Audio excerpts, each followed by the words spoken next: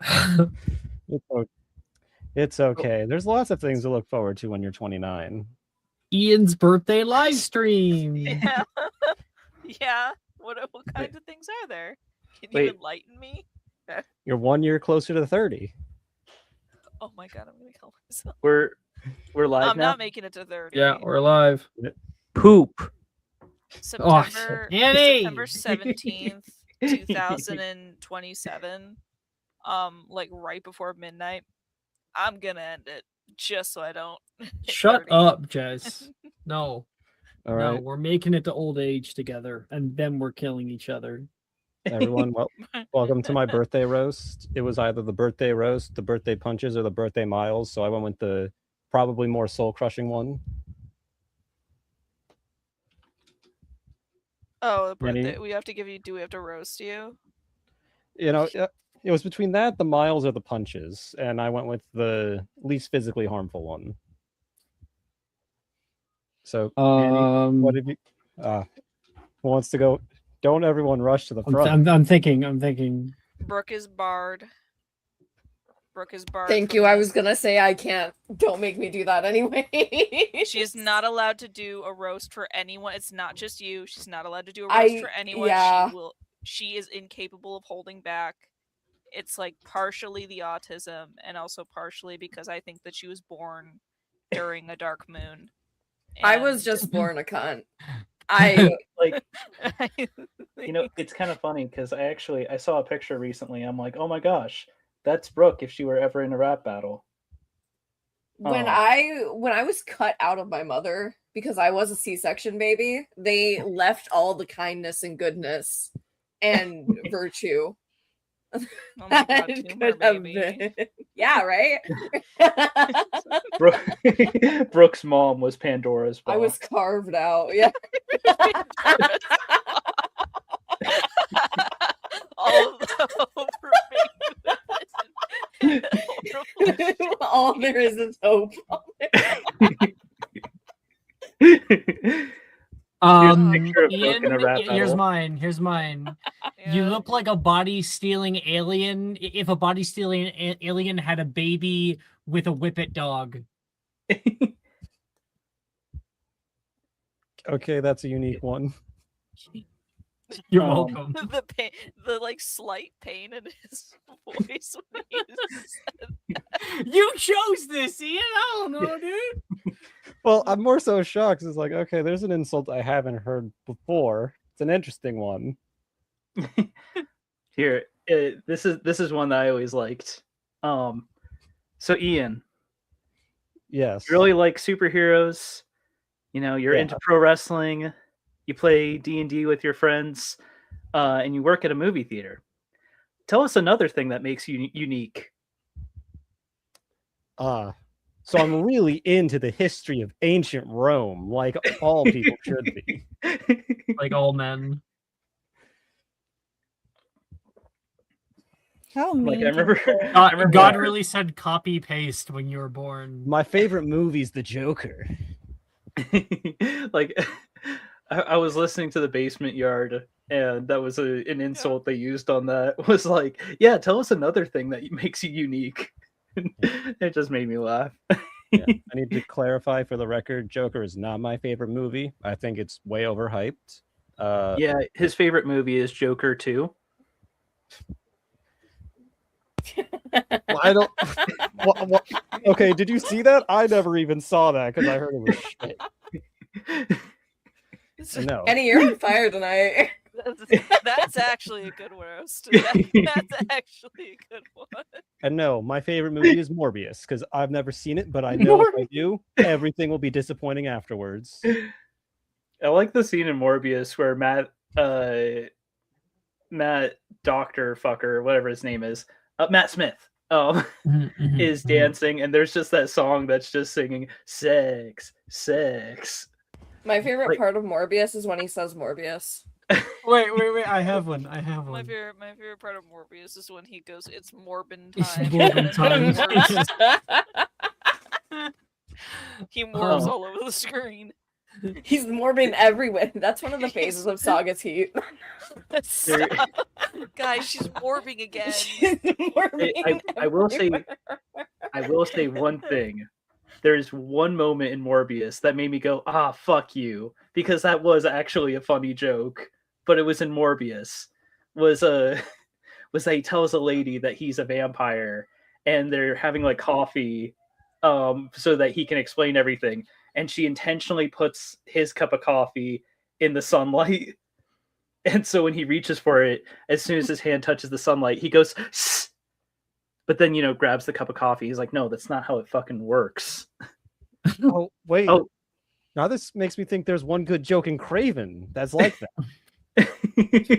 So, Oh, okay. I I have one for Ian when he's ready. Wait. No, you saw you didn't see Joker 2. You didn't see Morbius, but you saw Craven. Craven. Okay, Are you let fucking me possessed? let me explain. Let me explain. Craven? I saw Craven with friends because one of my friends was like, we were promised shirtless Craven, and there's not enough shirtless Craven in that movie, according to my friend. To which I would agree, not enough. But there is one good joke in that movie. Craven's out to dinner, and as he's leaving the restaurant, he passes by a couple, and he says, "Oh, I like your perfume. It smells natural." She's like, "Thanks, but I'm not wearing perfume."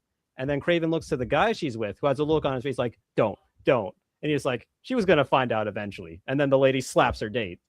And I'm like, that was a good, if the rest of the movie was the quality of that joke, it would be a good movie. All right, Ian, are you ready? Sure. Hit me with it. Ian, you're the first person I've met to have already reached their full potential. It's all downhill from here, baby. Wow, that one's really good, actually. Thank you. That actually hurts. How mean can we do? I've been wanting to ask. Just do it and apologize later if it's too mean. Nothing that I've said has been actually true. Yeah, it can't be actually true. It can just like lean into the truth. What I've found is that like I'm not good at roasts. Like unless I have like a layup, I'm not good at it. Because it will just be like I don't know how to make it not an insult. I can't be creative on the fly like that. So okay. So I have one, but I don't want it to be too mean. It's like, Ian, I love that you're committed to your current level of understanding. That's fucked. Here, That's wait. Colin Core, actually. I've got a good one. In Friday nights, makes me more of an asshole. Sorry, go ahead. In Friday nights, Ian, you play Maxwell. Maxwell is a loser. Nobody likes him. He wears glasses and he's socially awkward. And Ian was just like, "Yeah, I'm gonna play myself, but if I had white hair." White hair and glasses. Thank you very much. Okay, that one's pretty good. I'm realizing that I'm probably on the wrong thing on Twitch. I'm probably on like the wrong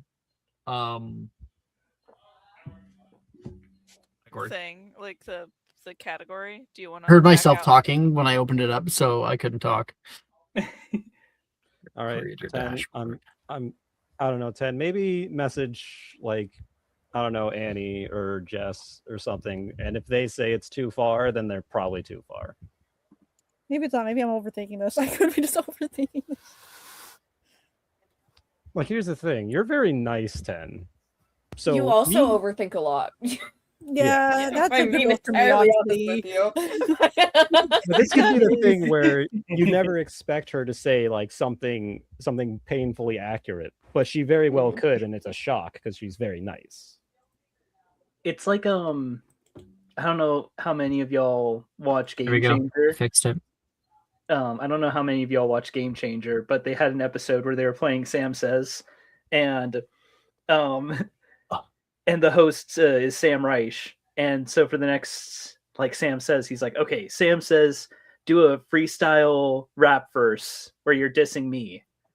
And one of them goes up and does, Sam, they call you Reich, but you're so lame, you're not even nice.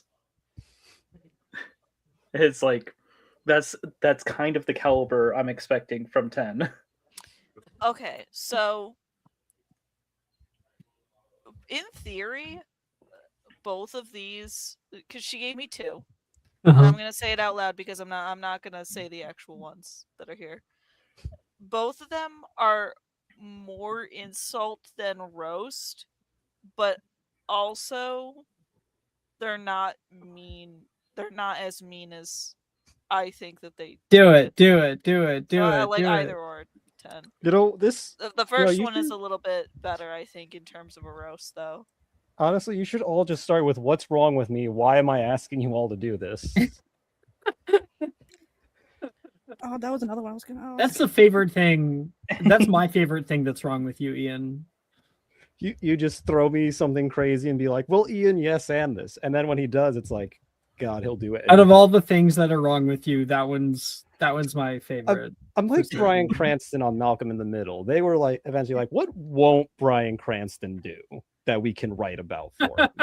10, go ahead. Go ahead, lay 10. it on him. Oh, Lock and God. loaded. I'm gonna this shows you. I know you said it's not that bad, but I was The first one is I will say the first one is very insulty. That one is like There was like some- don't say it unless it's true. Unless it's true. that's what I'm worried about. Sense.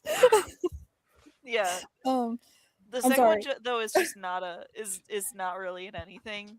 So that like the first one's the only one that I'm like, yeah, you could say this one, but it's more of an insult. Really, I'm sorry for them. Ian, your hairline is so far back that I learned about it in history class.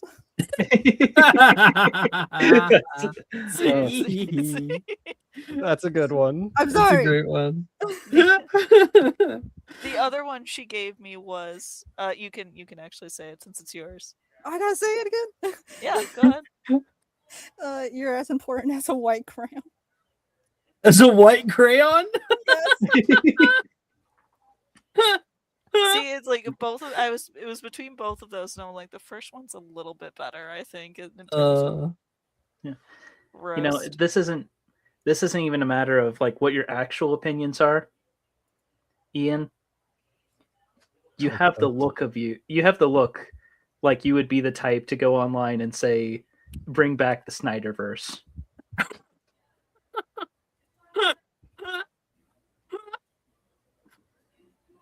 Is that true, Ian? Okay. Is that true?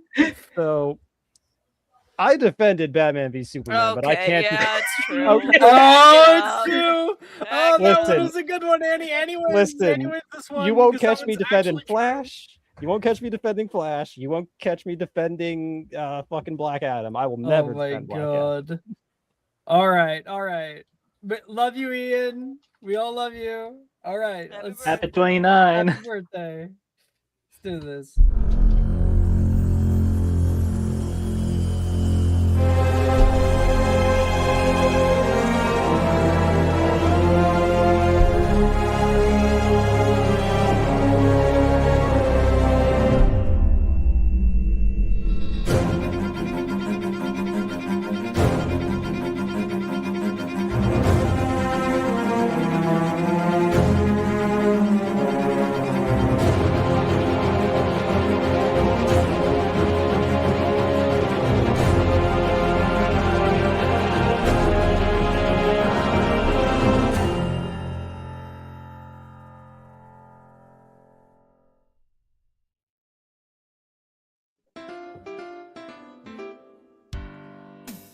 You know what time it is. Man, it's been so long since I've been able to pull this shit out. Happy birthday, happy birthday, happy birthday. Woo! Happy birthday. All right. I Welcome, love the- everybody. Hello. Welcome to Magic Mysterium for Friday night. We are so happy to be here for episode 6. Last episode, we had some fun doing the Halloween party where we all got to explore a few our own little storylines and either fun or dramatic things to do. And this episode, I have asked for a few things. I still need Ian's answer, Mr. Birthday Boy. But right now, lovely. But yeah, I guess that's it. I've been sitting here all day, tippy tap typing away, writing shit. I sent some of it to Brooke. I am so close to being done, Brooke. I am Really? this close to done him. Oh, I was But about to say. yeah, no, it's That would gonna fucking be insane. like a month or more before I'm done all of them. But Hell yeah. yeah. So without further ado, I guess we can begin. Let me just make sure I've got some things. Okay, ready. Awesome.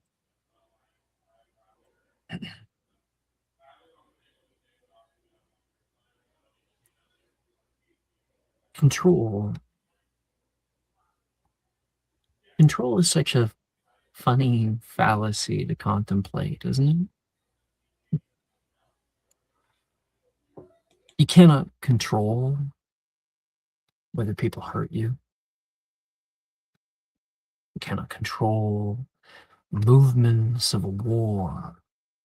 You cannot control earthquakes or the sea or the movements of planets or the flow of the sun or the turning of the Milky Way, the light of distant stars. As people, we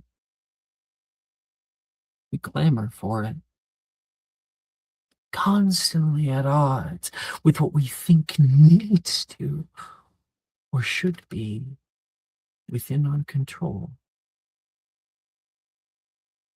I struggle with it. As if there's this mark across my life that I alone must seal and mend, like lifting two continents and pushing together. Oh, as if I alone am responsible for it.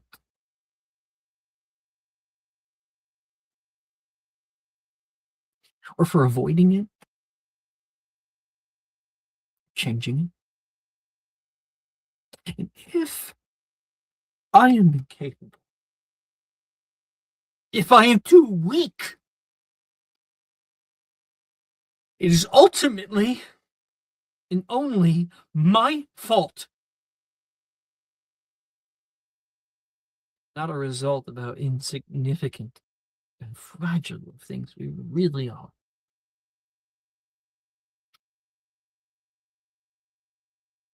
When I look into that void of control, I see only the compounding and echoing reflections of my own fears, hollowly calling back to me.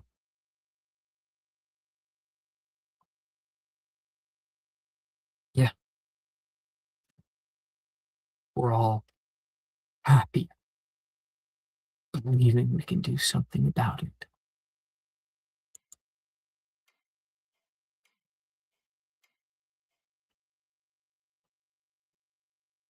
Oh, sorry.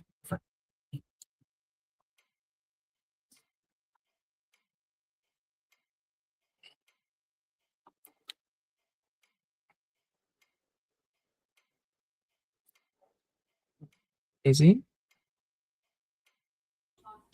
Daisy? Oh, you said Daisy. For a second, I thought you said Izzy, and I was like, what? Daisy, I was asking you a question. Did you hear me? Sorry. You can see Professor Brew sitting across from you, her legs crossed calmly. She has a lean forward, looking out toward you inquisitively. She has a clipboard resting on her thigh, and you can hear the silent ticking of a metronome. Repeat the question, sorry. quite all right. After difficult circumstances, it's perfectly normal to experience some level of dissociation. I was surprised when you took me up on my offer, but I'm happy you did. I want you to know how happy I am that you're taking this step. And I want to know how you've been handling all the new stresses with school. You said that you've been having weird feelings lately. Is that right? I guess I don't know if maybe they're just weird in my vocabulary. You said that you saw a little girl. Couldn't tell if it was a dream. Yeah, it just felt weird in the sense of I couldn't like see her face. And maybe it's a normal thing. You can't see the face of someone in your dream. I just maybe it's nothing. Maybe it's nothing. I just But obviously this had an effect on you. Or else why would you be here? Right? yeah. I don't want to Make a say mountain things out of that a aren't true. molehill. Or yeah. I don't know what these feelings are, and that's why this is good to talk about these to figure them out. But they're just scary. Mm. How about this? I'm gonna list some things, and I'd like you to tell me what you've been experiencing, okay? Okay. You ready? Well, I can't say no now. So yes. Of course you can. You can tell me to go fuck myself and walk right out of that door at any time. Oh, It that has no bearing on me. that seems a little mean. Maybe just a simple no. But yes, Sure. I am ready. You sure? Yeah. Okay. Go ahead. They're very simple questions. I assure you. All right. Question number 1. When you go down to sleep at night, does it come easily to you, or does it feel like a bit of a fight? Fight! Fight! You feel that word echo through you, the sounds of spells sharpening over your head and yelling.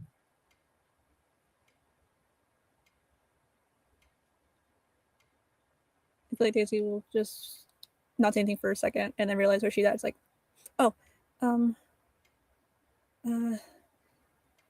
sometimes I guess. Sometimes it's just easy to go down, and then I have that dream, and then it's a little hard after that. But on and off, I guess. On and off. She marks that down. Have you been experiencing any physical tenseness lately? Yes? No? I mean, what kind of physical tenseness, I guess? If I can have an example, please. Like something in your body, like like a leg seizing, or like your back being really stiff, things like that. I guess, yeah, maybe. I mean, it just could be because stress. We're on the plants sometimes. Where would you say you feel it most?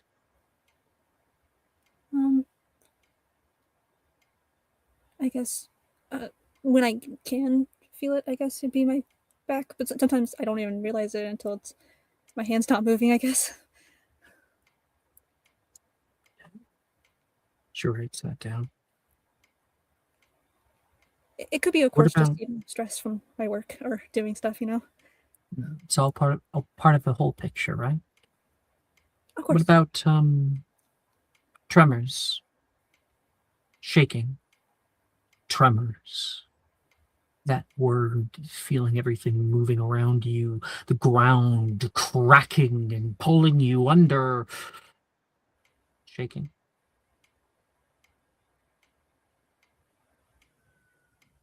I feel like Daisy doesn't really she said this, but she just like say underneath her breath, she felt the tremors.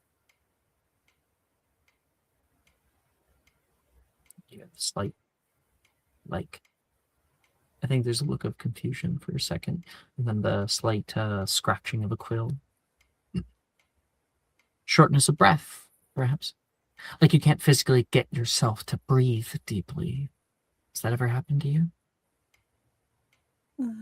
I don't think so. Not that I've noticed yet, but I don't think so. Perhaps a loss of awareness, or feeling like you're not really here now.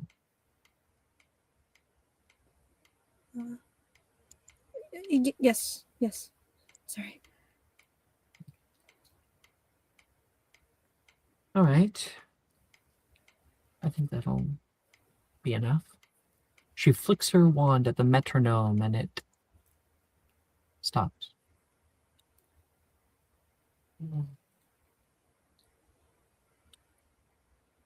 Well, Daisy, I think it would probably be good if we meet a few more times. I've been monitoring you, and there's definitely something here. Maybe It's not something- something you're finding difficult to cope with or think about. It's not bad though, right? You know? You're not bad. Certainly. I like it quite a bit. Thank you. You're not bad yourself. Oh, is that not allowed to say? I would just mean as a compliment. Sorry. But the things that we experience can be stressful. And our bodies store up this kind of stress in all sorts of ways. Many we may not even be aware of. And our brains are conditioned to believe that a threat could be anywhere, at any time, and works to keep our bodies in a sympathetic state. And what we need to be able to do is unravel that more in order to help you to feel comfortable again. Okay. I want you to close your eyes, okay? We're going to do some breathing exercises, just like we practiced. Ready? Puts down the clipboard. Yeah. Ready? Now breathe in. 1, 2, 3, 4. And you breathe in, and that breath carries you into a new place. You feel a relief come over you. And let's see here. Let's see.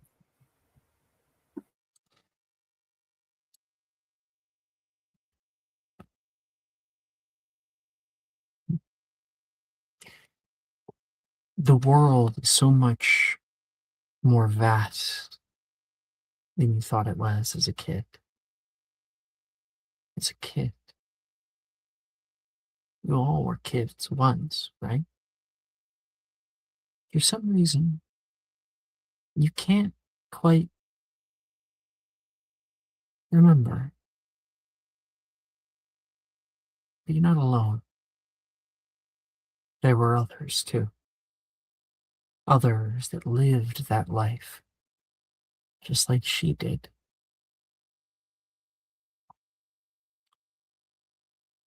We're gonna need a music transfer. 1 second. Hmm.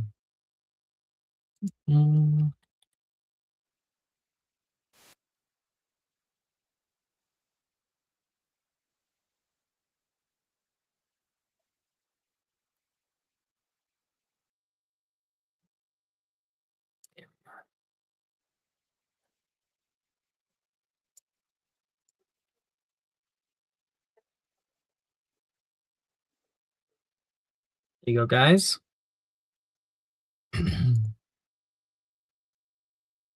Aurora. The light streams in through the window. immediately hitting your face. You are just currently tying your shoes. Little Aurora has a big day ahead of her, and the noises of Diagon Alley are blooming outside. The alley, specifically the Carpet Market, is just starting to wake up.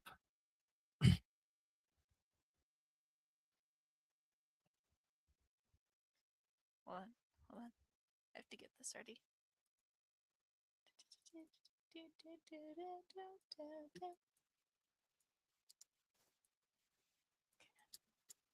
Perfect.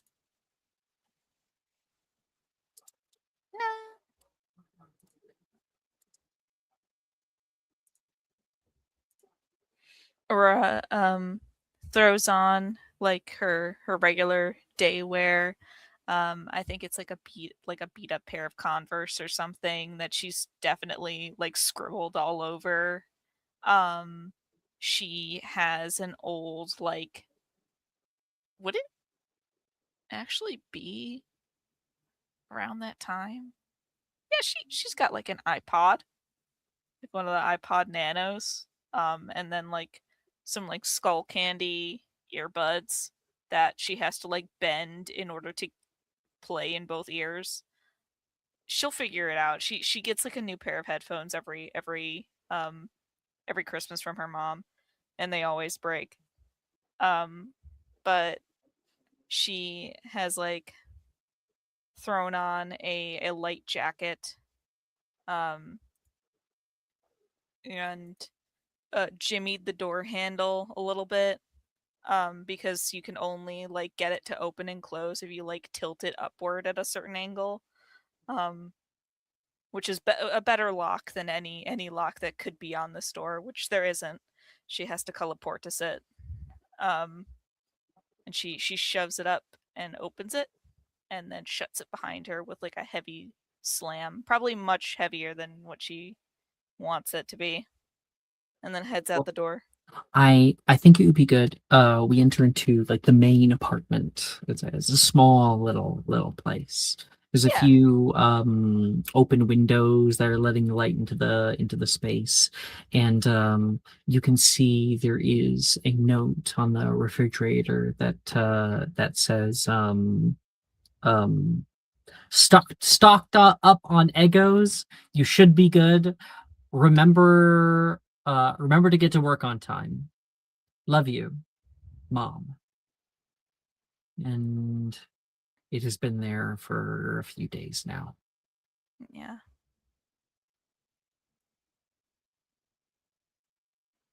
It's something that she pumps up, but she gets pumped up seeing, like she tries to psych herself up every morning when she looks at the note. And she tries not to think about the little sad feelings that come with it.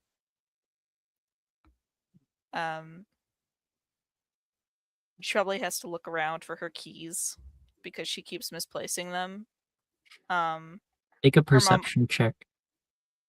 Okay. Perception. It'd be so funny if she like fucking forgot her keys today. That's a natural one. You can't fucking find them anywhere. Did I even bring them home last night? Shit. Maybe you left them at one of your jobs. Oh no, it's gonna take me fucking ages. You turn toward the front door like I could leave it unlocked for a little bit, and there's a note on that door, another one that says and finish your homework before I get back.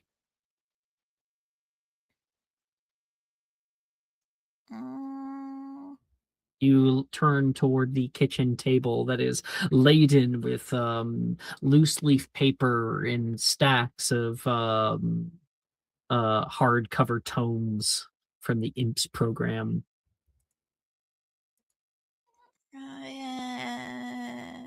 That's probably fine. I've got like a while before they're due. When does she get back?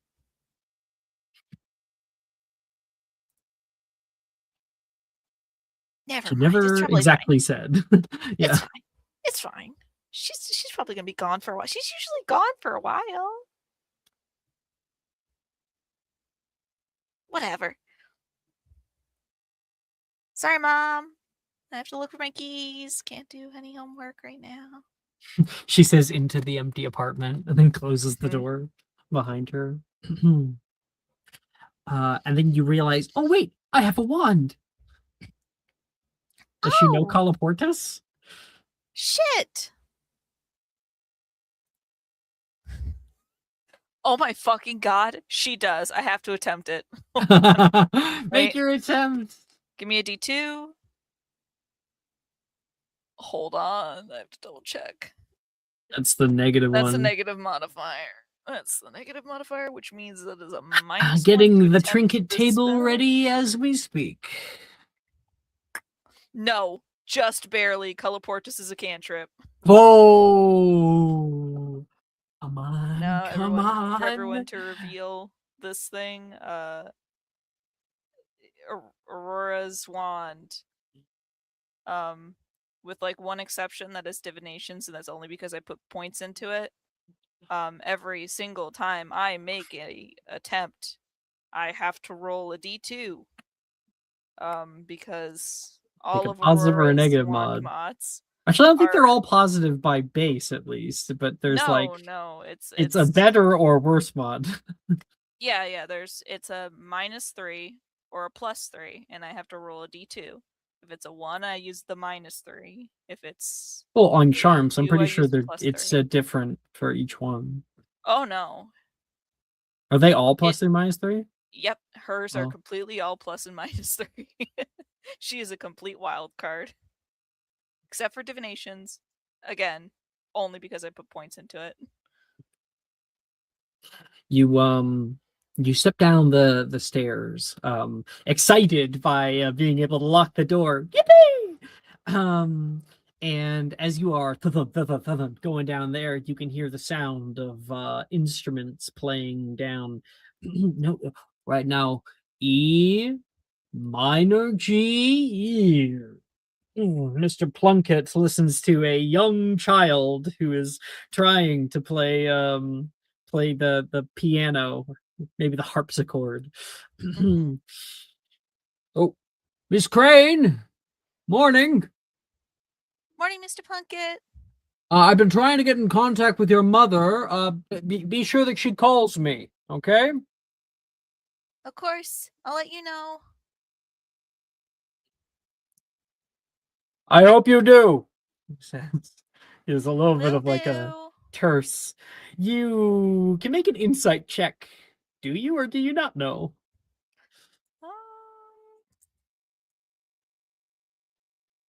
16. Friends do. Didn't do maybe for a little bit. Mr. Plunkett's been very nice about it. It's fine. It's fine. Of course, and he wouldn't put that on you. He's nice enough that he's not, he's like, have your mom call me, because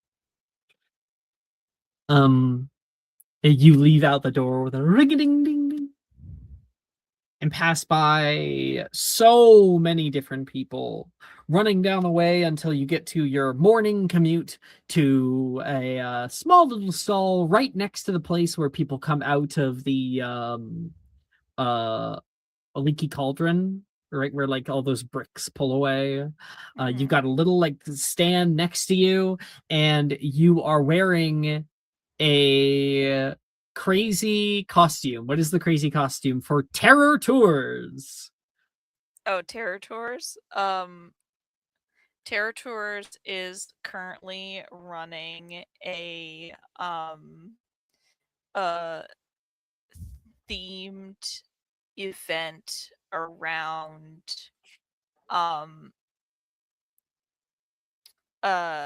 Bogarts, which is a problem because no one knows what a Bogart looks like. So Aurora has this like basically sheet ghost setup, where it's just a whole bunch of different types of tool over top of her.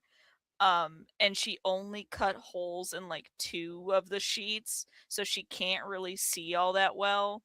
And she has like She's got like flyers that she's giving out to people. Yeah, she's got flyers that she's giving out to people. She's giving them out upside down and like the wrong way, so they're all facing downwards, so the only thing showing is the blank piece of paper. 30% off Halloween getaway, but Halloween's not for another 6 months. Well, yeah, of course. What's a better time to experience the spooky season than in July? Harold, don't give her the time of day. Come on. They walk past. Just because he doesn't give me the time of day doesn't mean he'll give you the time of day. Fix your marriage. We like hard cut to you outside the Museum of Muggle Curiosities as well, trying to call out to people, trying to bring people into the business. You're also wearing a crazy costume. Yeah. She is currently dressed like a historical figure. Yeah, a historical figure. She's currently dressed Abraham Lincoln. No, it wouldn't be Abraham Lincoln. She's in Britain. It'd be Winston Churchill. Winston Churchill. Oh, he's got the big cigar and like the bowler hat and everything. She's in a fat suit. We are currently doing an exhibition into telephones. Ooh, who wants to see a landline or a landmine? We also have those. Please don't touch any of the exhibits.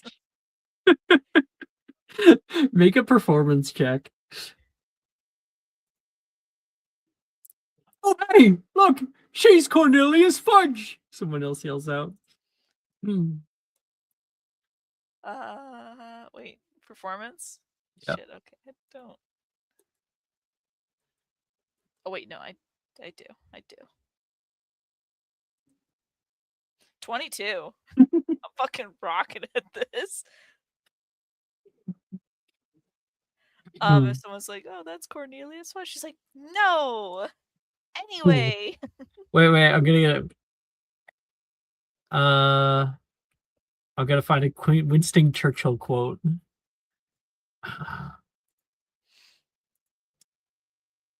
There,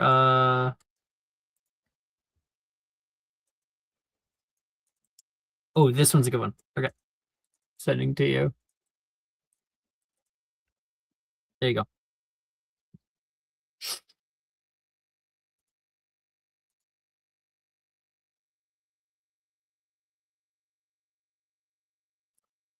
Hold on. Yeah. Okay. Give me like 2 seconds. He's like, what does Winston Churchill sound like?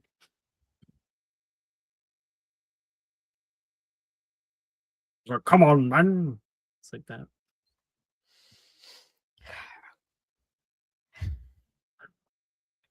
I don't know. You can do it. You can do it, Jess. Come on. Continuous effort, not strength or intelligence, is the key to unlocking our potential.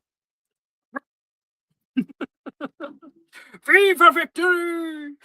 And you do get a few people in from that. I think actually with your 22, you get like quite a bit of money. Like you get money from territories, you get money from the Museum of Muggle Curiosities.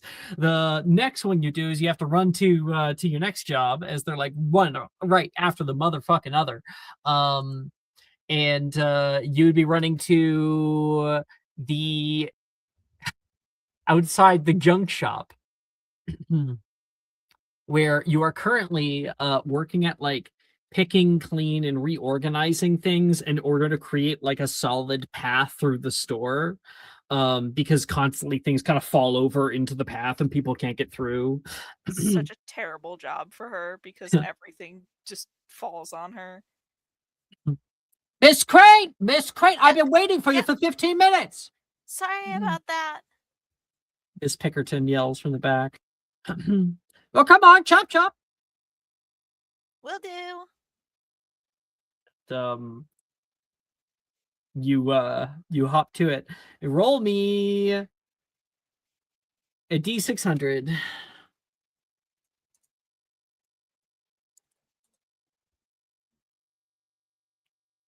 291.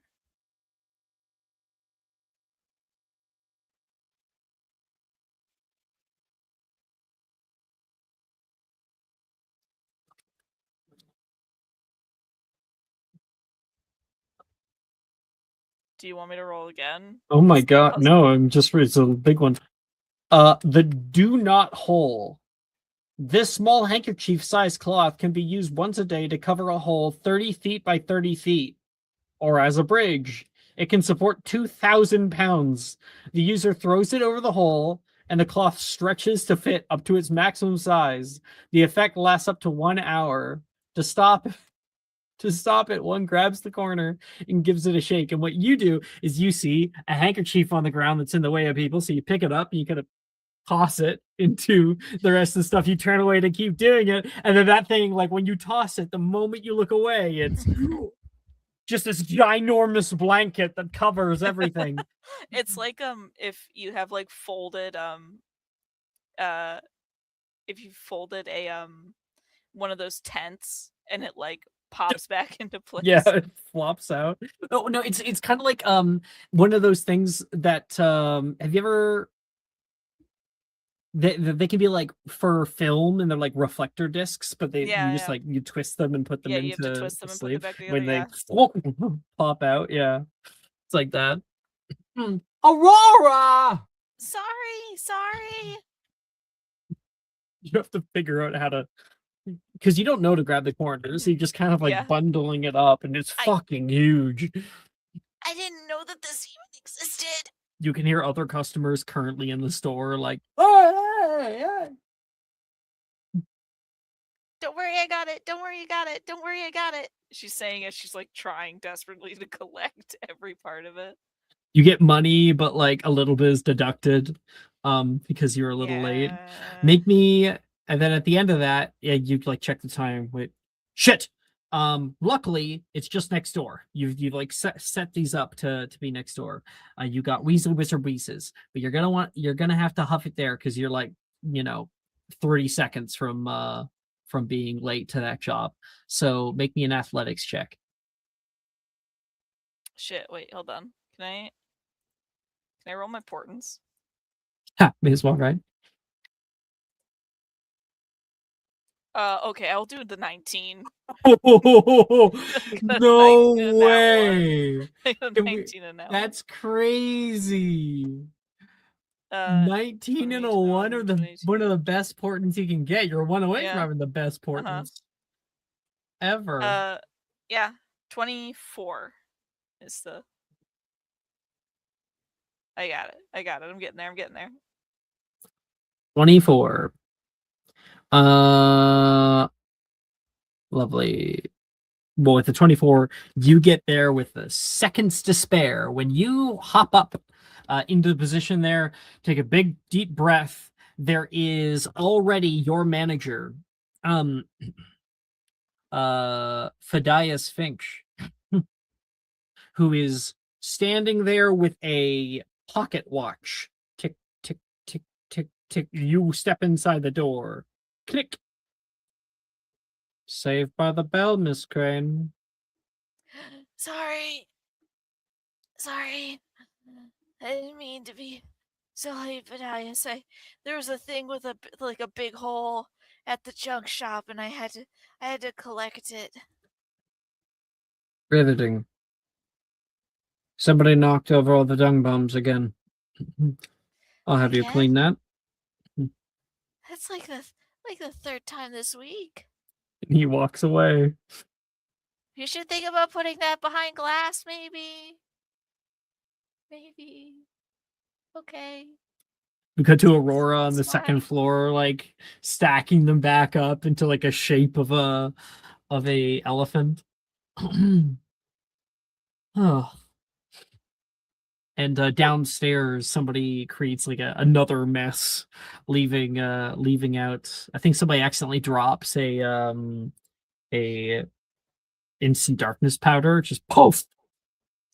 Ah, come on, guys. It says handle with care. Aurora? Hey, I didn't know you were working here today.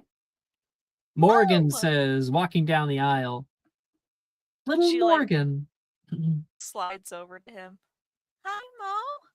He's got a new jacket. It's like red and gold. It has like a tall uh a tall collar to it and stuff. Looking snazzy. Got a hot date? Thanks. Oh man, I wish. Fortunately, slim pickings, unless I want to start going out with Connor. But nothing's not my type. Blondes. Yeah.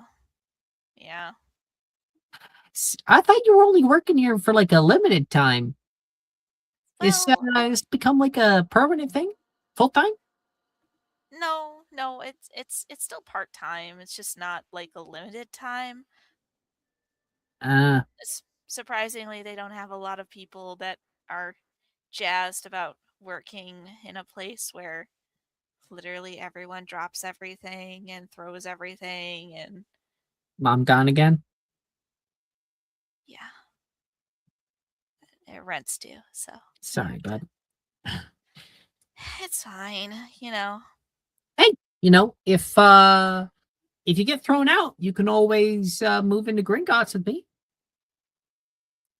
The ceilings are going to be a little rough, but I appreciate the offer. I don't think that they really want me in Gringotts. I did apply, but surprisingly, they're not really. I feel like it kind of defeats the purpose if I were to, you know. I get it. I'm kind of been struggling honestly there anyway.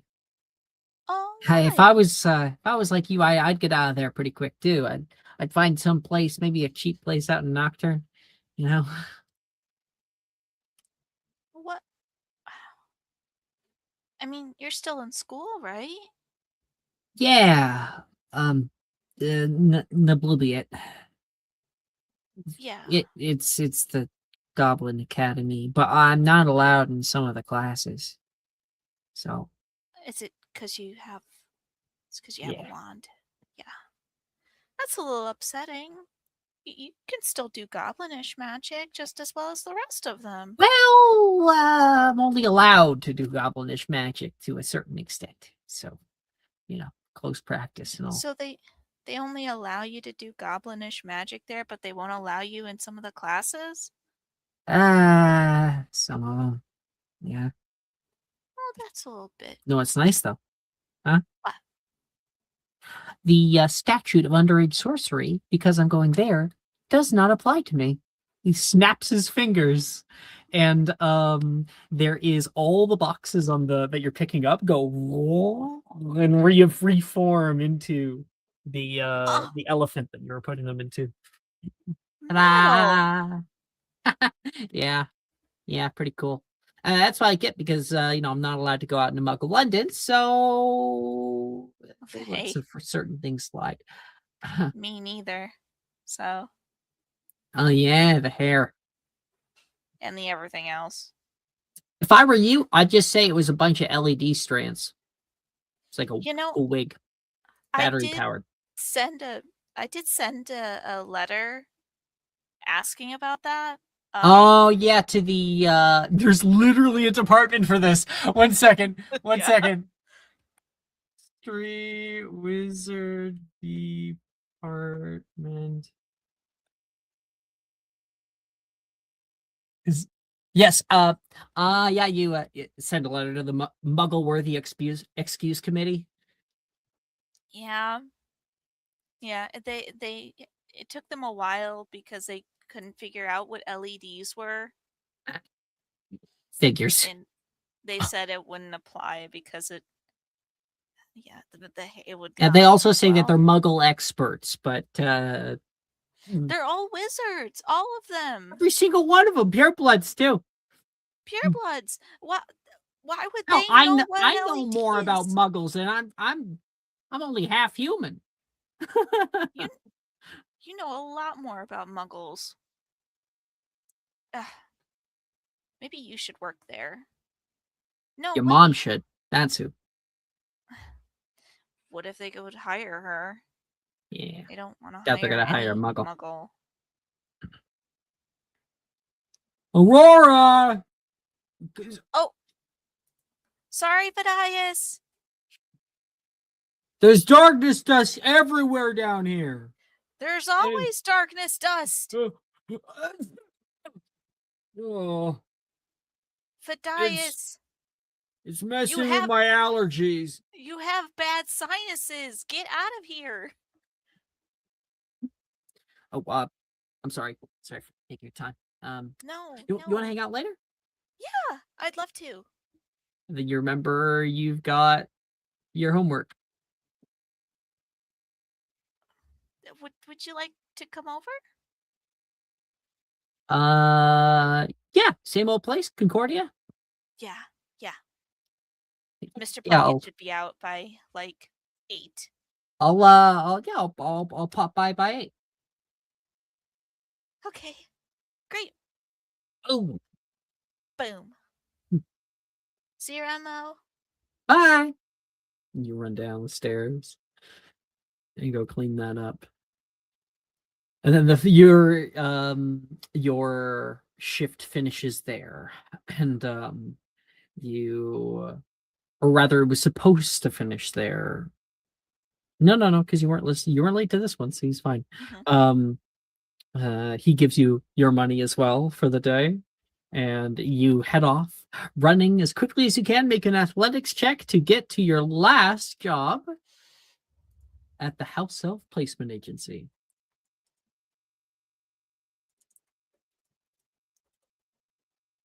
That's another 24. Ooh, Didn't she's happen. huffing it down the road right now.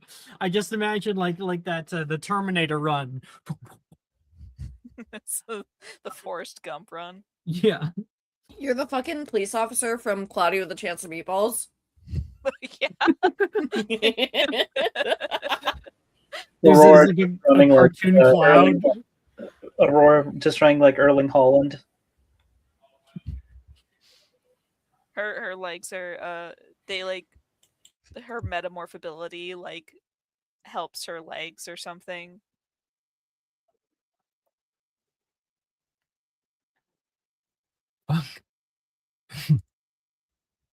And you arrive at the House Elf Placement Agency. When you walk inside this little shop on the corner of the market, it's never super busy, at least downstairs. Ding-a-ding-ding-ding-ding-ding. You can see somebody at the front desk. There's a little goblinish woman who is turning the page of a magazine. Oh, you actually shut up today.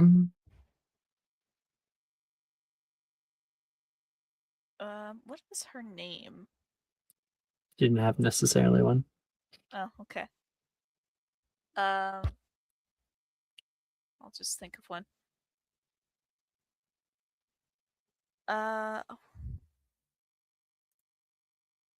Fuck it. Hi, Miss Cordelia. Evening. They're all in a meeting already upstairs. If you go in, you better be quiet. Oh, I didn't realize there was a meeting today. I imagine actually she doesn't even move. She doesn't use her fingers to move. Like she like looks at it and then like with her eyes moves it over. I didn't realize there was a meeting today. Sorry for disturbing you. He's never been that nice. toward wizards. I think that you think that they put her in a front-facing position to like try to bolster her charisma a bit, try to give her some hands-on experience, and it does not. That hasn't worked. Working. That hasn't No. worked. I like the brooch. Make a persuasion check.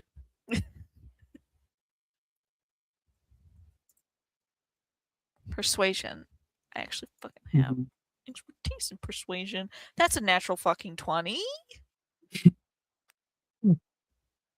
Oh, thank you. I stole it from my masters. Fuck yeah, right on, girl. She throws up a fist. She's smiling. She's like a little smile. She likes me. And then Aurora, like that little tiny little pump up, she like carefully like tracks up the stairs and then like goes up to the meeting room and like tries to find the best time to just slide in. Like she's not even there. And so I think that it may be best for our organization to be focusing on more grassroots solutions to these problems. I really like the one idea that was coming out. I think that we should look into that. You can hear the voice of Miss Hermione Granger. You step into the back of you have to go up the stairs, like on the second floor is where Spew headquarters is. And she's in like kind of an open air office, and there is a mixture of goblins and wizards that are strewn about the area. And the lights are like dim, and there is a projector on the back. We're going to need to be able to get as many people as we can to be sharing their own stories, specifically goblins and their stories. We could make it a two-parter. Well, goblin stories are great, but goblin stories are imperative, Hermione says. Wizards constantly are in their own little bubble. They want to hear from themselves. Sure, we need to be able to confront them with the realities that they don't face. A lot of the time when we're talking to these people, they don't even understand the plight that our elfish comrades are under. And I don't disagree, but I think what Godric is trying to say. Lil Merrick speaks up, who is Slughorn's he works in Slughorn's household. He's got a little three-piece suit on. Is that while it is lovely to have wizards be confronted with the challenges that we face, wizards do want to hear from themselves. They want to be comforted. And what I think may be good as maybe a chaser would be to have stories from wizards. The ones that specifically willingly gave up their control and how they have been experiencing the change. Because if wizards understand that it's not such a scary change to make, that it's that it need not be such a monumentous occasion, well, perhaps they'll be more willing to be empathic about it if they feel like they can be a part of the solution. The moment that you make wizards feel shame, they'll always back off. It's a very good point, Mayor. Sure, let's get on that then. I'm hoping maybe we could go for, let's try to get at least a dozen good stories, and then we'll cut that down to 6. And then if we can get maybe max another 6. Would Horace put in a story then? She says down. Oh, I'm absolutely certain that he would. Oh, that'll help our cause. His name goes far. But we'll need to find others and make sure that their stories aren't oh my gosh, I hate this. I hate giving people rights. There's a bit of like a There's a chuckle throughout the office. All right, good meeting, guys. Thank you. And people start to disperse a bit. Oh, Miss Green, you're here. Hi. Hello, Mr. Hi. Angel. I have the stack of last week's somewhere around here. Oh my gosh, this place is so disorganized. I feel like I am running around like a chicken with my head cut off most days. How have you Yeah. been? I've been well, ish, pretty okay. Yeah. Completing your homework? Yeah. Hmm. That bad, huh? It's going. Education is one of the most important thing that a person your age can focus on. It'll open up doors for you that you don't even know are there. Trust me. And yeah, and I believe that kind of. It's just, I really wish that the education that I was getting wasn't controlled by the government. Well, you're not going to be getting one without it. So we have to No? accept things as they are and then search to move forward from there. If we just deny the things that are in front of us, we won't get anywhere. No. Like, I could shout from the rooftops about how much this is wrong, about the way that wizard society has treated elves, but it's not going to change anything unless I accept the way that things are right now. Like the concessions we've made with house elf payment. I wanted them to be paid, well, frankly, more than wizards, but baby steps. Yeah. Especially since Incremental change. elves, we struggle constantly with elves not wanting to be paid for the services they provide, which is not right. And, Well, that's what I thought when I was your age. And I've come to understand it's a little bit more complicated than that. I get it. It's a part of their culture, but like Part of I don't our know. culture that we put upon them. Yeah. I have our stack somewhere. I will find it and I'll give it to you and then you can distribute them, okay? Yeah, of course. You said that you were looking for stories? Yeah, mostly from elves and other wizards who have apparently given up enslaving their elves, but enslaving the elves. Enslaving the elves in their household. I think as much as that is absolutely valuable and you absolutely should work on it, but maybe it could really be a good idea if you expand who you're getting stories from. Expand. Yeah. In what way? Elves are a really easy one to point out because their enslavement and their mistreatment was very obvious, especially since the pureblood circles were so evident in the and still are evident in the Crane, oligarchical. I have very little time, she says. I'm sorry. I just Oh, mean, who? well, there are some people who Listen, when you figure it out, you can go ahead and tell me. no Okay? no I can figure it out. There are people Has anyone seen the flyers? there are people like me. People like, what do you mean?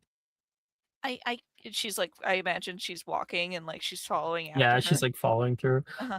through the office. I just mean, and like also holding a bunch of like papers and stuff, and she's trying to like keep. Guys, these are the extras from last week. These should have gone out. Who didn't distribute these? Like, we pay money for these. I mean, people that can't go into the Muggle world. People who can't go into the Muggle world. I'm Yeah, people who are restricted. Goblins still can't. Goblins and part goblins. I have a friend Mo who would really like to Aurora, you know. that is great, but we're not in the business of trying to rip down the statute of secrecy. It's kind of like trying to tear down a mountain. Okay? Well, I'm not saying to We broaden necessarily our tear it scope down. too much, and we can't focus in on the things that matter to us. Okay? Yeah, but too narrow of a scope. They're over here. Thank you. Too Oh, narrow of a finally. scope has an ability to alienate a lot of the people Scared that you're for a trying minute. to I didn't even reach. print There are a these. ton more people who have never had house elves to begin with. They can't afford it. Half-bloods, for instance. They don't really have house elves at all. It was mainly the establishment purebloods who did, and they Yes, couldn't very much afford a so. lot of them. And yet the widespread approval of our movement is going to help us whenever we're talking with the Wizengamot. After all, the Wizengamot's whole thing is about, well, quelling the masses. So these are going to be distributed all throughout Diagon Alley and the Carpet Market and Horizon Alley. I do not want you going into Nocturne Alley again. I have somebody else for that right now. I think I don't care that you work at Cobb and Webb's, or not no, anymore. You no. got fired. Not anymore. She got fucking fired from that job. I do not need another mugging on my conscience.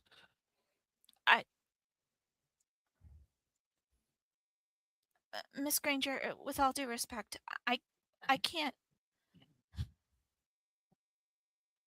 I wish there was a place for someone like me. Then make it. I think she plops down all the shit in your grasp. Oh.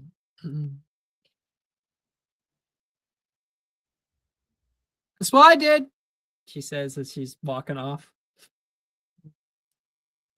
You can still go home. She doesn't hear you. I thought it was a good idea, Miss Crane. Merrick says nearby, sitting on a typewriter. You're the only one who ever does. You've got big dreams, kid.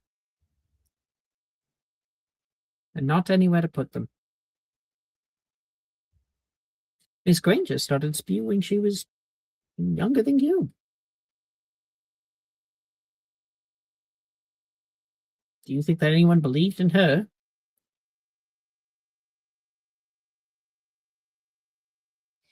No. You'd be right. Own friends laughed right in her face, she told me. And I don't blame them. It's a big ask. We've accomplished in a short while here, from her vision alone and the vision of all of us, what I never thought possible in generations. Perhaps you too can start something of your own. But I'm not certain that Spew is the right place for it. It is, after all, a place for elfish welfare. Yeah. She's right on that. It should be our focus. We need somewhere that focuses on us. And that should be the case, but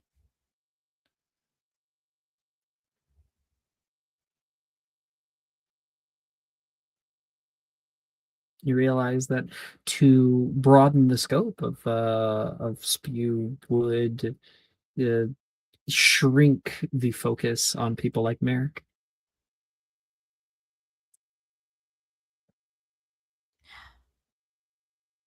sorry. They're a limited team. And they're not many.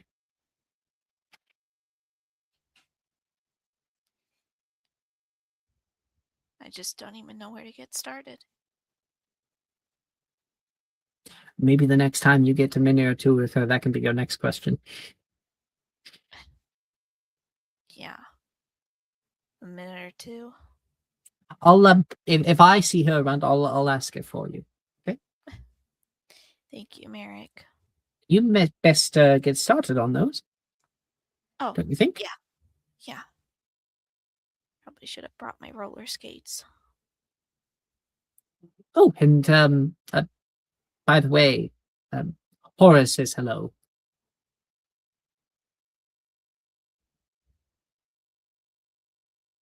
Oh, that's really nice of him. He also wanted me to remind you not to mix boomslang skin with Thanos venom.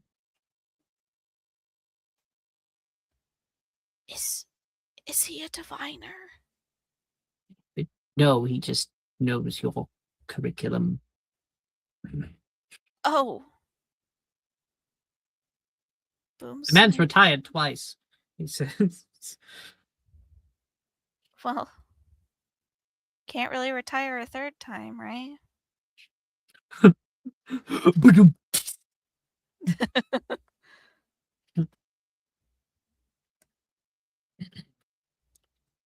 And you head back out for a long day of putting up flyers in people's doors and also getting yelled at a few times by people.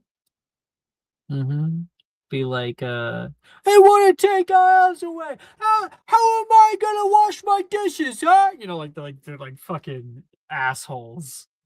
You know? How did she handle that when she gets yelled at?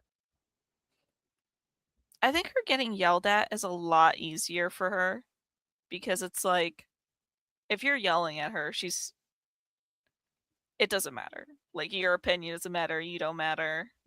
That's fine. It's when people talk quietly and authoritatively with complete confidence that she breaks down because she hates that so much. And there's only one person who can induce that kind of fear in her. But thankfully he's not here. So, yeah. People who yell at her doesn't matter. If they're yelling at her, that means she's making a scene enough that they'll pay attention.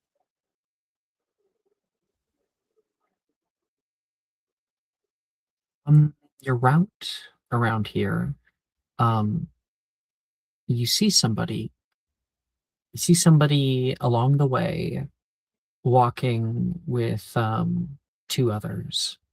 You see a flash of red hair and a large red overcoat, the dark crimson golden accents.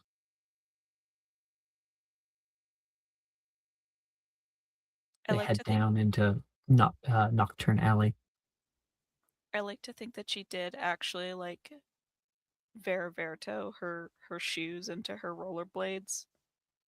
And she like comes to like a screeching halt a little bit. A few pieces of paper kind of fly in the wind. You look down into that dark street that you were told not to go in. Do you? I've been to Marcus Scars. I'm sure I can make an excuse to put something up there. Darian will let me in if he's working. I'm sure, yeah. Yeah. She will.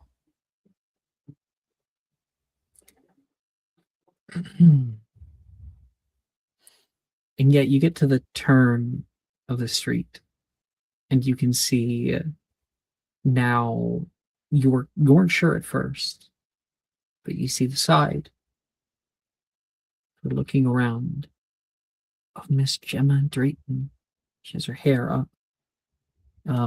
We have art of her in Durmstrang gear. Second, where is it? All right, it's up here somewhere. Doing that.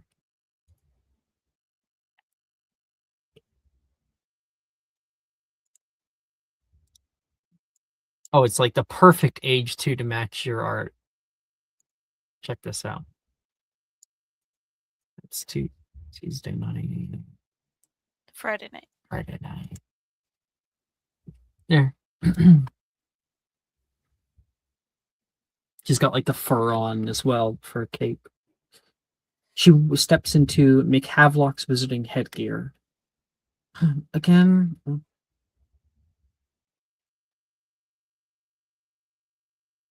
She looks down at the little fucking mismatched cobblestone streets and like looks around nervously before slowly rollerblading in. It's like Like a slide up to the window and and you can see her inside as her mother like is like, I just want to try a few things on.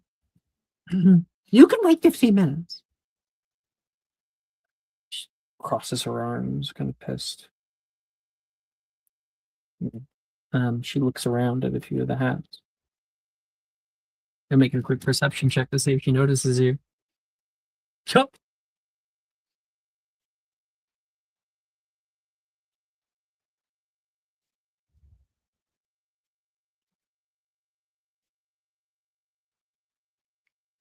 Hi.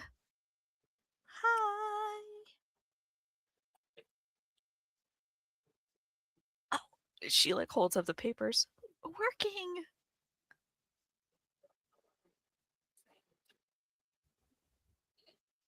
And she sneaks out of the store just to step up toward the stairs. What are you doing? Hey, Gemstone. Hey, shut up.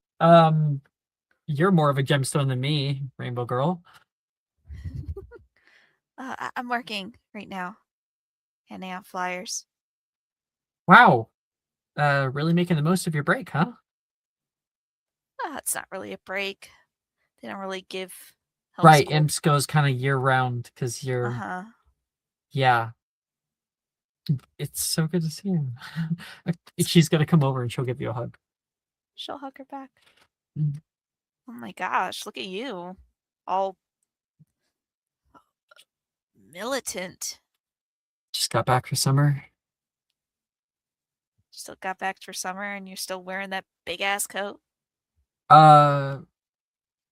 I guess I'm just used to it now. Is it like temperature controlled? Aren't you hot? No, not at all. Oh, Nocturnal is pretty shady, so yeah, I guess. And it does get a little colder at night here. feel the fur though. Oh my god, did they skin a seal for this?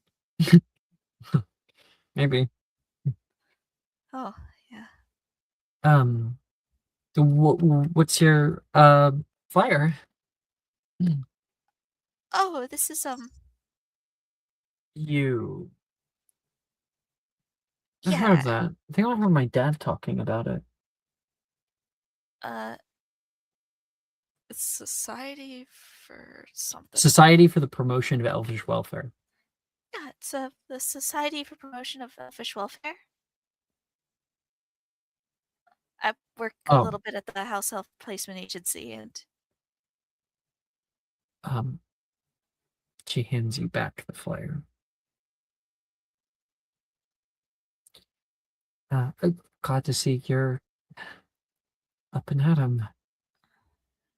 sorry if I made things awkward. I know that your family's a pretty prestigious one, and they probably don't like spew all that much. Whatever. I don't hate you for it. Well, I would hope not. I was kind of worried when you and Julia and Camellia went off to that school. I would have followed you there, but they wouldn't. They'd never accept someone like me. It's okay. You're not missing much. Right? You're better here. This is your place. Are you doing well? Have they been treating you okay?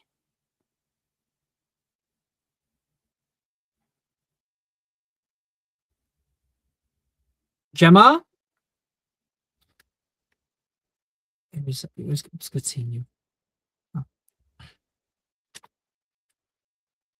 Gemma, Turn around. we should get together at some point. Yeah. Some point. She lays back. What are you doing outside? Here. You get out of there. Yeah. She slaps a flyer on the window as she leaves. Poxamine. Maximize. You could just cast the Poxamize on the stack and then go like, yeah! Mm-hmm. They'll fly Yeah. and stick everywhere. She's definitely done that before, and it's definitely like caused an issue, which is why she has to do the door-to-door thing now. She's like, we're going to lose our privileges of handing out flyers in the first place from the Diagon Alley community if they find it to be wasteful. You need to stop. It's so much more efficient this way, though.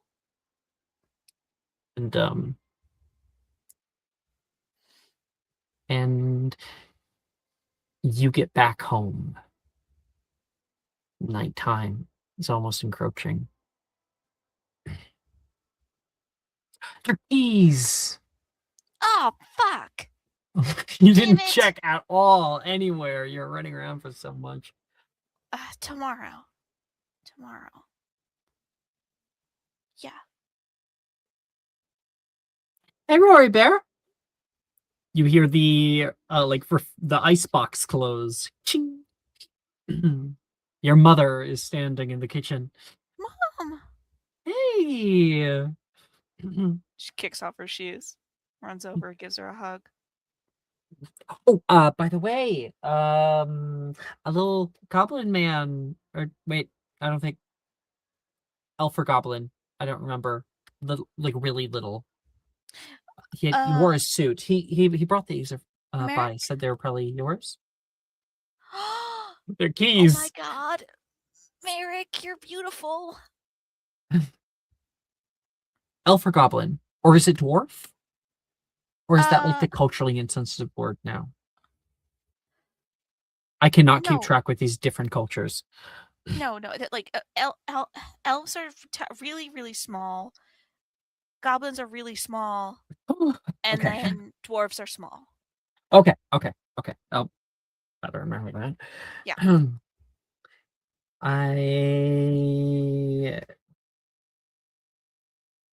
I see you're no closer with your homework. I'm closer.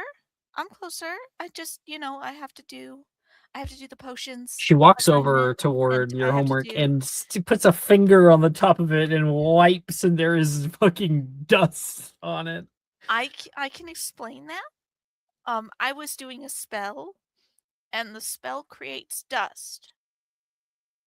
It was my conservation homework.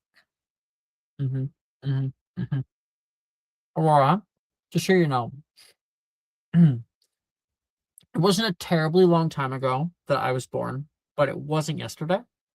So.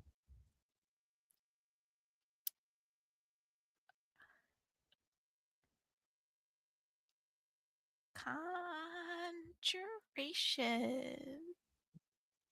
That's what I meant to say. I wish I could help you with it. It's fine. I promise I'll get to work on it. I've just been. The best I can do is keep you on task. Yeah. Mr. But Plunkett, if you keep not doing your homework, I'm going to call your counselor. Mr. Plunkett waved me down today, and the rent's due. So I was trying to make sure that I was working a little bit more, so I could help.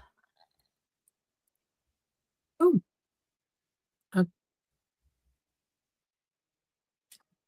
How much did you get?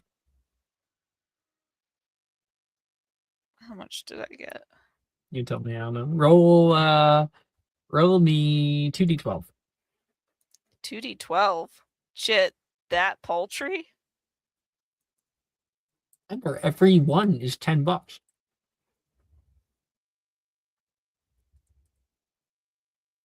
$20. There you go. That's a full ruby. Yep. You're an underage worker. You don't get paid as much. I got like 20 galleons. Galleon's pretty good. But I'd rather you go spend that, I don't know, maybe over at Pumperell's. Or Broomsticks. I got the red pay. Oh, I got enough are money you from sure? my gig. Oh yeah. I got like a ton of tips, so we're Okay. good. Okay. We are going to be good for the next 3 months. Count them 3. 3 months where I am not leaving. I am staying right here to hang out with my favorite little person. You promise?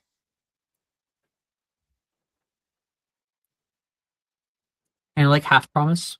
I estimate 3 months.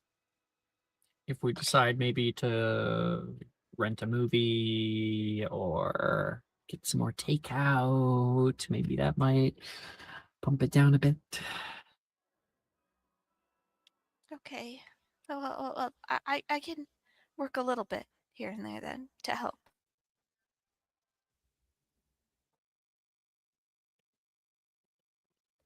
And then there is a knock at the door. Knock, knock, knock, knock, knock.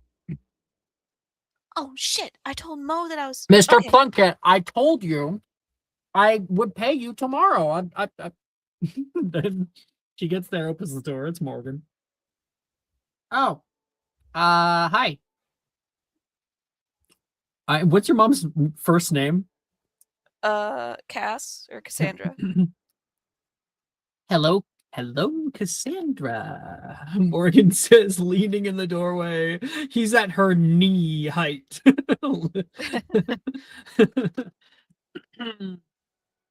Hi, Mo. She says, you invited him over with. You didn't know that I was going to be here. No, I didn't know you were gonna be here. That makes it worse, Aurora. Does it?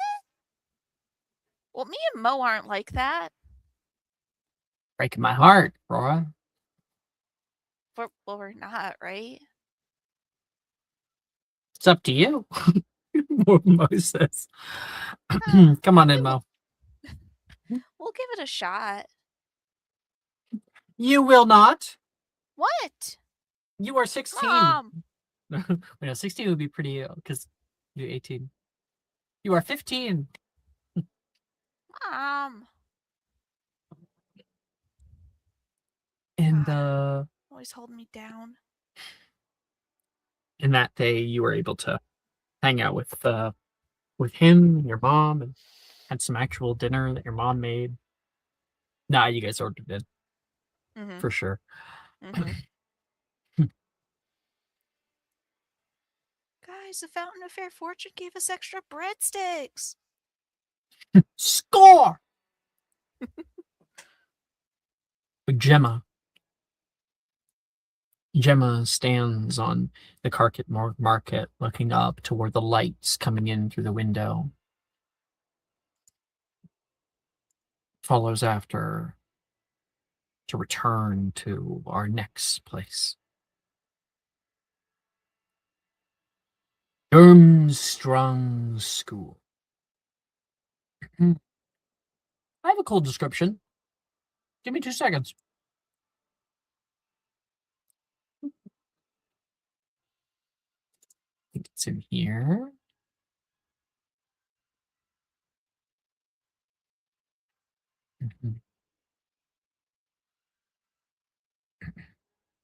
Oh, and let me quickly, before we change over, I'm going to reconnect with the things that you guys put in your hiddens.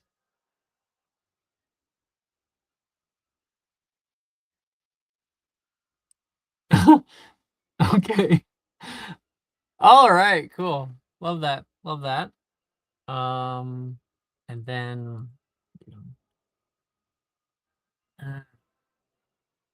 okay, perfect. And just to check, Brooke, Annie, are you guys here? Yes. No, but I can be. The spirit of Annie still exists. I would hope so. Actually, I'm being played right now by my homunculus. Your simulacrum. This is my life model decoy. Ian gets that joke. You've reached the life model decoy. Let me start. Hell yeah.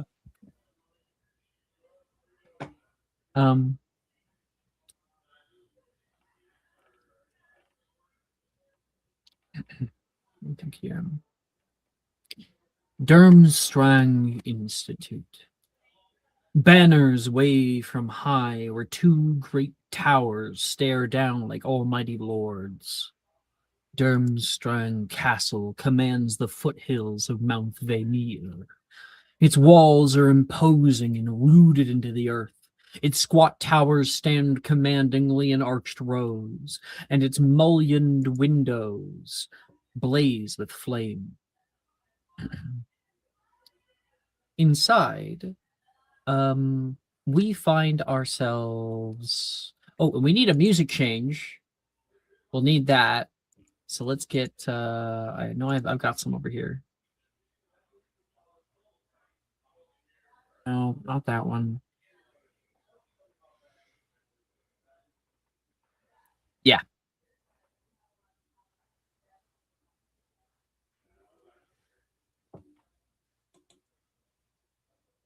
Set music. Woo! God of War. What? It works, okay? It fucking works. Yeah, no. And Definitely. here's a picture of the castle as well in discussion.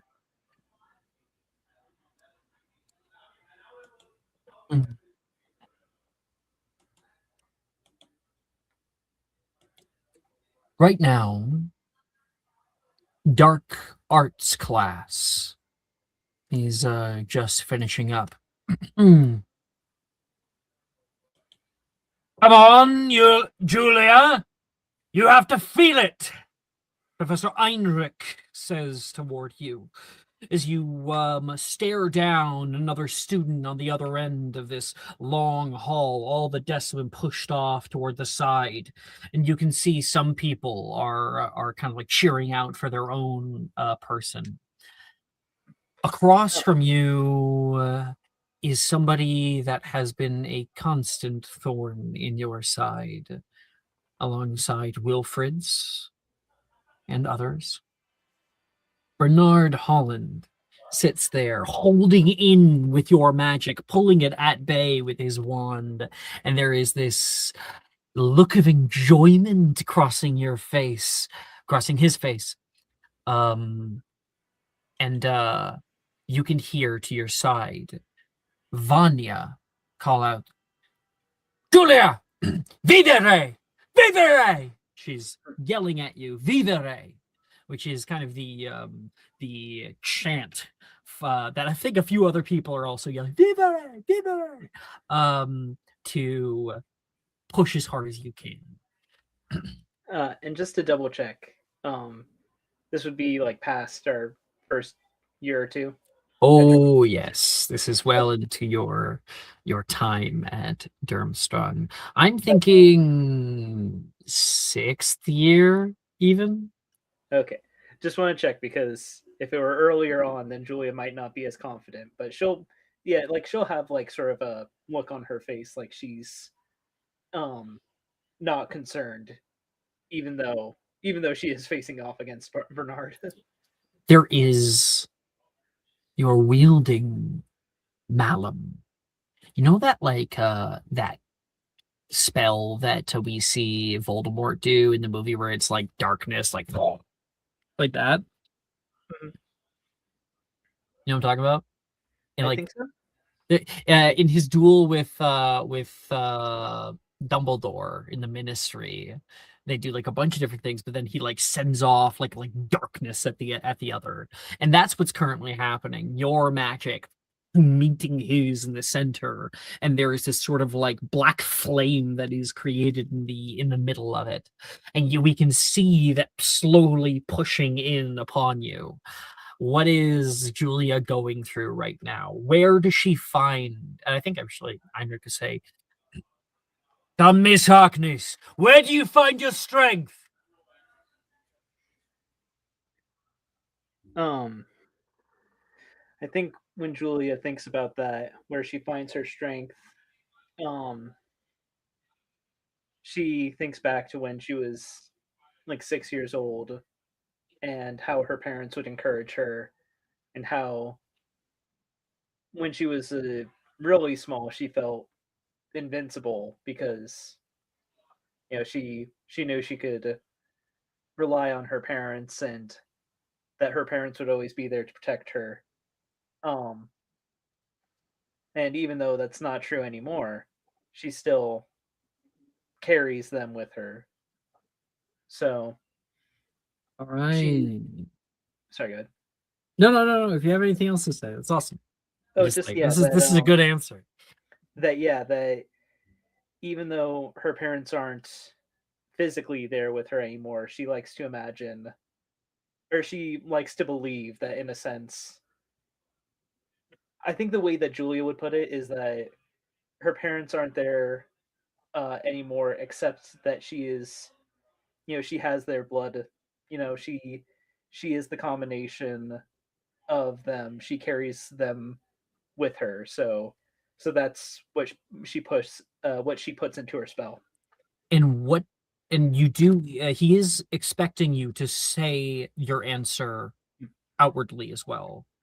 Oh, okay. When he asks a question, you answer it, and Okay. so what does she say as well?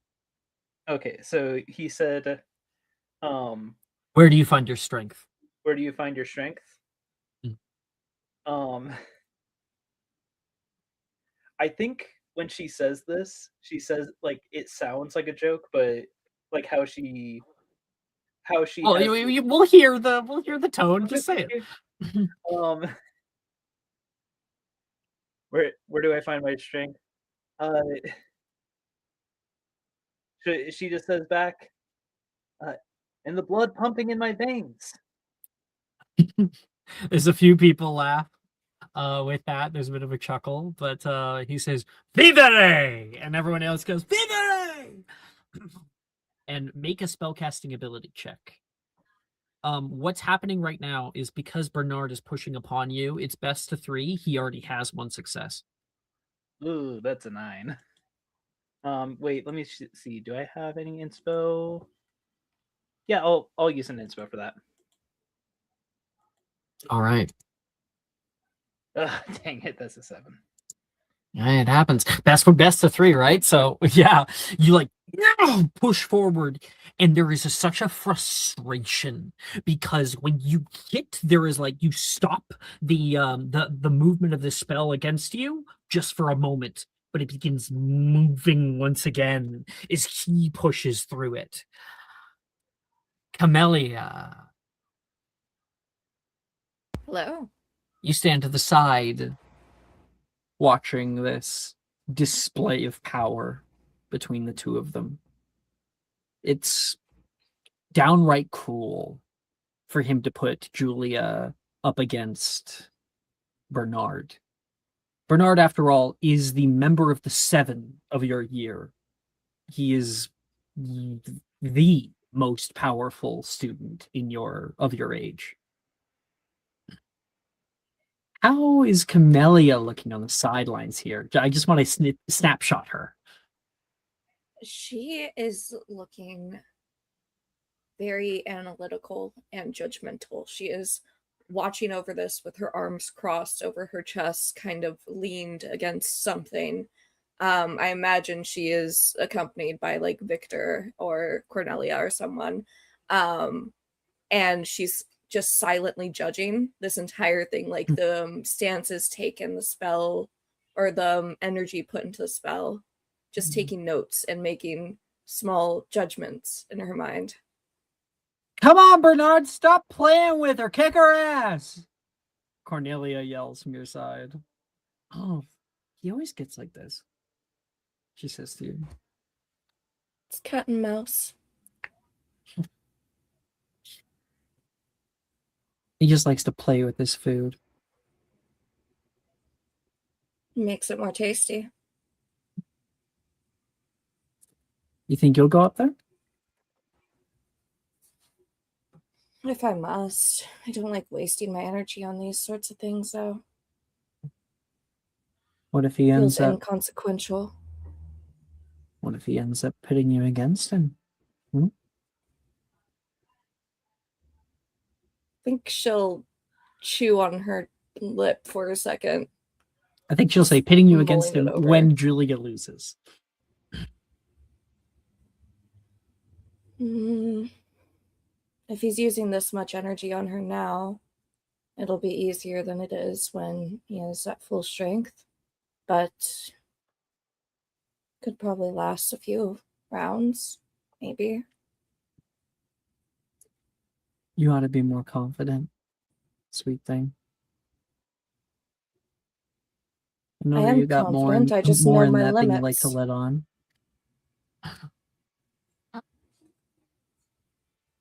Back to Julia. You're there holding that line. Vanya's rooting for you, but she's seeing the way the wind is blowing. You got a lot cut out for you right now. Let's go again. Oh! Ooh! I rolled badly. Woo! 7. 23. 23. Bernard looks over like at the periphery of his vision over toward Camellia, and you see his eyes looking down and up. And Julia, you feel this moment in there where his gaze, his focus is drawn away, and you exploit it immediately. You feel that, like, those emotions welling up in you, and the two magics no longer are like perfectly aligned. They're now, one is pushing past the other, and Bernard has to fucking tighten up. And you see him like slash a few times with his wand, sending droves of magic toward you. You break the line for a second, causing the magic to shoot past you, and then start it back up again. Let's go again. Bernard's back on it.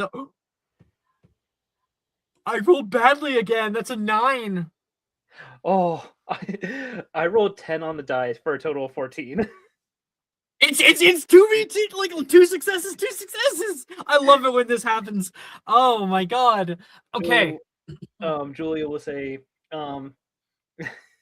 Julia will say to Bernard, "Come on, eyes up. Don't make it easy for me." You hear a growl from his throat, and nearby Balder will yell out, "Go, Julia!" And Bernard like shoots him a look like, "Shut the fuck up."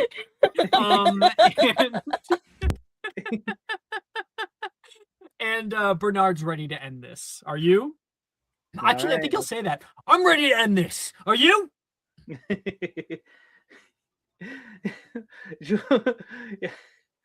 Julia will say, "Yeah, let's die." What is your issue? Psych him out. Psych him out. All right, one more check. One last check.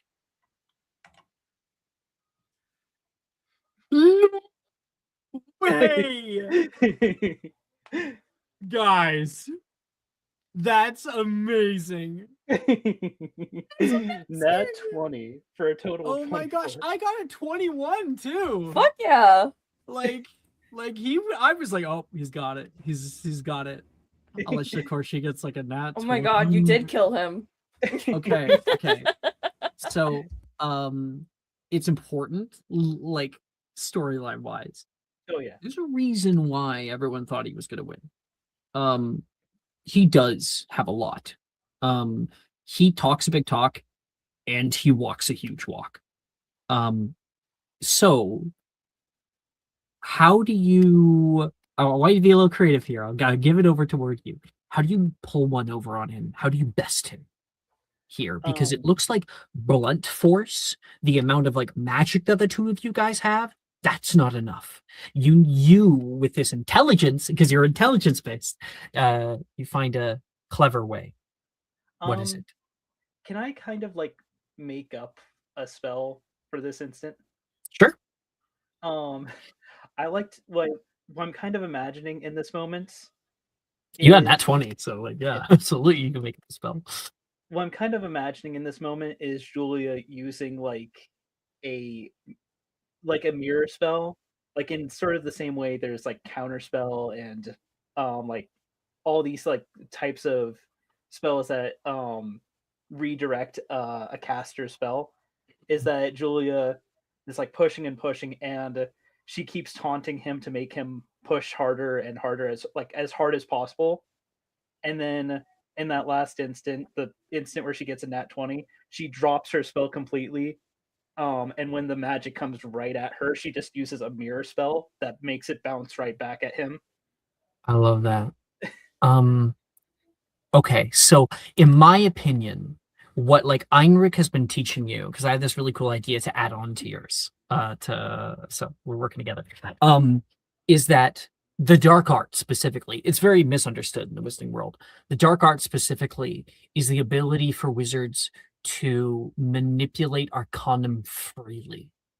Like we're not talking that there's even like words of power anymore. There's just my intent and it happens. It is your pure control over the world around you, the material realm. And so in this moment, because you're in dark arts class, you draw upon that little bit that you have had to fight to survive, fight to make it through, fight to be who you are. And I like to think that you like have your wand out in front of you and then you like stomp down on the ground and there is a line that shoots like streaking on the ground and attaches directly to him on the side, but he doesn't notice. He pushes through it and all that magic comes right toward you, and then you drop your spell, it comes right for you, and then you draw the magic through your body and down into the line, and it shoots back, hits him, like moves through the line, hits him, and he gets blown into the back wall where his magic, his 21 on his, and you're not 20 to deflect, causes a crater to open up in the stone. Just boom, and there is blood that is splattered on the back wall. There is silence. Heinrich looks upon you, turns his gaze. Vive, he says. And a few people run over toward Bernard to check if he's okay and everything. And then that's when the people who hate fucking Bernard are like, yeah! Like Wilfred is like, that's what I'm talking about, Harkness! Fuck him in the ass! And Heinrich shoots Wilfred a dirty look. And playing into the fact that Bernard is as tough as he is, I like to imagine that after it's like, oh yeah, Julia won this fight, she just collapses because that was a very risky maneuver, and it did have this physical impact on her, where if that didn't work, it would have definitely been over after that. Yeah, she's shaking when she's finished. Yeah, drops down to one knee, catching her breath, ah, fuck. Those who find the will to live must be capable of any how, Heinrich says toward you. Very proud indeed. Yeah, I'm gonna fucking live. looks around at the rest of your peers as some of them are still in shock, recovering from it. We've he's gonna say apotheosis is a journey. You have gone far. Your mastery over the dark art is growing. But you continue. And also, watch your back. As Bernard pushes somebody on his side, and he stands up, and he's fucking bleeding, like from the ribs, and there's a big red mark on him, like he's internal bleeding. You can hear nearby laughter from Aloysia, his ex-girlfriend.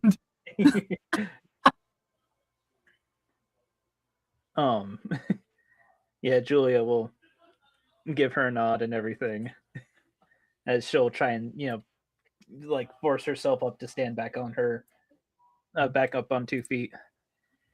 I want to get one more snapshot and then come back to you. Camellia,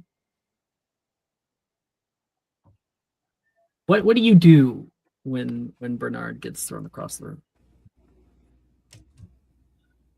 I think she definitely like stood up from wherever she was leaning, kind of raised an eyebrow at it, was very careful to not immediately go to him after.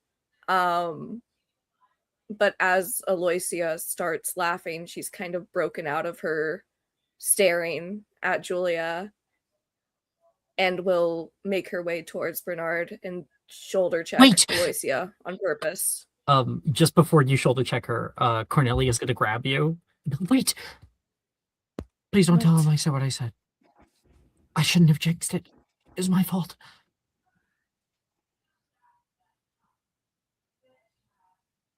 Don't worry. It'll be between us.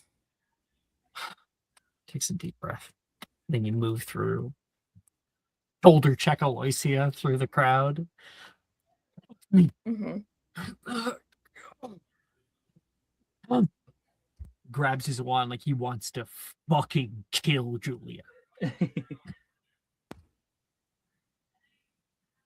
step in front of him? Yes. He looks at you and there's like a deep shame that crosses his face. Just tricked me.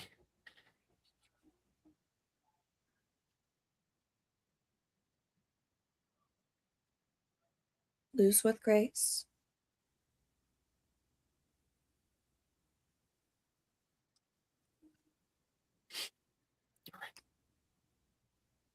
Are you always right?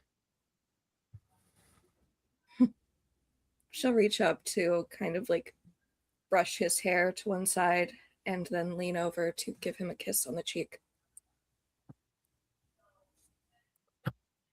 And yeah, you give him like a little kiss on the cheek, and he'll put a hand on your lower back, just kind of like as like a pat. Stand up or try to stand up, and you can tell it fucking hurts to do so. Bow, Heinrich says. And shamefully. Few people have ever seen Bernard like this, in this state. He bows down, gritting his teeth through the pain of doing so, and he bows lowly toward you, Yulia. You know it is custom for the loser to bow. It is optional for the winner to. Even though Bernard is probably going to hate this, Julia bows too. Bows deeply and everything, especially because she's like, hey, a lot of this Durmstrang stuff about having a killer instinct, that's not me. When Bernard comes back up from his bow and Julia is bowing, Camellia is going to lean more into him and kind of wrap her arms around one of his arms and whisper loudly so that Julia can hear. See, she still knows her place, even if this was a fluke. It won't be a lesson that you'll soon forget, I think. No, Professor. Class is dismissed. Oh, nearby, you can hear Thorben say, but Professor, I don't think that class is done for another like 15 minutes. Everyone looks at him like, shut the fuck up, Thorben. And he goes, I'm letting you out there. What? People are cheering and shit. But, nurse your wounds and get him to the mediquarter. As for Miss Harkness, think you've earned a bit of a soak? As long as there's still enough heat. Julia will say, of course. I can keep going. Come on, short stack. Vanya says toward you. Julia will say, oh, are you my reward? I guess that's one trophy I'd never turn down. And if we're in 6th year, maybe the next scene, because I think you guys didn't have your falling out till much later, right? Till like the last year. Yeah, like their falling out was like Julia was like, I'm gonna go and see the world. Bye. So it wasn't very considerate of Vanya, but yeah, so it hasn't happened yet. The next scene is, in my opinion, and you can consent or not, is the two of you guys making out in like in Vanya's room. Oh. Julia, I think it's like, have you ever seen The Princess Bride? No, actually. I've seen Oh. snippets. It is the perfect movie, so you do need to see it at some point. But yeah, there's definitely like sort of this like moments where Julia's like still sore from the fight and everything, so she's kind of telling Vanya like, gently. Yeah. She's got her arms around you, and you're like enjoying it, and like, ow. Sorry. That was really something. She pushes the hair behind your eyes, or behind your ears. I half didn't expect it to work, but I knew I had to try something impressive. You always astound me. No matter what. You're still, I think, not found your potential, but grown so much. I'm a little jealous. I just don't know if I'll find my potential here. They really want you to push to be one thing, but that's not me. And I think like you're sitting like on her lap, so she like leans back and like puts her arms around you. I'll have to change eventually. We all do, after all. It's a good thing. You know what they say. Do I have to change right now, though? I really like how things are at the moment. And she says that, kind of like leaning into Vanya a little bit more.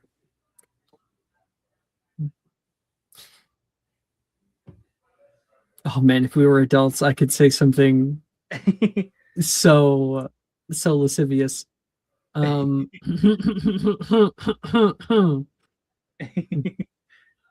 um, all right, winner girl. Yes, you can. But I was thinking maybe we go have a bath. I could really I use put a lot of heat into the hearth today. I think we'll still have some hot water left. one. Julia will say. Julia will say, "Ah, what a coincidence! Because you always put a lot of heat into me." There's a knock at the door. Knock, knock, knock, knock.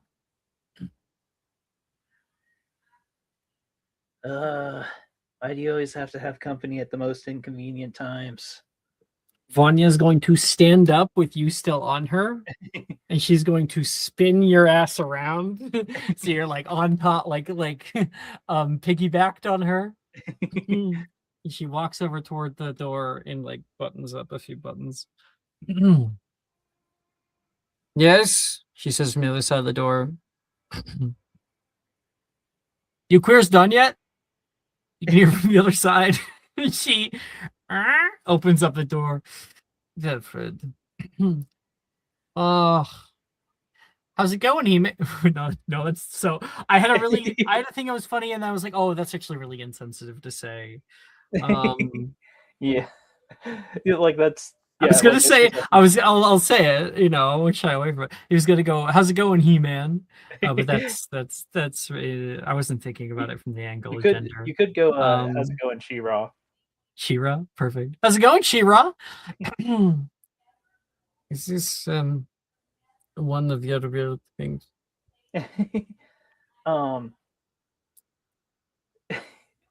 Julia will say, don't mind him. He just gets extra annoying when he's feeling he's just extra annoying when he's getting no action. So he's extra annoying all the time. Who knows? Maybe I'm here looking for a third. Maybe I'm here for that reason. You're looking for a third, he says. You wish. No, I obviously was here from his Harkness. So they're about to go for the soak. You have had the opportunity to go for a soak for 15 minutes. Julia will hop off of Vanya and will say, it'll just be a second. No, lovely. You're really leaving me. Oh, sorry, what did you say? She says, lovely. You're really leaving me. Like, come on, what the fuck, dude? Julia will grab her by the hands and kind of pull her down because she's a lot shorter than Vanya. Yeah. Pull her down to give her a quick kiss, and will say, "I wouldn't leave if it weren't important." And she turns to Wilfred and says, "It is important, right?" Oh, very important business. Well, it's a good thing important business can be quick, right?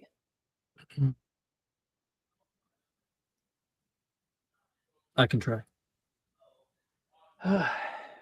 Okay, fine. I'm giving you quicker if you let me join you in the no. Vanya says, okay. Julia says, yeah, I'm not in the business of sharing. At least not Vanya. Oh, who else we should be sharing? Vanya says, a little jealous.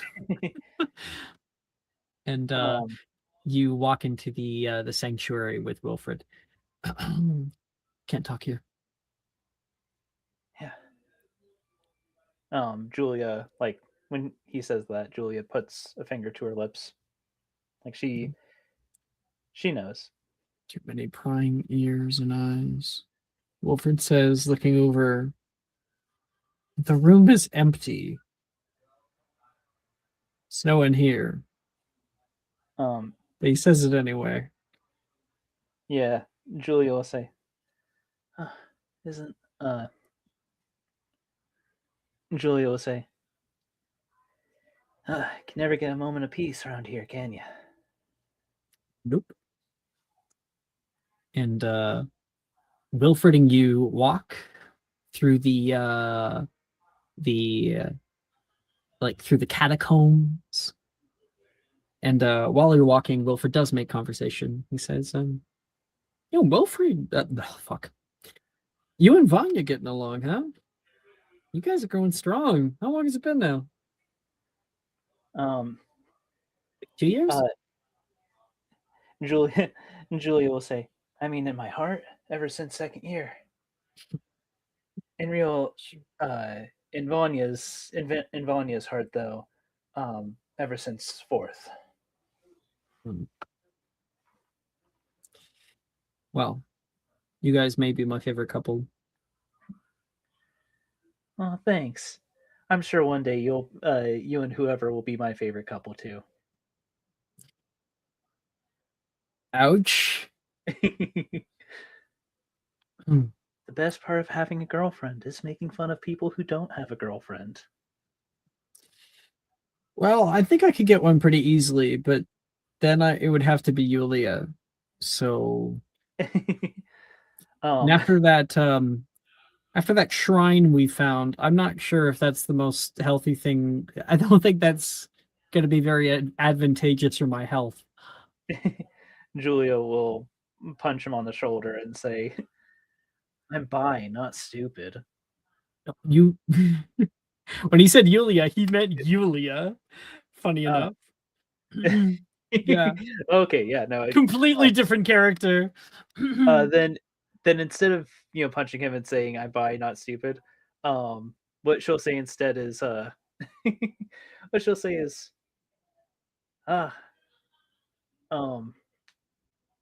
gave up on Julia, so you're moving on to Yulia. That was a good one. It was a good one. We cut to Yulia listening around the corner. One day. Back to you guys. We enter into a locked room in the catacombs. And Wilfred sending off Illumos Maxima.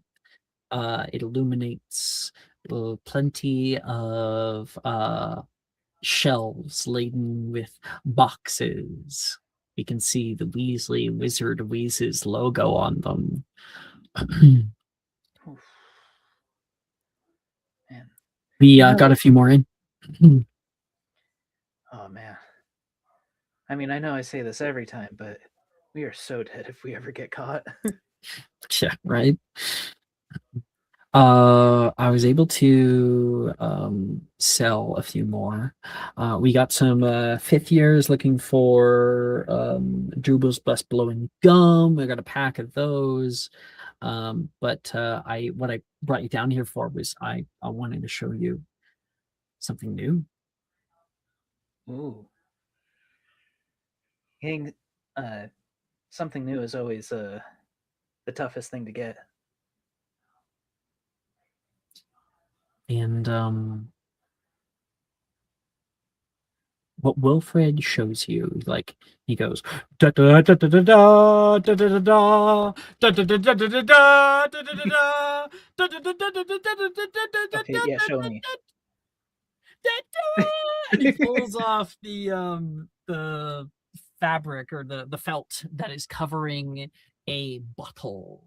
And inside you can see a swirling thunderstorm with lightning coming down. It's Weasley's Weather in a Bottle. And this one is the hardest to get. Oh, man. I mean, like, considering that it's winter all year around here, a little change. Except for a blissful few months in the summer. Yeah. I think Julia, like, even though there's a few months in the summer, Julia still says like, oh, yeah. It's winter all year around here. A little change in the scenery might be nice.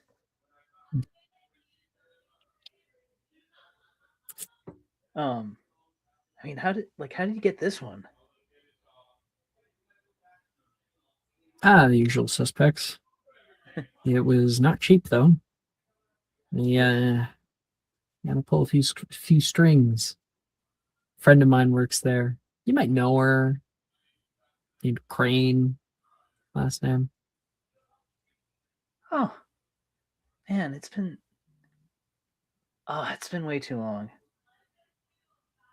Yeah. Next time. Anyway, I wanted to ask you if you wanted to keep this one for ourselves or sell it. I mean, Tough on choice, I one know. hand, I think Julia will kind of look at Wilfred like, I mean, it would be stupid if we kept it, right? And she's kind of like looking at him like, No, not stupid. No, definitely. But it could help us if any of B-Boy's thugs decided to come by. yeah. I mean, at that point, it's just practical. I mean, you know, yeah, it's a tool of self defense. They'd probably applaud us uh for being creative with our solutions. Yeah, and then they'll probably put us in the room of contemplation because for having it in the first place.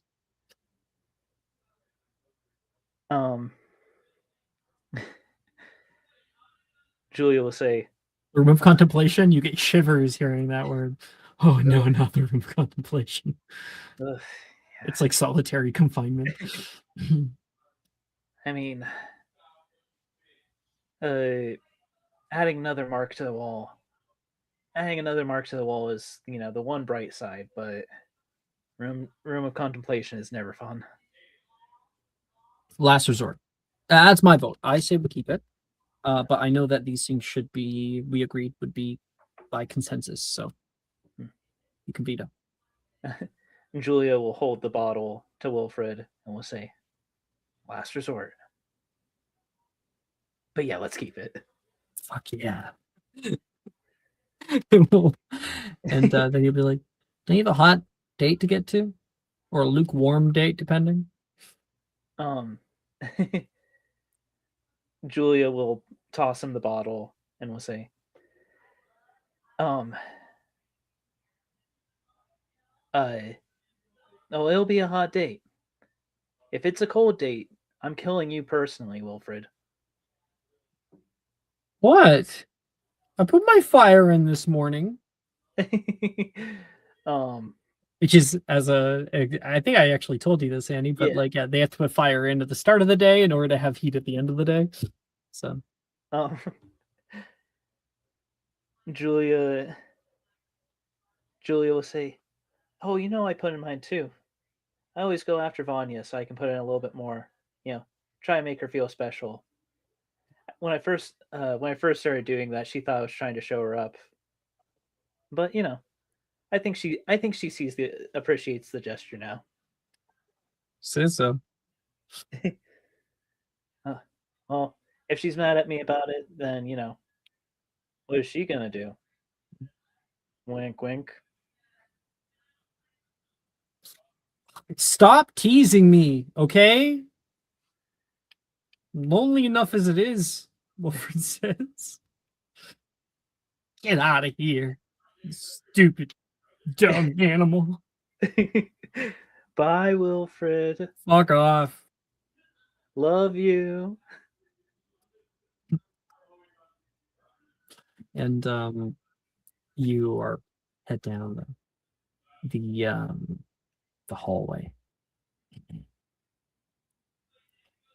And as you are stepping past an alcove, all we see is a black shade grab onto Julia and pull her into another room silently. It's not a good thing that you won that. Yeah. Mm-hmm. Yeah, I feel like um I feel like a part of Julia when she gets grabbed, um her mind immediately races to um like at first her mind is racing like, oh, oh no, the whole smuggling um what the whole smuggling empire that Wilfred and I have built up. Did we finally get caught? But then she realizes what it's more likely about, and that definitely sends a chill down her spine as she kind of mentally prepares herself for anything. I don't know if you have time to exactly mentally prepare yourself. It's just That is true. This is very like Flash, Yeah. like I guess a better way to put it would be as soon as she gets grabbed, you know, there is a part of Julia that is still the scared kid. Like she still has a lot of fear in her, but so there is a look of panic on her face. But she tries to not like overreact. So it shows on her face, but she's still like trying to control her breathing as much as possible. Our proverbial camera will slide into the wall and through the darkness and find a new one. Camellia, did you go? You brought Bernard to the Medi Quarter. Did you want to have your scene there? Yeah, sure. Okay, lovely. We are at the 2-hour mark, so we will see that scene in 10 minutes. Okay. And if you have any other ideas or anything as we've been doing this session, Ophelia, Maxwell, Camellia, send me your ideas if you have them, because we've been seeing these like nice long solo scenes, or mostly solo. So everyone's gonna get a nice long one like that. Yeah. Okay. 10 minutes, guys.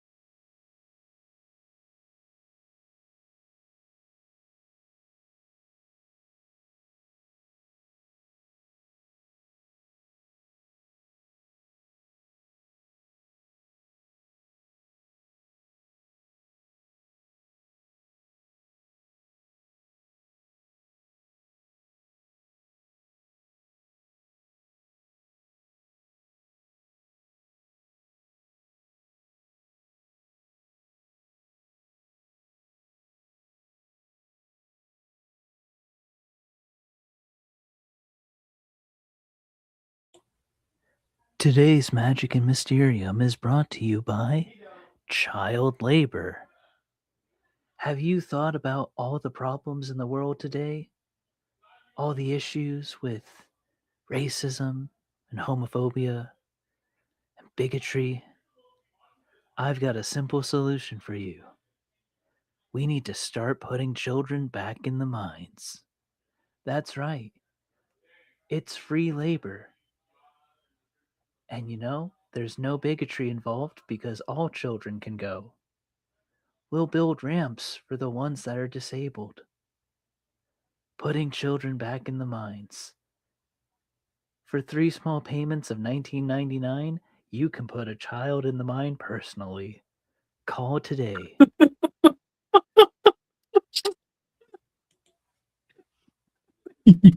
That got me. Child in the mind, personally. Oh man. I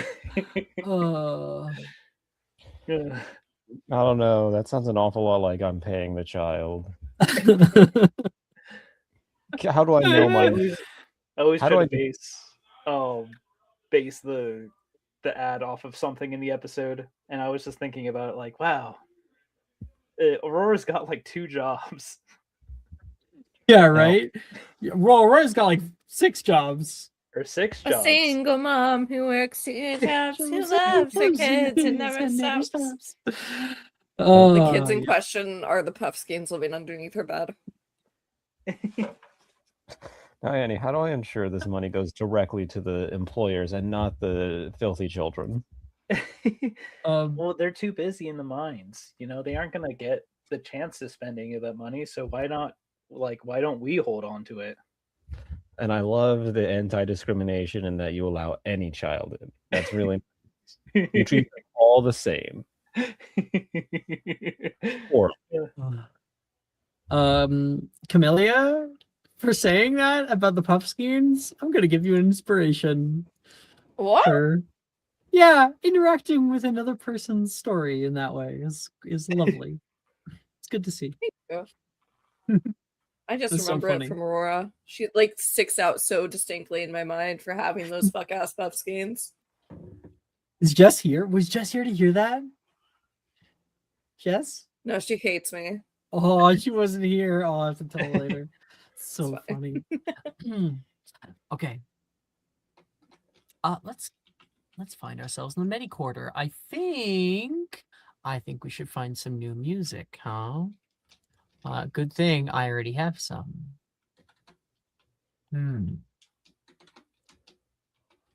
Oh yeah. Yep. This one. You know it. It's one of my favorites. It works very well.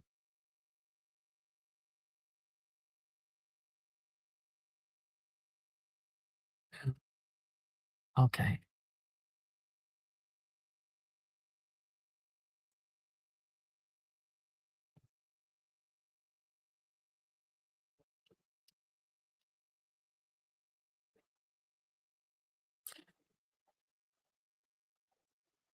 I guess like I could like send also some of the pictures. Let me do that. Oh, and also I have that art too.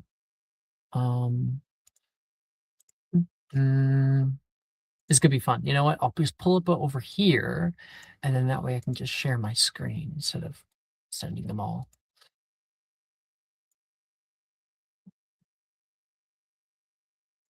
Obviously, you've been here before, but I want it for everybody else to see as well and immerse themselves in your scene. Check this out. This is wait, I need to make sure that. Yeah. This is the midi quarter of the school. Some pictures. I love this one. Ooh. And there's one more. Ferruginous light comes down from above. Through glass and leaves, you can feel a warmth that pulls around you. The Institute's Medi-Quarter bears a closer resemblance to a greenhouse than a hospital. Curling gold vine-like motifs cover the emerald walls, and no shortage of light can be seen glimmering through its stained glass windows. The floors are made of patterned life. In rooms, both individual and utility can be found wound around the main chamber, as if they'd grown like a new branch of a tree. The Medi-Quarter is consistently warm, and plenty of friendly plants and fragrant flowers call this place home. Specifically, because he is a member of the Seven, he has a quite luxurious room to himself up here. And you can see he's like sitting on the edge of the bed. He's got his shirt off, and well, Bernard is certainly nice to look at. The school's healer is currently tending to him. She says, I think he says, "How long is this going to take?" Not much longer, I assure you.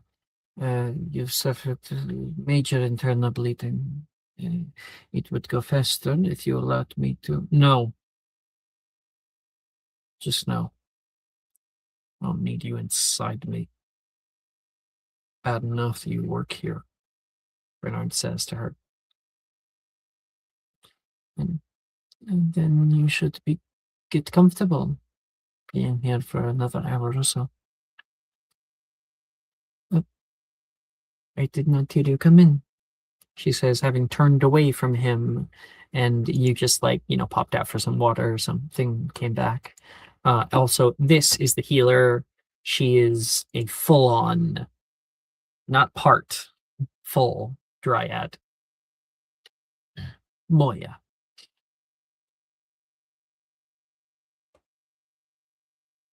I hope you're treating him well, Moya. We only offer the best servants here, Miss Carroll, she says. You have the room. And she stops where she leaves. There are 2 potions by the nightstand. Please ensure he takes them if he wants to walk around. I'll take care of it.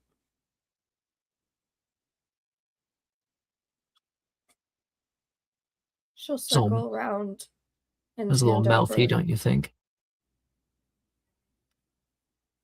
I bet she's getting confident. Confident. Maybe it's all her talks with Balder. I don't know, anyone could get confident with it from a talk with Balder, but all right. I don't know. Weird attracts weird. What attracts us, huh?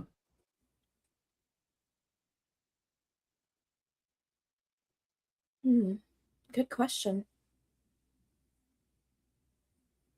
She'll place the cup of water on the... Beauty attracts beauty, he says, flipping his hair in a humorous way, and leans on the bed, shirt still off. She'll roll her eyes. If you want to be superficial about it, I suppose, but...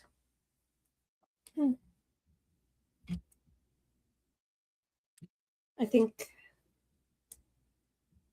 it's natural for the cream to rise to the top.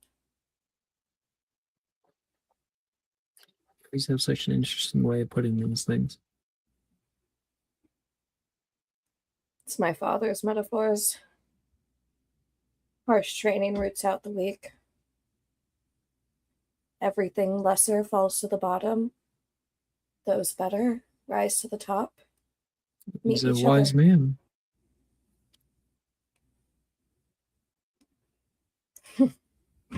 Surprised he wasn't a Durmstrang graduate. He certainly could have been wiser. No, he did die after all.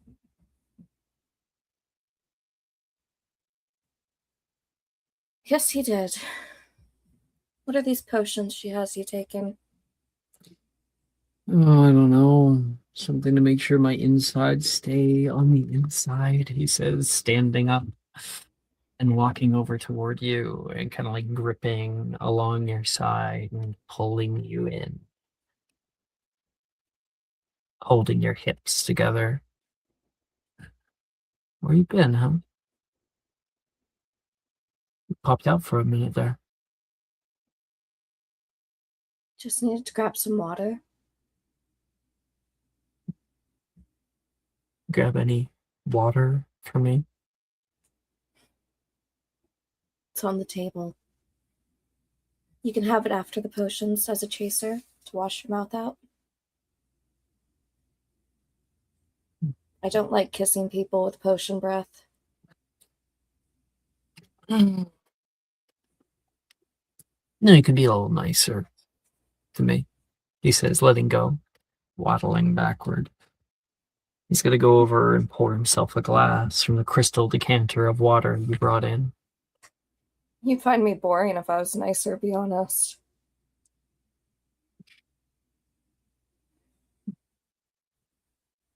Be a little bit meaner, and maybe I'll have to put you in your place. And who says that I wouldn't enjoy that? Oh, I know you would. He chuckles, and he will kind of like, he'll hold the water and say, thank you. It was like a conversation you guys had a while back about you asking him to say thank you to you when you do nice things for him. And he listened. So, like,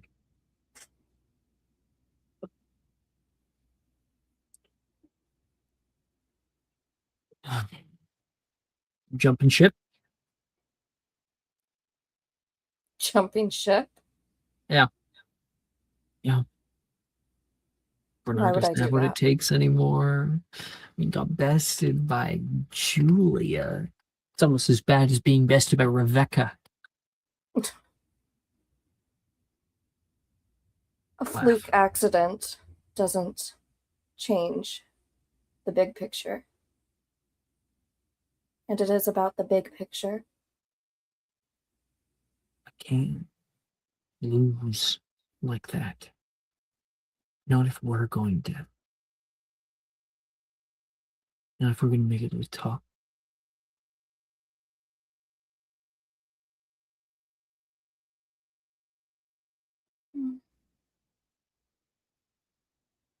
Gotta make it to that angle. Did you imagine me, premier? Ain't nothing I can't do. Probably nothing that Thrunfnir will try to keep from me now. I prove myself to find out. You'll be right there with me. Like you've been for a long time. Yeah, there's a place for me up there.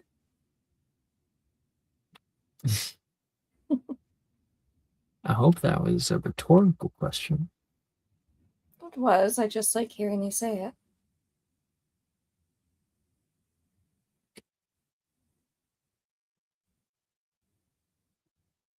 You and me, Ellie. All the way.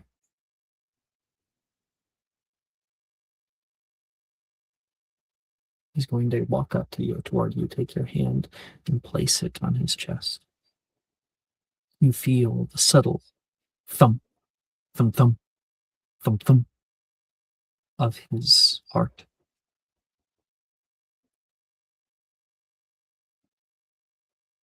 It's yours after all.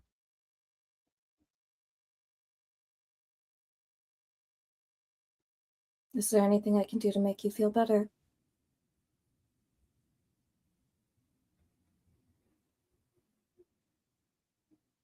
This is enough. Well, maybe. This is looking back toward the water that he's drank. And he'll go in for a kiss. She'll kiss him back. You got a 20 for kissing. Oh god, we're rolling for Sleight of that. tongue Okay. check. All right. Just saying, Bernard is a good kisser. Uh-huh. Can I argue for history of magic? Can you? Can you? Reading romance novels, reading romance novels, reading about kisses. The romance novel got me. Yes, thank God. That fourth there is like, that was a really good one. Yeah, That one's one ever of my since favorites. You can really Dumbledore's learn from that. Diary got published, everybody's been reading it like, hey, this has really good tips. You do have 2 inspos if you want to try. Yeah, I'm them. gonna go ahead and use one because Camellia is canonically a good kisser and whatever. 18. She's off her game right now. Do you want an inspo? If you yeah, sure. Thank you, Annie. Oh, that's so nice of you, Annie. Thank you. 25! Woo! Let's 25. go. Let's go. And the 2 of you have an impassioned moment together. Moments. And finally, the 2 lips part for one another. There's a breath between you, but it's both of yours. Where the fuck did that come from? What'd you say? He said, where the fuck that come from? You bring out a more passionate side of me. What can I say?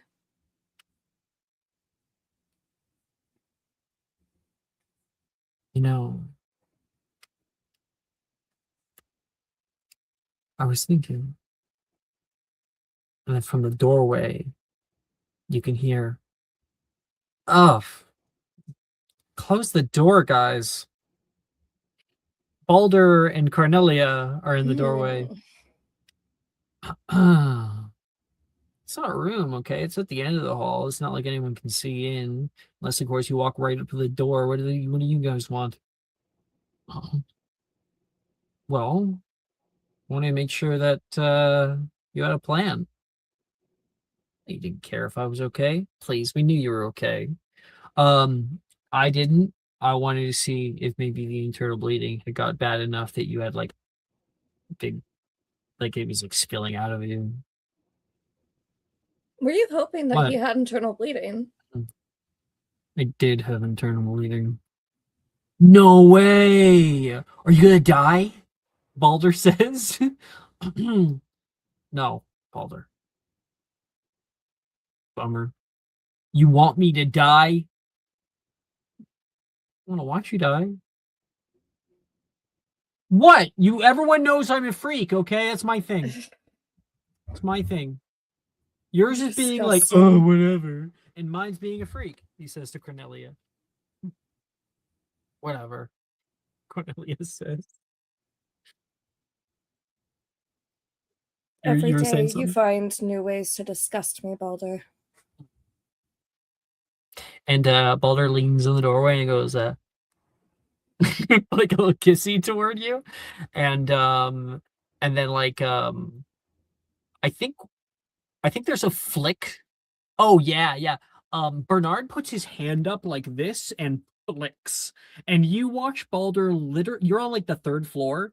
You remember like that picture I showed where it was like multiple floors? Yeah. He goes off the ledge and falls to the 1st floor. Doof! Cornelia doesn't even look back at him. Everyone, he's fine. Kind of. She like puts a hand up to like stifle her laughing. I think Bernard looks at you and goes, I love your little giggle. You sound cheesy. Gag me with a spoon. What?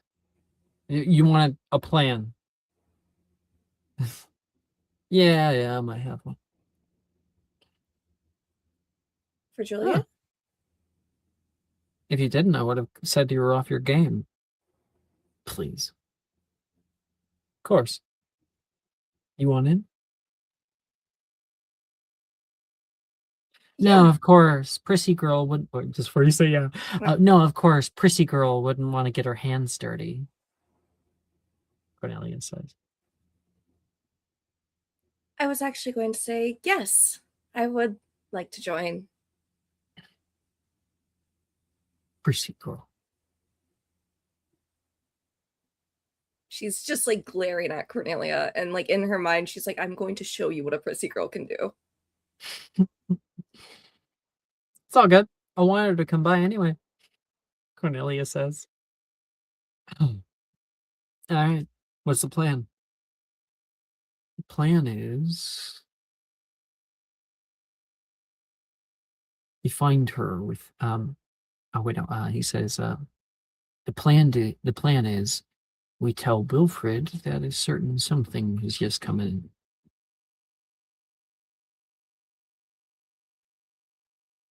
He was the one that orchestrated the bottle that Wilfred procured. He knew that on her way back, she would be alone. She would be without him. It seems that they got what they were looking for.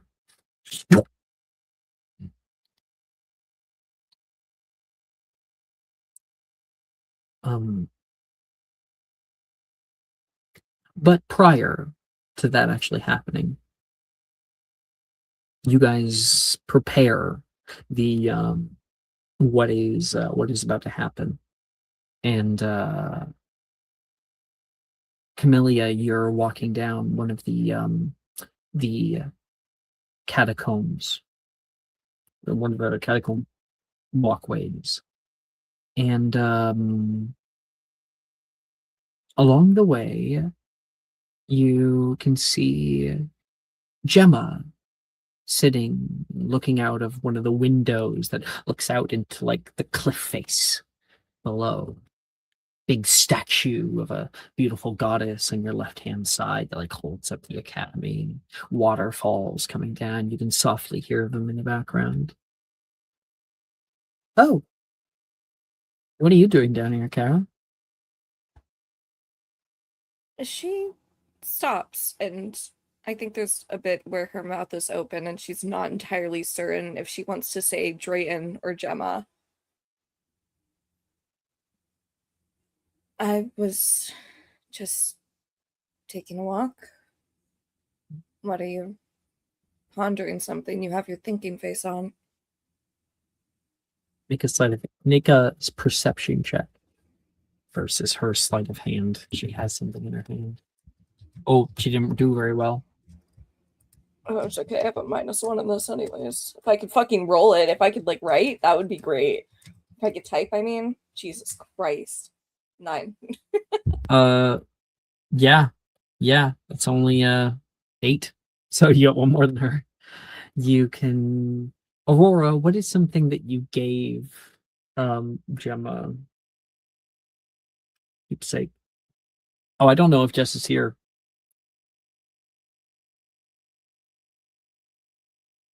All right, then she doesn't get to participate. She could see like a pod coin. She's got a pod coin. She like pulls that back. I was thinking about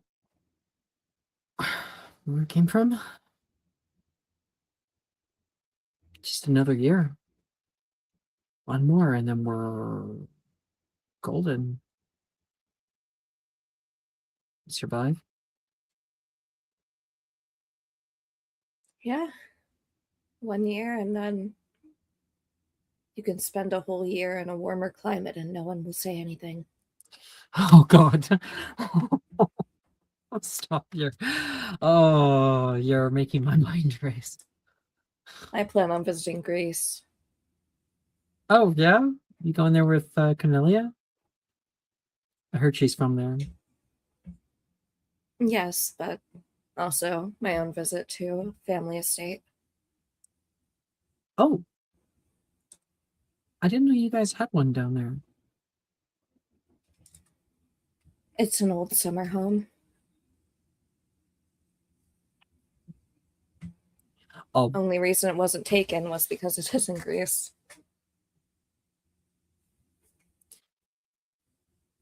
I'm happy for you. I'm probably gonna be married by the time you get back. Married? Yeah, can you imagine that? Why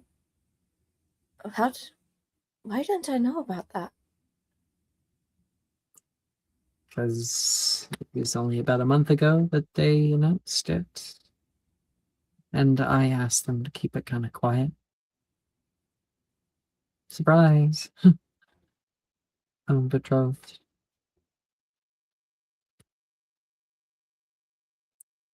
They say he's a really nice person, kind, and he's rich. So You haven't met him. I have received letters. Duke Fyodor Alexandru Constantine Andre V. Duke. Yes, Duke. Duke Theo. Yeah, he's very verbose in his letters. Tells me about how excited he is. Do you like him?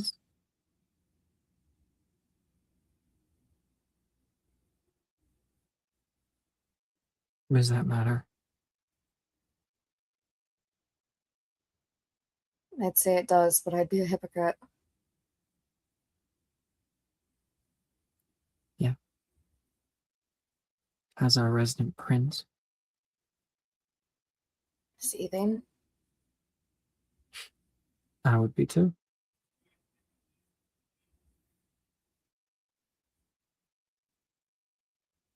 He's not.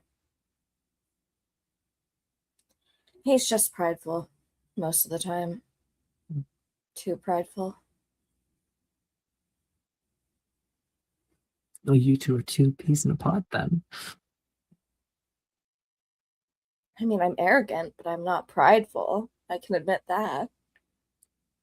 Hubris isn't my downfall. Do you love him? What does it matter?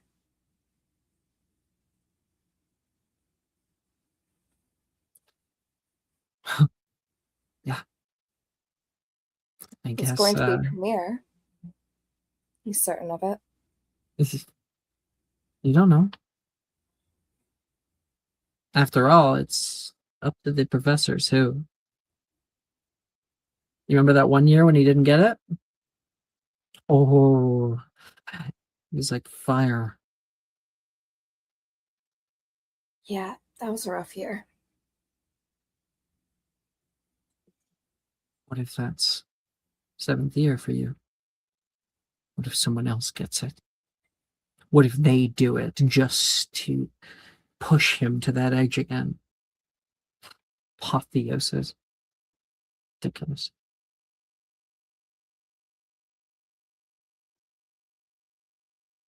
There's no one in our year stronger than him. Even if they did give it to someone, they'd probably go missing.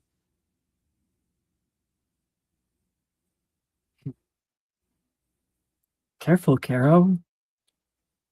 Almost sounds like you actually support the guy. I just know how to pick sides when I need to.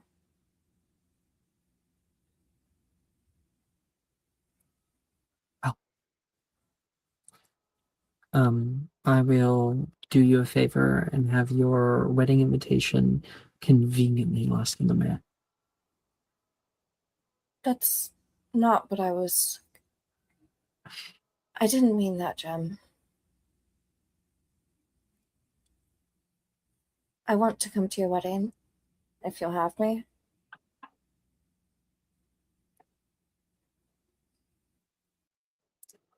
I'll need a few bridesmaids.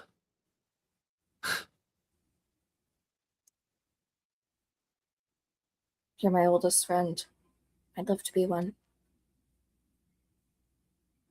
Or, you know, she wipes her tear. Like a maid of honor. I'm really scared.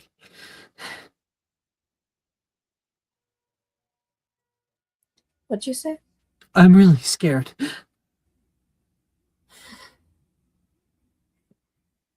And did you hear the thing about the maid of honor? Huh? Yeah. Okay. I'll be with you. Whenever it happens.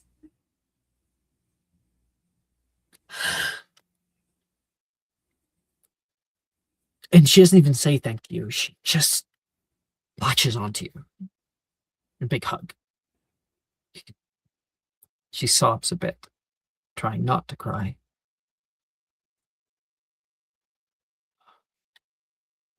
She'll very slowly wrap her arms around her, and I think they haven't hugged like this tightly in a while. Not since the beginning of their time in Durmstrang.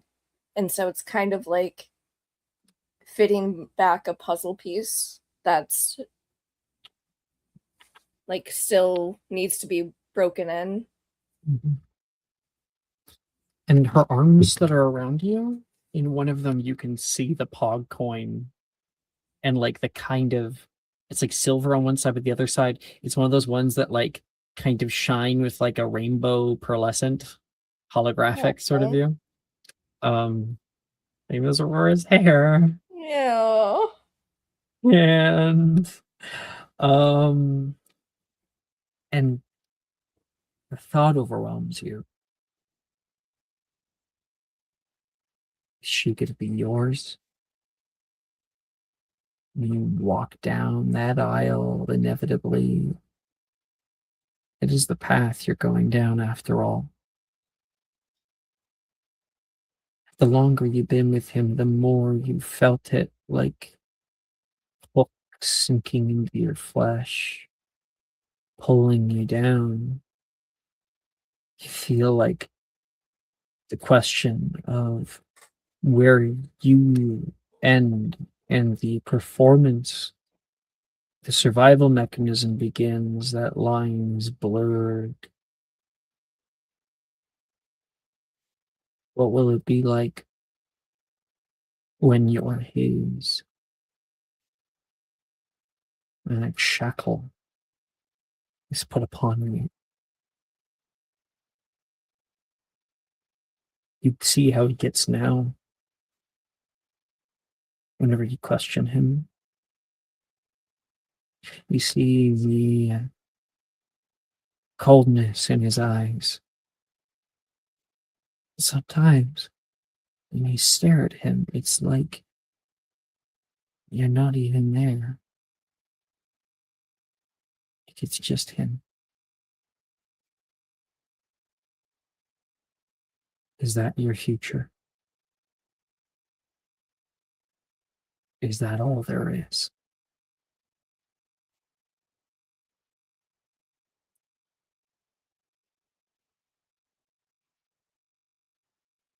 She tightens her grip on Gemma just for a moment as she thinks that.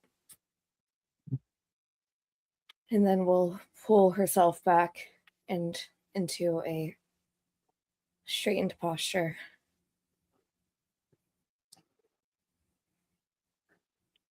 Yeah. Thanks, You should Kim. get, you should get some Sorry. rest today. Class was a lot. Sorry for crying on you.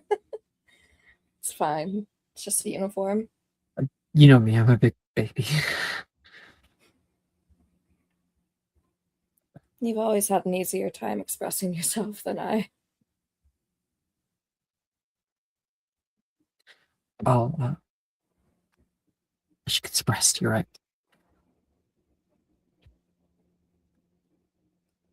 You're gonna be okay. Just one more year. And if you want, you can come to Greece with me. You can enjoy the beach before you get yourself hitched. I would be so lucky. She says, and I think that you actually see her eyes like flick down you for a second. Moves on. Two of you on the beach. No. It's a good That never thought for happened. Gemma. Never happened. Never did. Mm-mm. No. Not with what happened the next year. Awesome. And we That will was fade great. off. Fade off. I love Gemma. Gemma is so good. Oh. Birthday boy. What do you mean, Alex? It's after midnight where I am. Oh, now where I am, it's still your birthday. Ah, still your birthday. Yeah.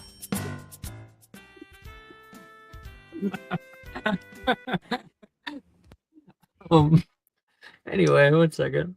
We should just have that loop throughout the whole scene, actually. Who says no? What? Their silence is compliance, I guess. I'm reading your thing right now. Yeah, sounds like either option. Okay. What do you mean either? I haven't fully read it, but I only see one paragraph. Oh, it's either the thing I said or then I said, or whatever you think works. Oh, okay. It's like either my idea, or if you think that's not good, you make it up yourself.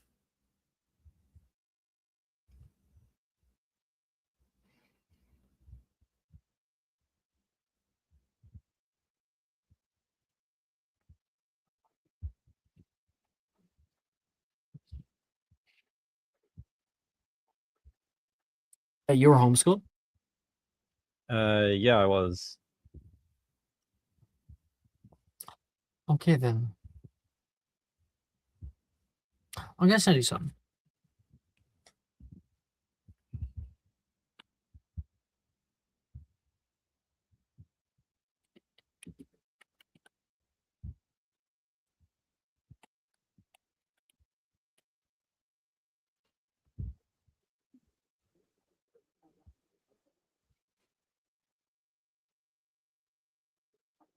Excuse the caps, I had it backwards.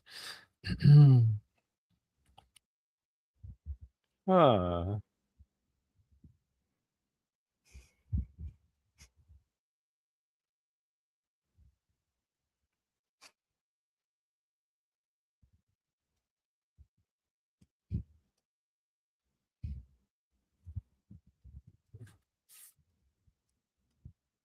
It's an idea. While you're doing that, I'm gonna find us some music.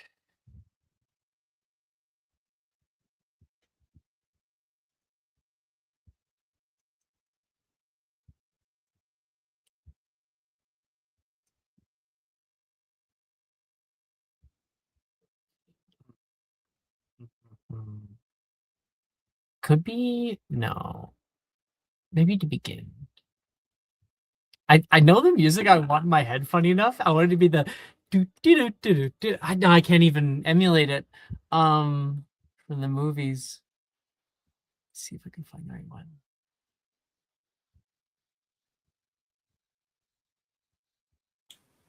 I don't I don't know why, but my first thought, like I thought you were trying to sing the Elephants on Parade song, the do do do do do do do do do.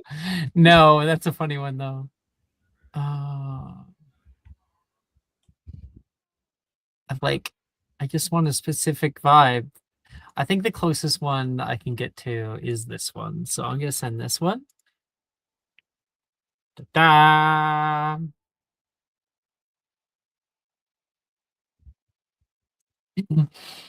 All right.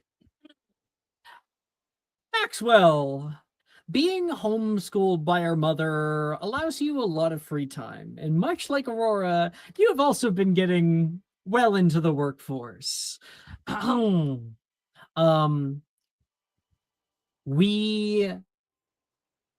We currently hear the concourse of people that are moving in big droves throughout the Ministry of Magic main offices. There, you can hear the tippy-tap typing of typewriters, and finish by this is like later in your career by you pass by a Daily Prophet stand where there's like a kid stands up on the top like last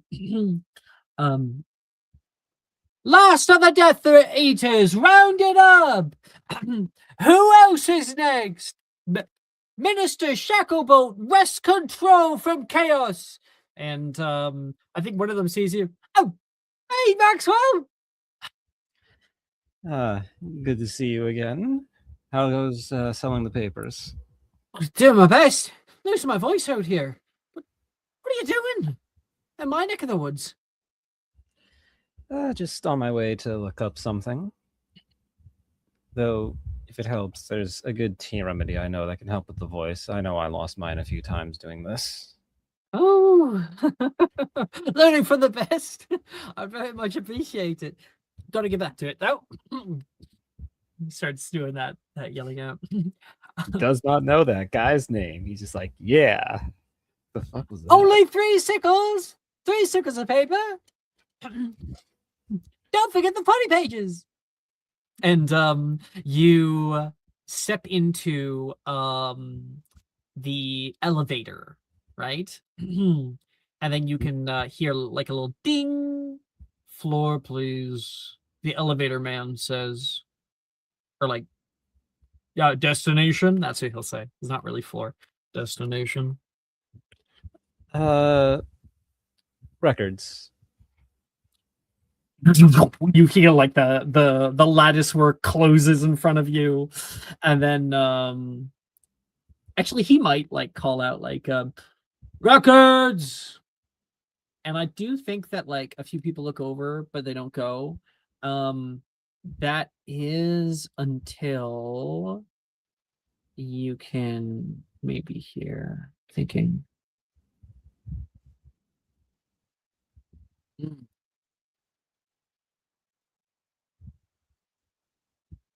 I have to be careful about this. About the right one. Yeah, I think you can hear. Oh, that's so funny too. I kind of love that. You can hear, oh, hold the elevator. As running up, you see Saoirse O'Sullivan in a very fashionable dress and a sort of like tight knit pixie cut. Thank you.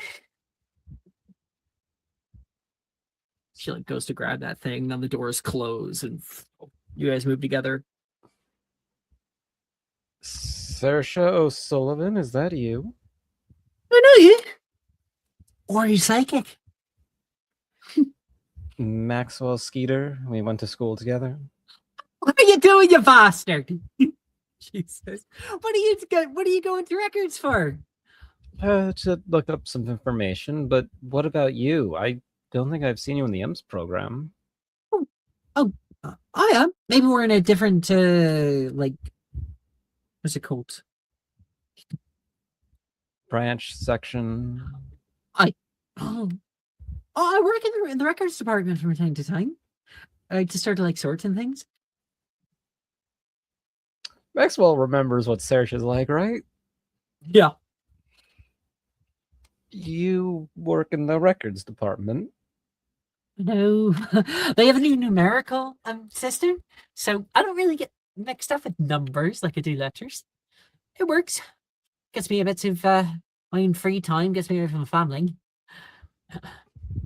What about you? What are you doing? Oh, are you a photographer? She says, seeing your badge or whatever. Yes, as of right now, working for the Daily Prophet, working my way up from newsboy to photographer, and hopefully one day writer. Or editor? Huh? Well, yes, hopefully one day, but I want to get some writing under my belt. Well, what my cousin always told me was to dream big. You should too. I must admit, I'm shocked to see you working for the ministry. You always seemed more into, well, Quidditch and the like, outdoors. Oh, please. I was pie in the sky. Dream big, but somewhere out into space. Well, it is nice to run into you, and maybe you can help me out with what I'm looking for. Ding! Doors open. Records. Person says. I almost feel like somebody who would be hired there might be like a goblin or something.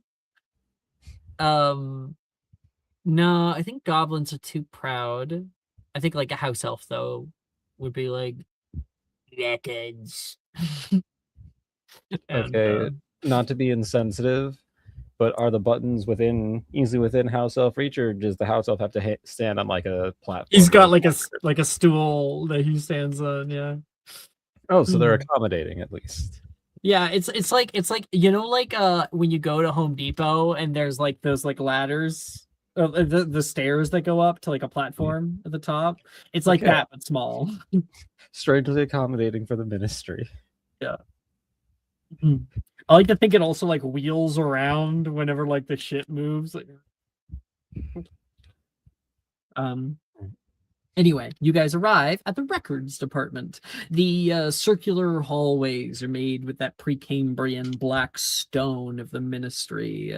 And taking a little sec to the right, you can see there is a wide hall with a like glass windows. Most of the places where like secretaries can be are like shut. Most of the shutters are, so there's only like a few left, and it is nearly dead silent in here. Well, welcome to my little slice of paradise, she says. I was actually, well, since you're familiar with the area, could I perhaps get your assistance on what I seek? I'm just a sorter. I'm not like I'm not like a steward. But my friend is a steward, she says. Oh, who's your friend? Patty! Patty, I'm here for my shift! You can hear the clack of her heels on the stone, and you see from just like one of the few that are open a large woman with like red curls in front of her face, like looks up from her stuff. Yippee. My favorite time of day. And Saoirse's like, this here's my friend Maxwell Skater. So sorry. Fuck! Why'd you have to say my last name? This right here's my friend Maxwell Skater. We used to go to Hogwarts together back when it was open, of course, and not like terrible for student safety. It was terrible back then as well, but don't you have to clock in? Don't you have to clock in? She says. Right. Sorry. Be sure to treat him well, all right? Go easy on her. And Saoirse will hit you in the ass. She's like a whack, like, yeah. Oh. And then Saoirse walks in through like a side door, and you see the side door that she goes in, and she has to pull out like a little ting key. And walks into you actually see her like in the background past the glass and like these like big tall stacks of documents and stuff behind her. She's like chewing gum when you look up.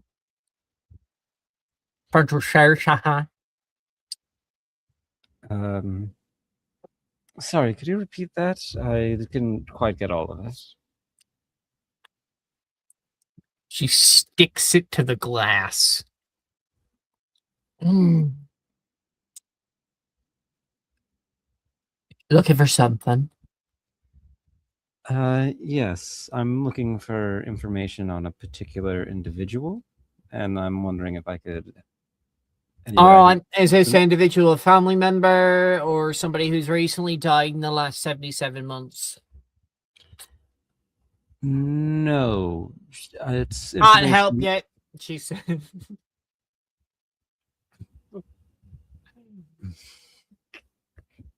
Wow, government worker, everybody. This is just like 60 Days In. This is every government worker I've ever met.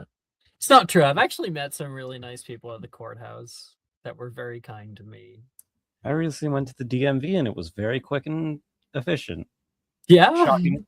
Very shocking, actually. You went at a good time, obviously. Well, you see, I'm looking for information about a friend's mother, and Were they a public servant?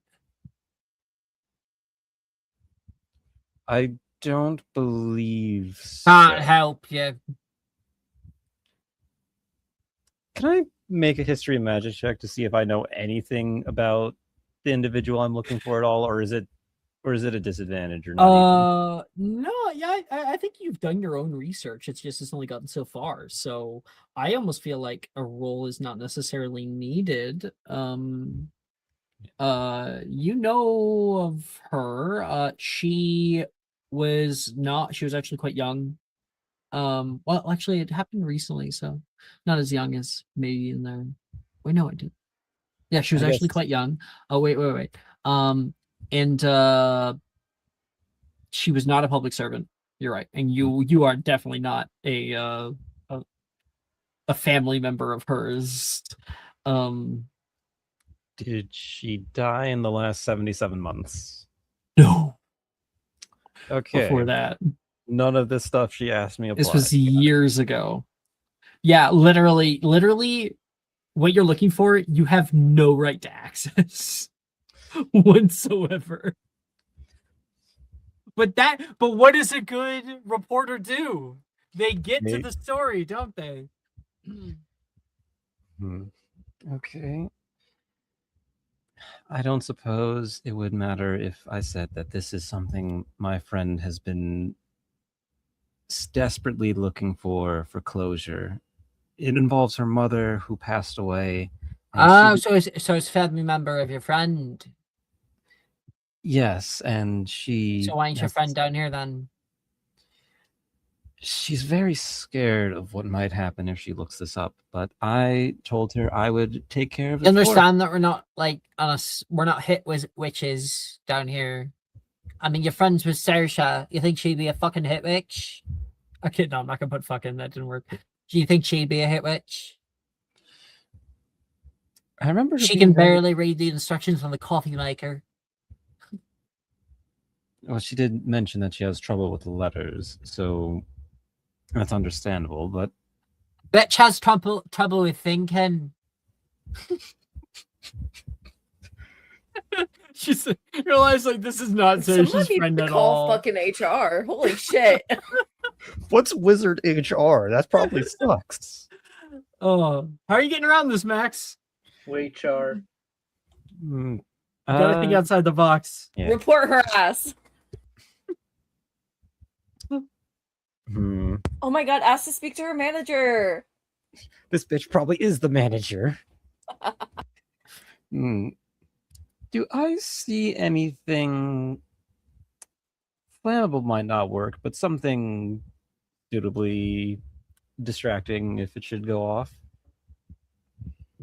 Suitably distracting. Actually, wait, what spells do I have? I might have something for this. I mean, if you want to light something on fire, I mean, like, yeah, you could do that. Oh, fuck. Do I not have? I don't have Incendio. You don't have Incendio. I'm very bad. That's wild. I'm okay, so bad no at... arson for Maxwell. Although Incendia Glacia can, but it not buy it from a distance. Not unless you have distance spell.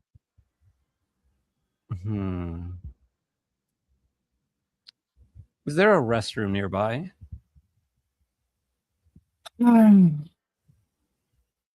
It's for employees only. But the I- next bathroom is about 15 minutes away. So we normally just let people use it. Thank you. Do I need a key to get in, or You didn't let me finish, she says. Let people use it for a fee. how much? She looks you up and down. Make an insight. Saoirse said Skeeter, so she's like 20 galleons. That's of course you think you can hold your bladder for that long. Who knows when the elevator's going to be coming back? He begrudgingly hands over 20 galleons to this It's one highway rupee. to this highway robbery. Yeah, that's $200. To go to the fucking bathroom. Yeah, to go to the fucking bathroom. And Fuck the government. she takes it and she looks at it like she's gonna see an impurity or something, like it's fake. And then goes, all right, you got 10 minutes. She Right. grabs the gum, puts her back in. She'll go over and she'll flick her wand and the door opens up to the back room.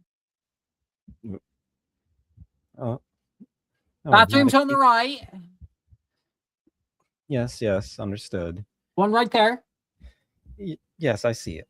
Don't you go walk about. All right. He's gonna go. All right. You step inside the bathroom, stop, All right. watch till she looks away, Yep. and then close the door and go. Yep. Yep. He's gonna make sure. Okay, out of looking. Make a stealth check. Come on, Maxwell. This is for the story. For the story. 19. Fuck yeah. All right. Celestina Warback. You fucking gem, you, she says, flipping through a magazine. Fucking Chris. I love this. What did I name her? What did I name her? I think it you should Patty? name her I don't know. That doesn't suit her though. I think you should name her Hillary.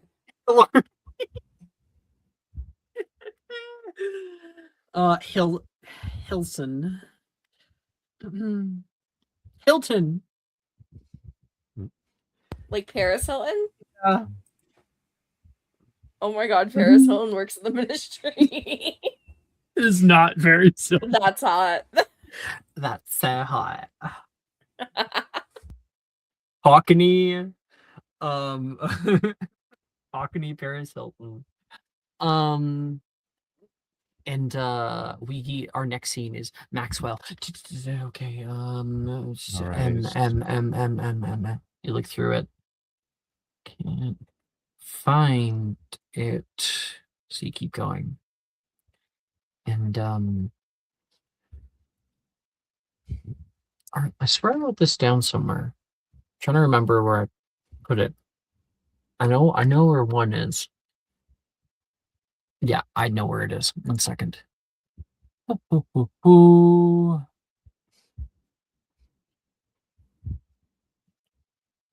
Guys, I have a new enemy to take down. Forget anyone else. It's this bitch. Anyway, you find you find for M under Milne. In there is 3 files. There is Garrett Milne, there is Sadleen Milne, and there's Sadleen Milne.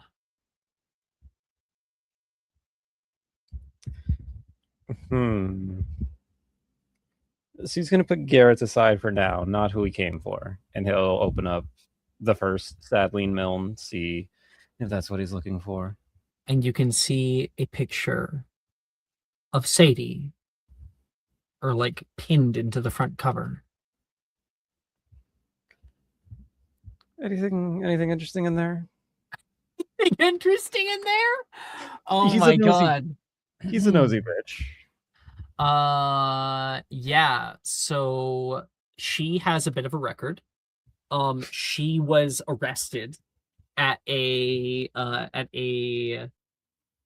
what the report calls a riot during it was for like goblin rights. And To be clear, this is the Sadie we went to school with. Yes. Okay.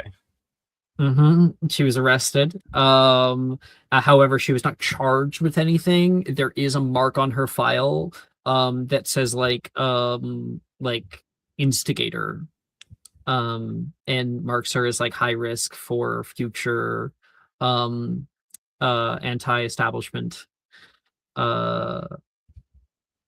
actions.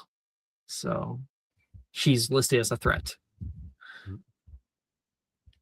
Quite the troublemaker there, Sadie. I wonder why you never mentioned this after it happened.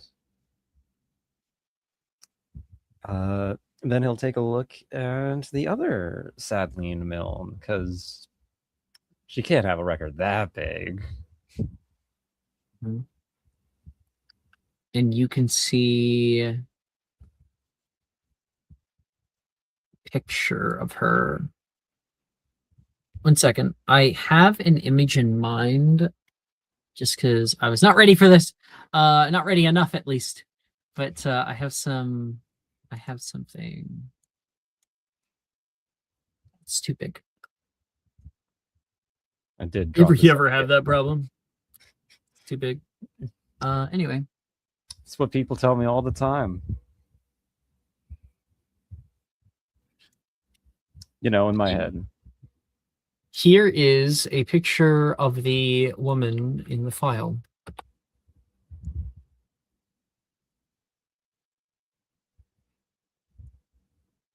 Right. She is listed with her newts as well, for which she has quite a few with honors.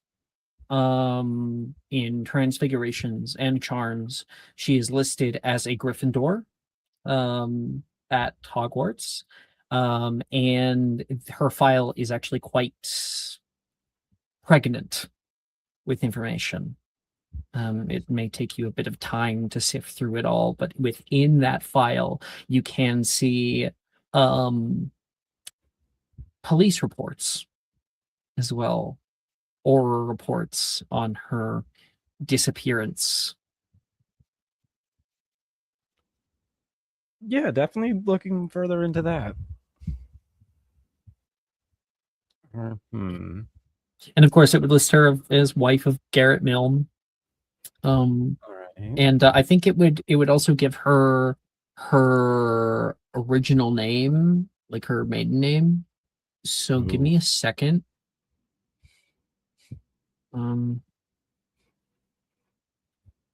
It's up here.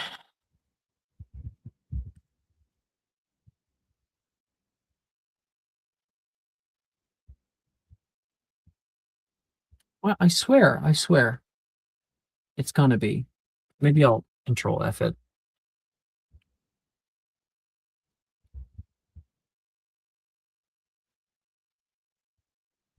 No, it's not that one I want.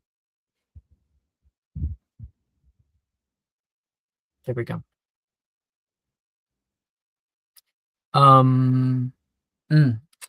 She is Sadleen Abbott. Abbott family is actually a pretty wealthy family, like a well-known family.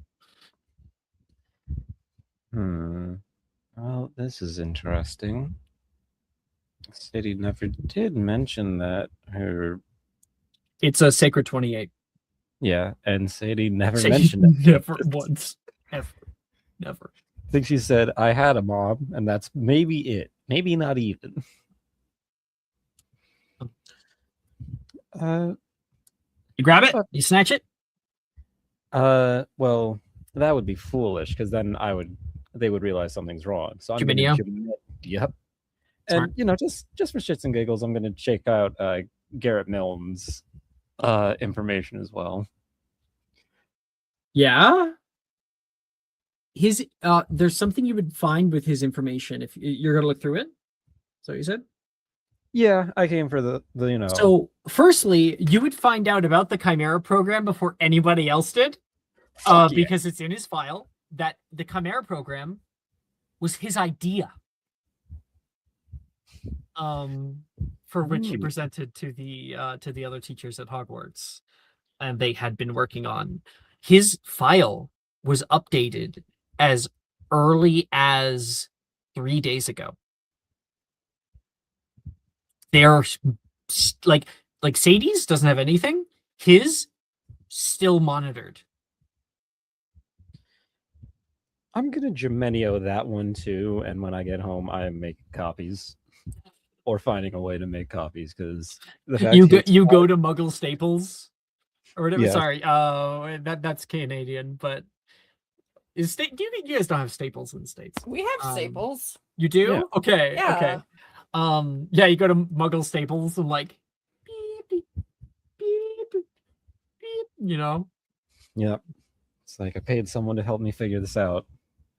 But yeah, definitely making copies of both Mom and Dad Milne, because this is juicy. This is good. Just have to get these by Hilson. What did we call her? When you get back, Hilton is currently at the door and like banging on it. Skater, your 10 minutes is up. Come on, I know you're in there. Gotta sneak by. We just see Maxwell. You just leave, you know, let it be. Oh. Guess he left. Before she comes back, I'm gonna cast Illegibilis on any of her paperwork.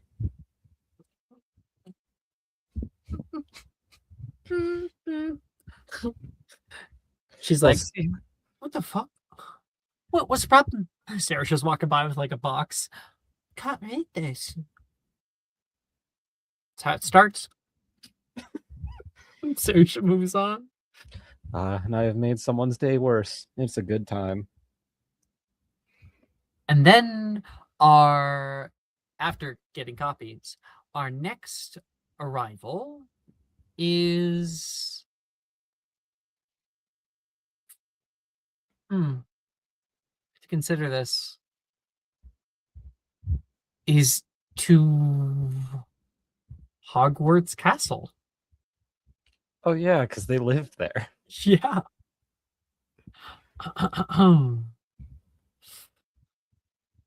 So I guess you saw the castle before, like you first arrived there again, at least one time, a few years back. Wow, Maxwell just has knowledge of the future.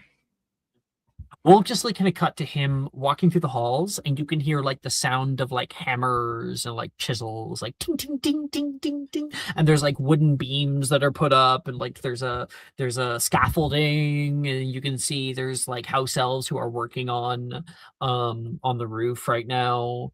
And Professor Flitwick says, as he's walking you through, it's wonderful to have you back. I'm sure that Miss Milne would be very happy to see you. Oh, it would be lovely to see her again, Professor Flitwick. And I must say, the additions to the castle are looking nice. Yes. Well, we have to keep it. We have to keep it all in tip-top shape. It is a historical landmark, after all. Yes, it's such a shame that its halls aren't open anymore. Imagine what you could do back here if students were to return one day. One can hope. They're just up the stairs there. I assume you at least remember. Third floor on the back is Mr. Milne's office. Thank you, Professor Flitwick. And I do hope to see you again one day. Maybe even back in these hallowed halls. Yes, we should go by Madame Puttyfoot's, get some biscuits.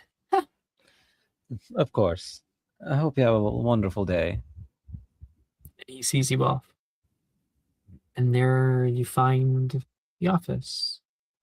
Knock, knock, knock, knock. I'm assuming you knock. Yes. You can hear voices inside. You overhear a conversation, but it's kind of innocuous. Knock, knock, knock. The door opens a moment after. Hello? Garrett looks down at you, confused. Mr. Milne, I'm Maxwell Skeeter. I went to school with Sadie back in first year, and we're in the IMS program together. Pleasure. Well, we don't normally get visitors out here. Is it Billy? No. What did you say your name was?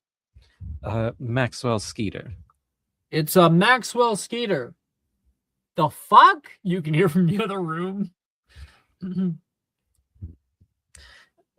Yes, Sadie, it's me. Though I didn't know Miss Blythe came around here. Must want to get into some wonderful conversations. Well, every now and again, you can hear her coming around the bend from like a different room in that office, and she has like a few. I think she's like carrying like a pot of tea. It's good to see you. Come on in. It's good to see you as well. Should I? Yeah. She says to her dad. A-okay. He's gonna grab his stuff. I'm heading out.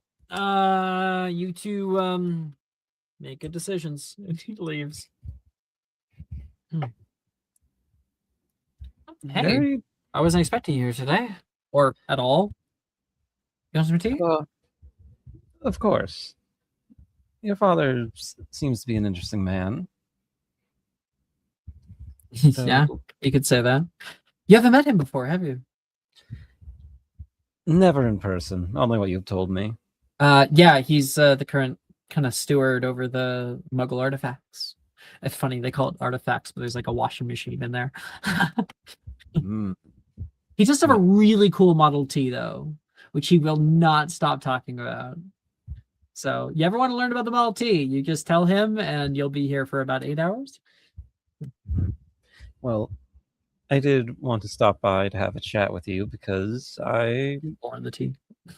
will admit it's been quite a well, we talk at the IMS program, but I want to change the music as well. 2 seconds, huh? Let's get some music change. Da, da, da, da, da.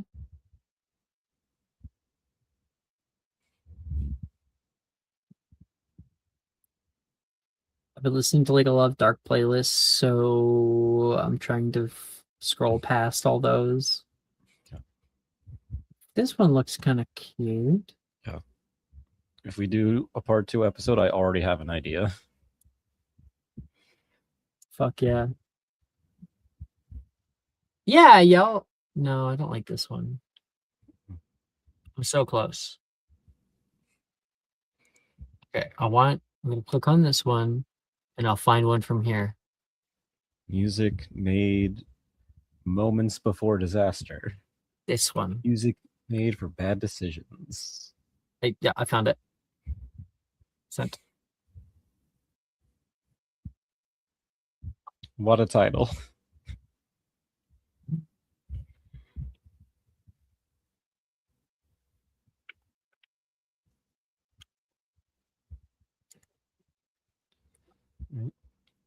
Yes, we do run into each other in the IMS program quite often, but we never really get time to just sit and chat about, well, anything else other than schoolwork.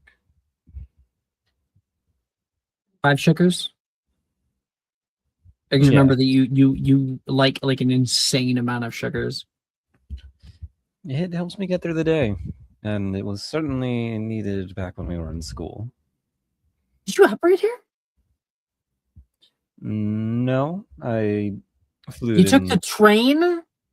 I flew into the Three Broomsticks and then walked. Oh, okay, Yes, a little better. It's quite a shame Hogwarts isn't connected to the Food Network like normal. You didn't get attacked by an eagle again this time. Thankfully, I did not. Use it too. Thank you. It takes a few sips of it. So, to with a pleasure.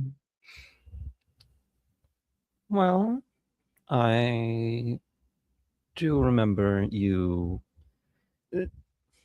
talking about some things back when we were in school. I know how much you talked about your father and his many interests and particular skills when it came to teaching. It's only and gotten worse.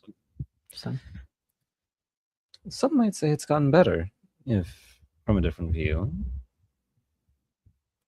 I'd imagine he has many ideas on schooling, teaching, potential programs.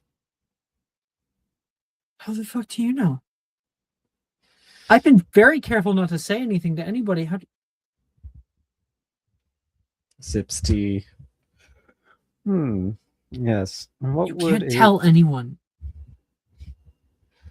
Oh, so you don't want me to write an article about it? No, please, Maxwell. I I know this might be asking a lot from you, she says. But my dad, let's just say that his position here, it's not as strong as you might think. If that information did get out somehow, it could come back on him. I know that probably is a pretty big story for you, and I'm sorry that if you're here, if I'm going to tell you anything, it would have to be off the record. I hope that's okay. I almost, I'm begging, actually. Please. For me. Sadie, I didn't come here to use that information against you. That's a terrible assumption. I was Not surprised. against me, it's just you might not understand that if you run that headline, it could be really bad. Yeah, I understand. It didn't have all the details, more of a summary of what it was, but So you do know. 3 years, students from around the world, including former Yep. students Okay, of wow. You Hogwarts. actually fucking, oh my god. I'll admit, it's very ambitious. I wouldn't expect it, especially from someone who, by all accounts, shouldn't care too much about the education of wizards. Though I am impressed. Why not? I don't know. It just seemed like since you can't. He cares a lot about education, and I'm a witch. Of course he cares about that. It's my life. I guess I just wouldn't think that someone would attempt to do it for more people than who they care about. Though maybe that's what makes him such a good man. Though perhaps in exchange for my silence, you request me to be the first official reporter to write about this. Would be a nice feather in my cap. It's not like I have a terrible amount of pull, but I can. Maybe I can try. Come now, you must think I'm going to qualify for the programs, and who better to write about it than a potential student? Well, it seems like you can get that all on your own, probably. Oh, it never hurts to have a little insurance. So you said you didn't come here for that? Well, only a little bit. I wanted to meet the man behind the program. He seems kind. Oh, you came here from my dad. Okay. Sadie, I didn't just come here for your father. I came here to help you with something that maybe you never really thought to seek help me? for. No offense, but I don't remember asking for your help. You didn't have to. I took it upon myself to do that. I'm not sure I understand. Maxwell, it's really nice of you. I'm doing fine in my classes, mostly. I'm a little rough when it comes to transfigurations, but I'm handling it. Oh, please trust me, I know. I refuse to do Incendio. I'm terrible at it. This year's curriculum is like Incendio. Yes, I understand. Not Yeah. fit. Incendio. I can perform Glacius just fine. What can I do for you? Or what can you do for me? What is this? You see, I do remember quite a few of our conversations back when we were at the castle. And I must say, it's looking remarkably better than it did when we last left. But you never talked about your mother all that much.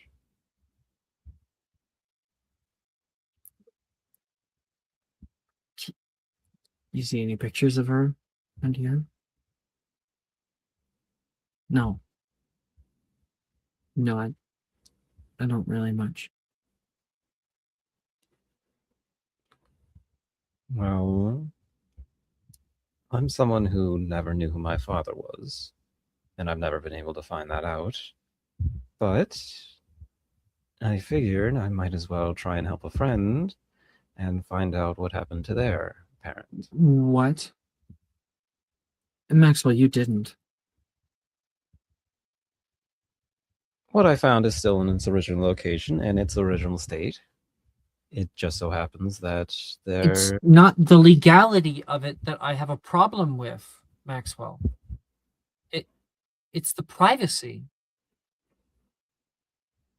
Don't you think you deserve to know about your mother? Is that when you pull it out?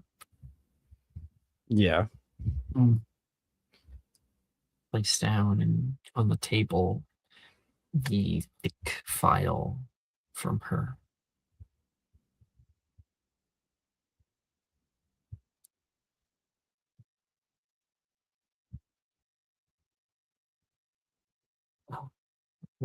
What?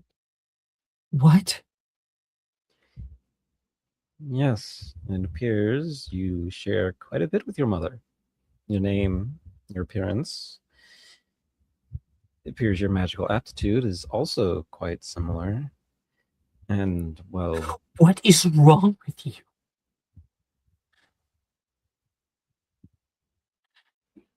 what do you mean? This is an answer to a question you've probably been asking for years. It's not a question.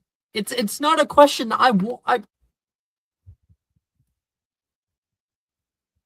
then I assume you know everything already, don't you?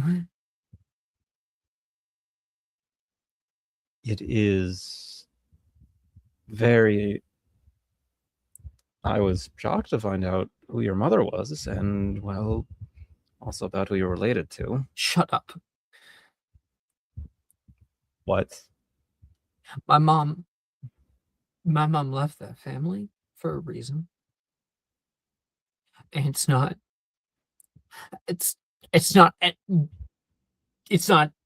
the ministry's business. Is certainly not your business. I can't believe you've done this. This. I want you to leave. She's shaking. What? Sadie, this is all so you can get closure. You can finally know the answers you've been. Maxwell, I've had closure. Okay? As much as anyone's gonna get in any lifetime. Remember when she left? Now remember how much killed my dad. Me. Just take it. I don't need a reminder. She turns away from you, holding her cell phone. I was just trying to help. I'll grab the file.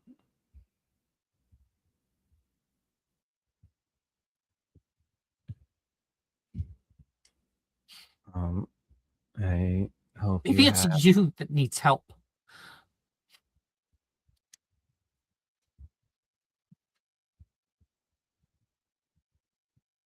That one stings a bit.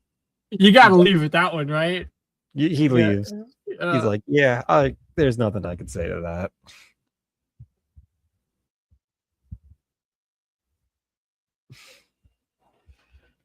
Here's what you find out.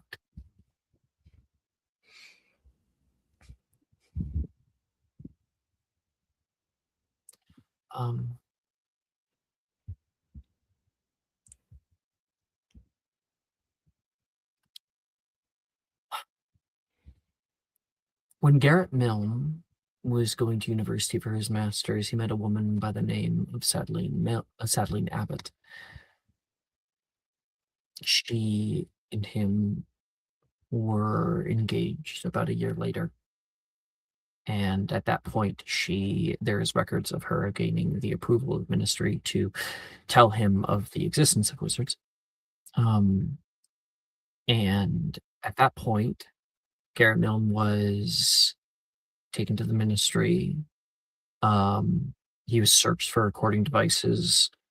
He's stripped naked, given a new set of clothes, and they placed a taboo upon him. He was expressly warned about speaking a word of it to anyone in the Wizarding World. And that's why he's still monitored in his file, is because he's a muggle. All the ones that know the existence are monitored daily. When the ministry was controlled by the coup from Voldemort, that insurrection that captured the hearts of wizards everywhere around, the rules changed, and specifically others deemed not of their kind were investigated, including their family. And in that investigation, it essentially lists, is literally like information from the Snatchers about how they found out where she lived, but and like he lived, but that they had a daughter, but that they had Fidelius'd the area, so they couldn't get in. And so they were just monitoring while they were outside of it. And there are plans on questioning her and bringing her in for questioning. And there is no record of her having been taken, as they didn't actually keep those records. However, there is a report from Garrett, and she was... Oh, there is one thing from the Snatchers, and that is a report that she was found after curfew. It says that Garrett begged her not to go out till late, in order to check on her father, and he begged her to stay. And when she refused, Garrett gave her a cell phone, and that cell phone was found by him on a cobblestone street in the middle of London, and the screen was cracked. And that's all they ever found of her, or any evidence as to where she had been. There is one more little bit of information here that they probably both don't know. I had it a second ago. Yes. She was reported, or rather, they were working with her father in order to lure her out of the house. Her father is now dead. He died of natural causes a little while ago. But that's one detail that they probably don't have. Her pureblood father. Right. So you learn that. Maxwell's such a good friend, everyone. He's Such a best. great friend. You're so fucking normal.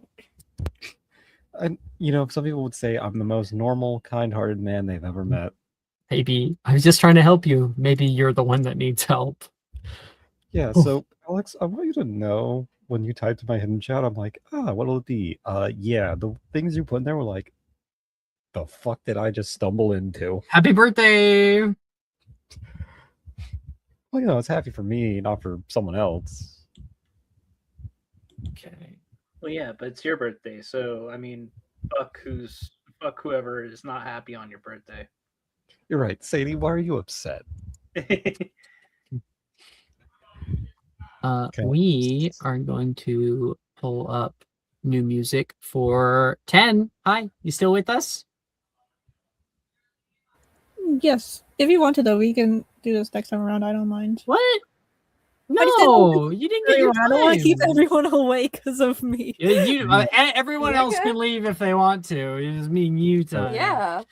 10 You is my pay for birthday. this session, hon. Yeah. I did my It's my birthday, and I say you get a turn. Yo.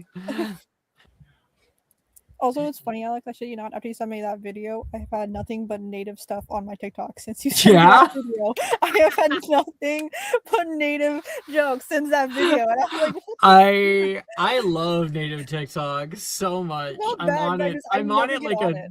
like a low percentage of the time. The stuff shows up, and I'm so into it. Okay, there. I sent new music.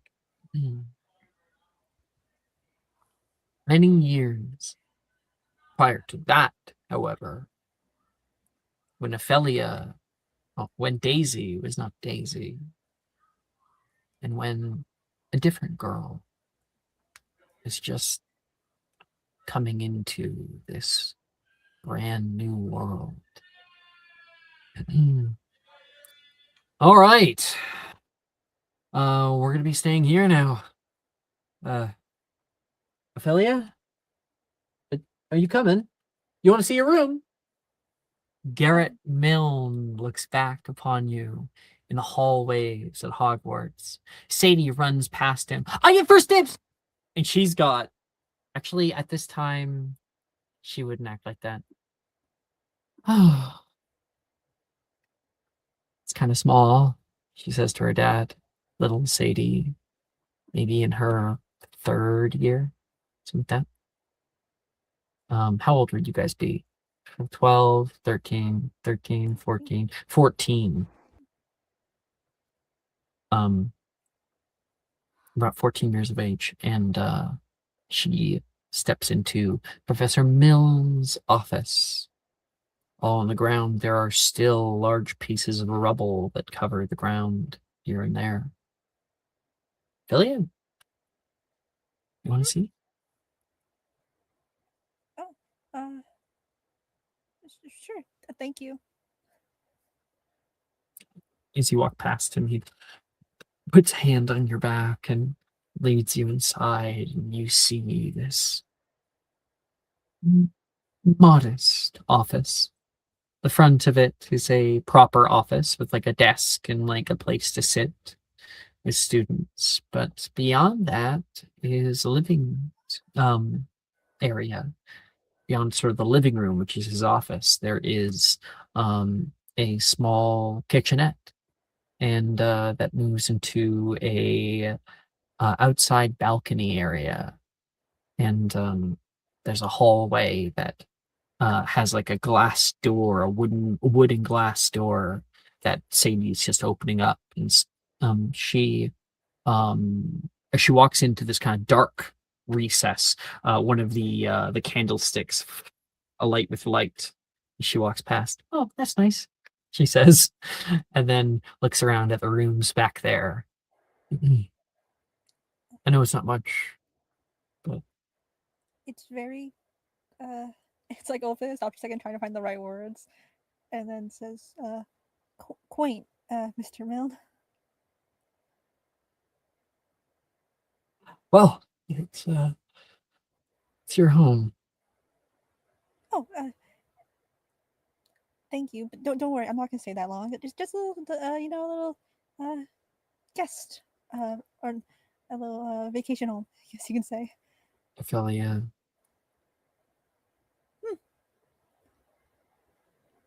He stops. Don't worry, I I've won't take said up this much. to you so many times. Here's the thing, like out of character. As a narrator, for Ophelia, it's already been a year. Milne wants to say, no, honey,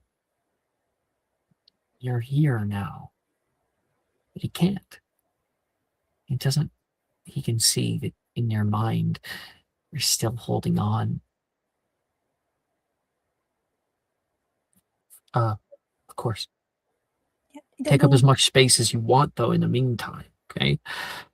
Oh, that's very kind, but don't worry, you won't even notice I'm here. I'll have everything still ready and packed, and I'll let Sadie pick whichever, room she wants first. She's gonna have it longer than me, of course. You guys might actually be sharing a room. I don't know if we got 2 or 3 back there. Oh, can you make sure she doesn't pick the master bedroom, please? That is definitely mine. Oh, I'll try.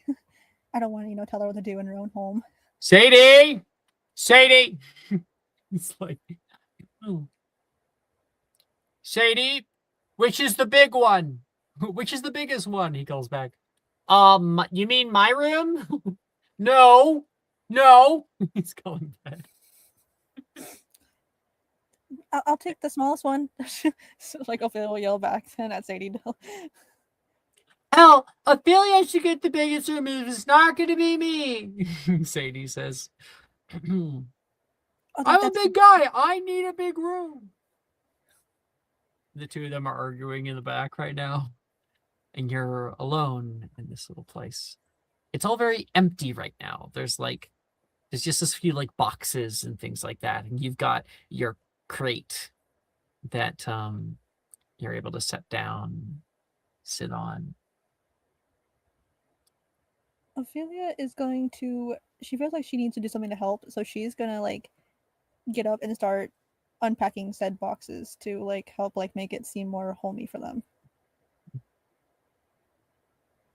As you go to unpack a box, you take off the lid, and you see a picture of Garrett, Sadie, and her mom. Your hand begins to have a tremor. That cracking feeling under your feet. It was there then too. That weird sensation. And just take that out really quick and put it to the side and just start bringing out other things. This will go here. I think that goes there. You move out like a lot of the stuff from the boxes, and eventually Garrett comes back out. He like takes his time. He's probably like checked out the bathroom or like maybe went to the bathroom. All right. Yeah. If you've seen your room yet, it's the right one. There are separate rooms.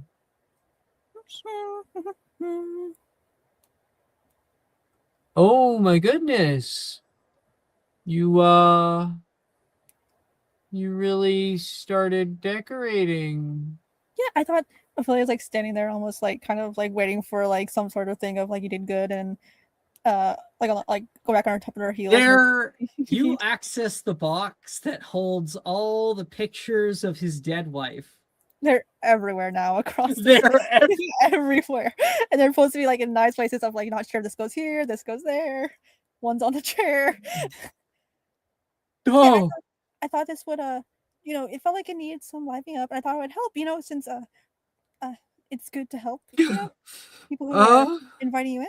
It's great. Ophelia, it's so kind of you. I might, I might want to move some of these. Oh, is it bad? Did you know that there's a greenhouse here? Like they have places for flowers. Oh, I was hoping to get a few for the room. You could grab some. Okay, I can grab. Yeah, I can grab some. I feel like if she'll like turn back and be like, "I didn't do anything wrong, right?" What? No. I'll rearrange a bit, but thank you. I wanted them out of the box. Okay, I'll get the. Do you want a specific color? Surprise me. Okay. She'll like some skip out. Says to himself. You can't hear that. That's just for the audience. But he's like, I have to get these down before Shady comes out of her room. I'm making Sadie's are terrible extras. Oh, terrible. And yeah, he's just like, put him down. Poor guy. And down in the greenhouse area, you walk around. Some of the greenhouses look like they're still being constructed. I remember running through here. The lightning overhead. The spells like cannons. The blue light drifting over you. And the glass glittering everywhere. Excuse me. Yep. Are you new here? Huh? Behind Sorry. you, somebody's walking down the path. He's holding under his arm a set of street snaps that immediately start going, "Are you new here? Are you new here? Are you new here?" Just... Sorry. No, it's all good. Yeah, I am a guest of Mr. Milne for the time being. Oh, but wonderful to meet you. Neville Longbottom. Nice to meet you too. I shall give like a little like curtsy bow. Right. He goes to shake your hand. What do you do that's weird? She does the curtsy bow instead. So your hand is held out and you go curtsy. Yeah. I am just picking out flowers for him. He asked me to pick some out for his. I didn't think we were getting any students. Any students? That's all good. I don't mind them. I don't know if I'm a student just yet. Or any kind. My parents are supposed to come pick me up soon. So I am just waiting until they do. Oh, so just for the day then? Maybe tomorrow or month from now. It's been a year, but I just think they're busy. They're very busy people. So they'll come back. Haven't seen him since the war, huh? Yeah. But they'll be back. They'll come back for me. They have to. I'm their kid. I send them letters a lot. I think they get. You said you're looking for flowers? Oh yes. Any kind, I guess. Well, luckily, I already started on one of you. So come on. And okay. He goes to place. Like the screech snaps away, so they're not annoying him. And it wouldn't have been this. It actually would have been this because you have to pinch their throats. But he puts them away. We're in here. This one. says. You almost follow him into the wrong one. Oh, okay. And then he opens up the door easily. They don't even lock them. And inside is a world of beauty. So many different colors all around you. Species from all over. Daffodils, cornelias, carnations, asphodel. And there are odd ones too. There's a corpse flower. It's in like a big glass bin to not have the smell come anywhere. And there's lavender and daisies. Stop at the daisies. Yeah. So I'm kind of cultivating a bunch of them because they want to start doing like landscaping on a new promenade, and they needed some flowers to transpose there. Most of these are perennials, so they'll grow back next year. It kind of makes landscaping a little bit easier. I'm talking too much. I'm sorry. It was, if there's one you're looking for, I can point it out to you. But daisies. Yeah, You I have a into friend. daisies? I have a friend who likes to call me that. I guess I'm just thinking of her. Well then, he says, and he's going to take a little pop, and he will whisk his wand, and like there is soil that pulls up with it, and he will spare a few. A daisy for a daisy, he says, and like hands it down to you, toward you. I think he's like on one knee, and he hands it down toward you. Ophelia will like kind of cautiously put her hands out to grab it, where if she grabs it, something's gonna happen bad. And so she looks up and like maybe you do. Maybe like you're so gentle with it that it does fall through your hands and shatters on the ground. Oh, I'm so sorry. I'm so sorry. Let me. no, it's okay. Oh no, it's. And it's he I messed will up. whisk with. Oh yeah, do you want to do something? Magic? She's gonna try to just. I feel like she's gonna, in her panic, she's just gonna try grabbing it all together and not even caring what's cutting her hands. Cutting her hand. Well, daisies don't have thorns. I was thinking it was in a pot. It's not a pot. The pot shattered, right? Yeah, it is. But it's when a clay pot shatters, they're not sharp. Oh, okay. I didn't know if that was. Yeah. It's not a ceramic pot. Oh, okay. I think that they use very traditional clay pots. Clay is a porous. So there's like a whole thing in gardening about that. But I was thinking of that then. I guess she's gonna try to. Yeah, but any magic you want to use? Defodio, Orchideus, Reparo. Do I even have those? I feel like okay, I do have like Augmenti, and I think she's gonna use Augmenti in a state of like she's just so panicking, she doesn't know what to do. And so she thinks, water the plant on the ground. In a sense of like water cleans stuff up, right? So therefore, Augmenti works. At least a whisk of his wand twice. A Reparo and Defodio are used in tandem to form it back together. Little less gentle this time. No, I can't. I already messed up once. I can't do it. It's bad to mess up another time. Once is bad enough. Second time's not good. Once you mess up, you know what you did wrong. How are you supposed to do anything right if you're never going to fail? I'm not going to get in trouble if I fail again, though, right? Trouble? Do I look like a professor?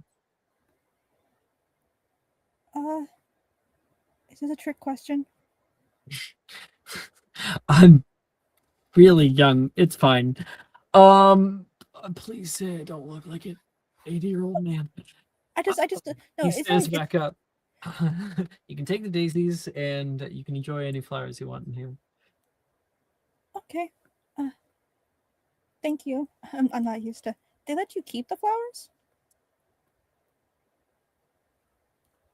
I don't like the flower dad around here. Oh. I'm always just, whenever flowers grow around my house, we always got rid of them so quickly. I'm not used to them being alive for What? this. That's ridiculous. Flowers are beautiful. Okay, there's a vine. There's a few of them that do actually grow inside the grout, and they can cause structural collapse, but those are normally vines, not flowering vines. The flowering vines are, well, they put so much energy into actually creating the flower bud that they don't really have those kinds of like strong root systems. Instead, they often use techniques where they will climb up other vines. But maybe that's what you saw. They were probably pulling down the vines that had flower vines on them, even though the vines specifically that they were removing weren't the flowered ones. I'm talking too much. Oh no, it's okay.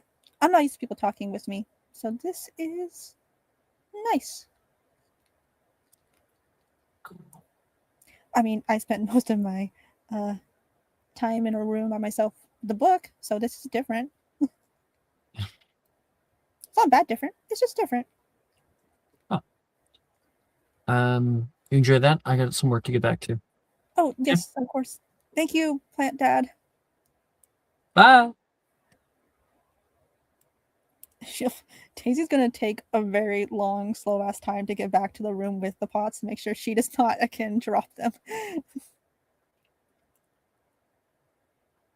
You get back. And you can hear, as you get close to the door, you hear crying.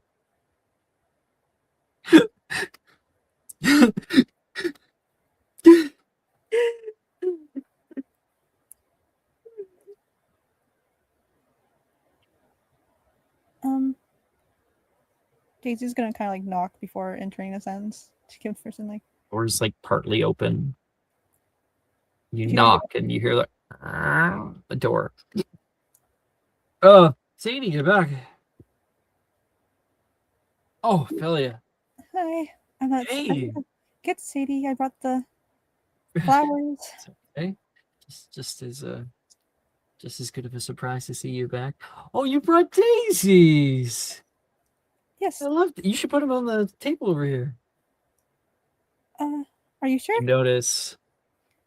Yeah, because all the pictures. He's decorated to try to like overcome or like. No, I don't think he hasn't even got to decorating. You notice like all the pictures are down. You put up. I messed up, didn't I? He's feels like I'm like about to like cry, honestly.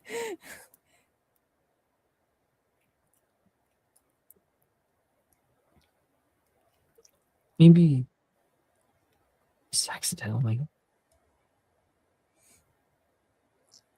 I'm sorry. I didn't know how to react. No, this is my fault. Here I'll go to my room. Don't worry. You Hey, don't have to say no. anything. Ophelia, please. He takes you by the hand. Let me at least tell you why.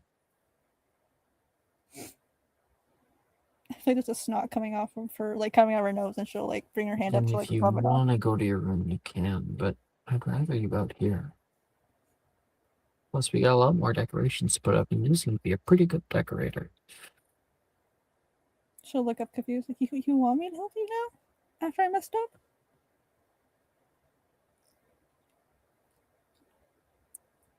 I don't. After it happened, my wife. Well, after a year, we decided,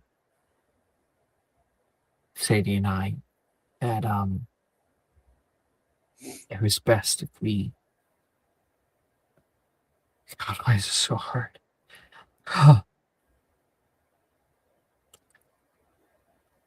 It's just best that we put that aside for a bit. It's just easier to. You can't say it. You can't say move on, even now. But you hear it in your mind. You know what he's saying. It's just easier. And they carry a lot of tough memories. I want You have to understand, I have to be there for both of you, especially for Sadie. I can't be that man if I see her everywhere I am. Not to say I don't. I can take some on some of the work so you can relax. I know how to do some things, like I know how to clean and to sew. Actually, I was thinking that you might put up this picture. He says, and he picks up from the side of the table under like a piece of paper. You'll need a frame though. I hear that they have pretty good framers here in the school, and you can see a picture of you and Garrett and Sadie together. You wanna put this one up? For as What? long as you're here. But I'm in it. You don't put up this one. That's kind of the reason. Really? If you don't want it up. Oh no. This is your home. You decide what goes up. I'm just, I'm in it. It's That's your me. home too. But whenever you feel like that's true, even if it's a second home, it's yours. Ours. Don't worry, Ours. don't worry, silly. I'll visit all the time when my parents come and get me. I might need to have a chaperone every time I come and visit, but I will, and I'll make sure to bring you the best of the cooked goods my mom gives me. Garrett thinks about if you did come back, if your parents did show up, he might punch them in the face. Just imagine, like, hello, we're here to pick up our daughter, and he's like, no, fucking bastard, fuck, just like, yeah. It needs to happen in a different timeline. It does. Yeah, he has a flash of that, and then the life we didn't live, and then back to it.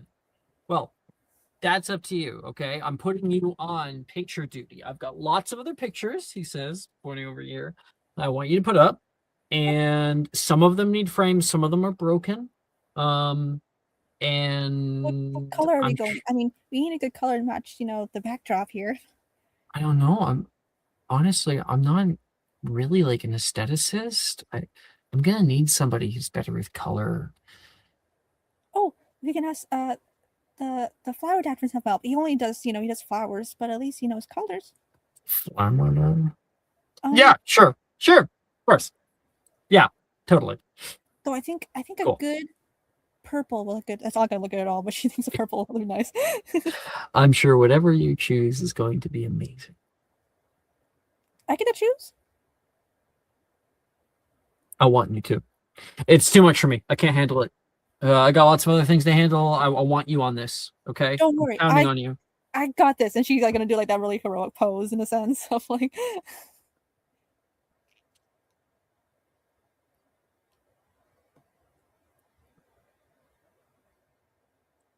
No matter what, you're a member of our family too. Okay. Okay. So is it okay if I still call you Mr. Milne? I mean, my father is my father, right? So.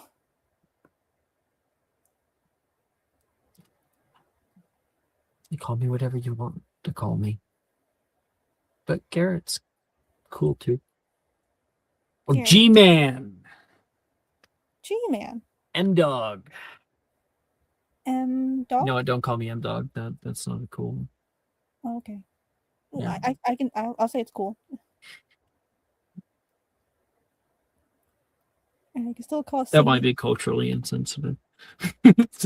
So. Is there anything else I can unpack though, too? To help? Yes. I had something moved into your room, so you can do that at your leisure. He like watches as you walk into the back. Like And now our camera stays on him, but when you walk into your room, you find a big new chest, way bigger than your other one. she's gonna do like a yippee type of thing and start You can opening. hear that, and he's like a big smile crosses his face.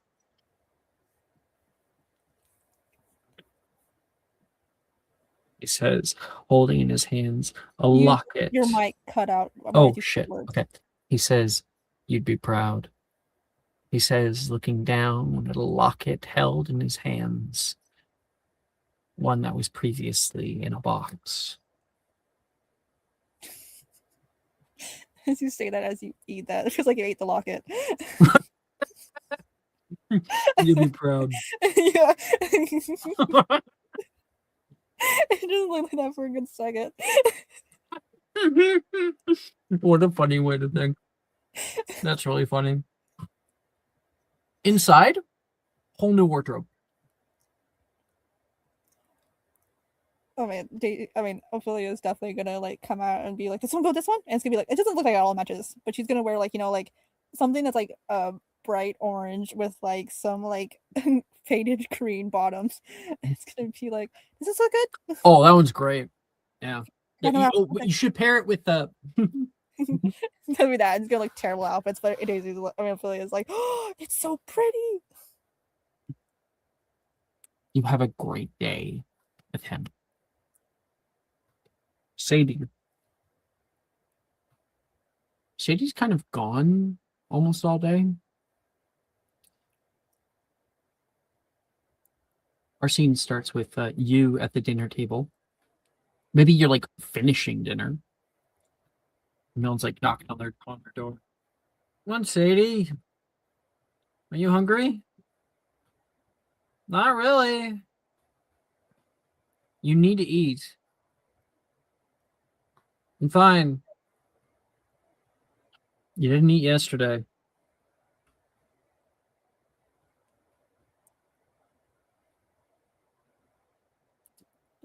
We'll talk later. Food will be in the ice box then. There's no response. He comes back, sees you at the dinner table. At your bed? She gonna join us? I don't think she's feeling well. There's something I can do to help to fix it. I can make like probably chicken noodle soup. Oh no. We have to get you ready for bed, little missy. Okay. 1 second. And she's gonna like kind of like I feel like on the dinner on the where are you going? Keep going. She is going to I feel like impromptu she's just gonna like put together a little plate for Sadie and go over to the door and knock on it. Oh my gosh, Dad, leave me the fuck alone. No, she wouldn't say fuck at this age. Oh my gosh, Dad, leave me alone. Room service. You hear a thud. Thud, thud. The door opens like a little bit. He really sent you. Oh no. I did not send her. Yeah, he didn't send me. Her I face thought is red. Her eyes are red.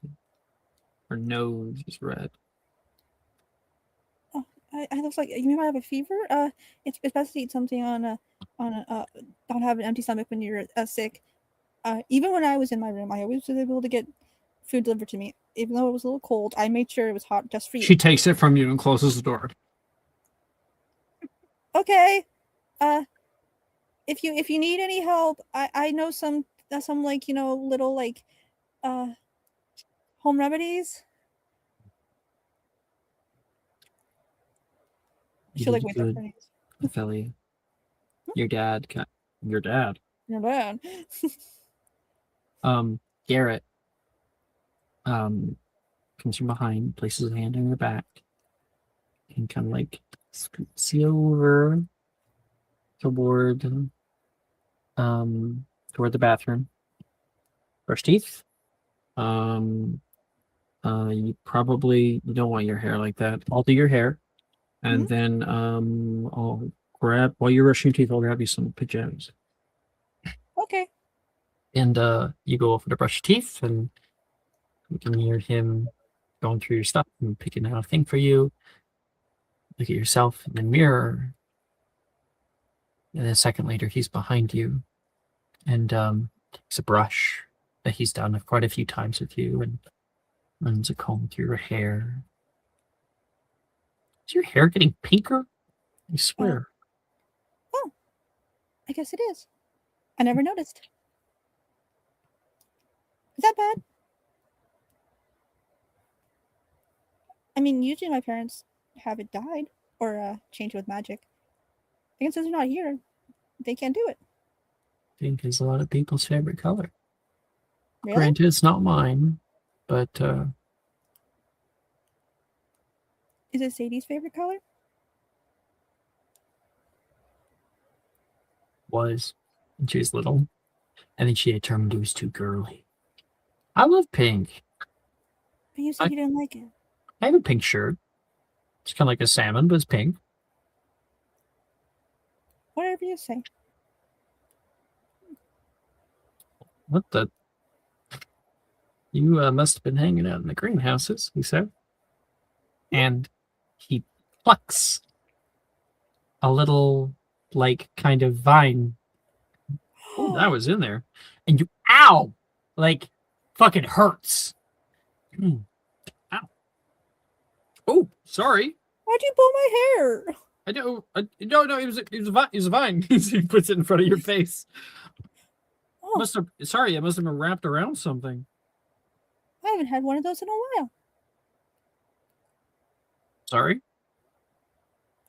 Uh, usually sometimes some things just sprout.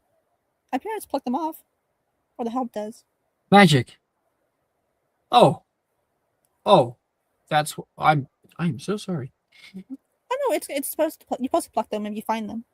We should get a different brush if those are going to be in here. Maybe I could like weave them or something. They grow. Oh no, we must pluck them. I don't want my parents to see me with them. They look like it really hurt. Honey.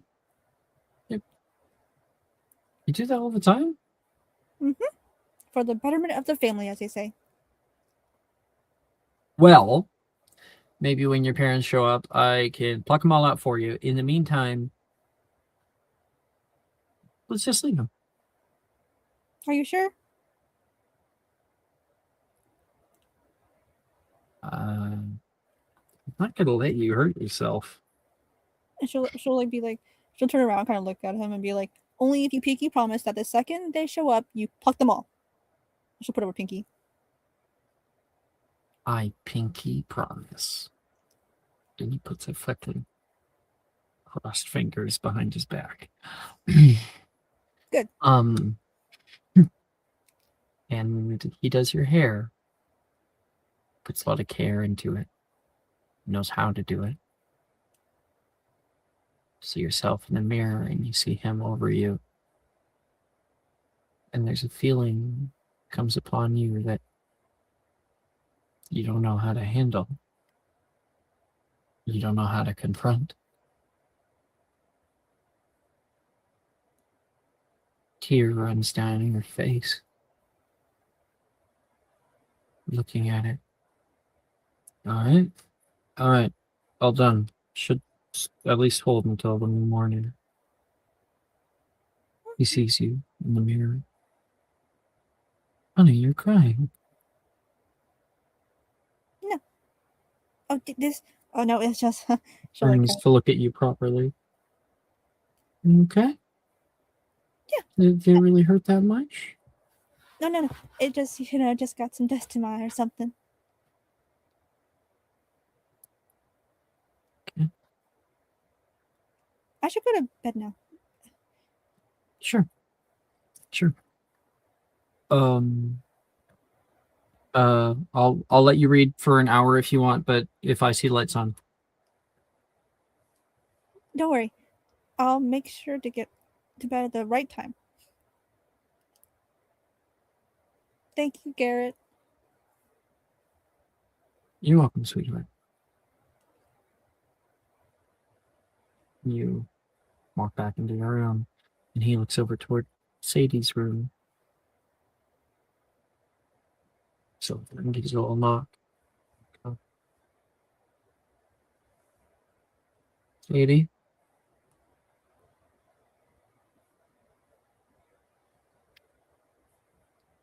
Sorry about earlier. I was just putting it away.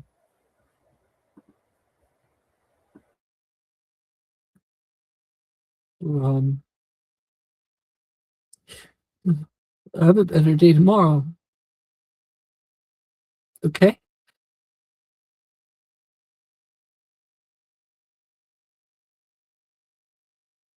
I love you.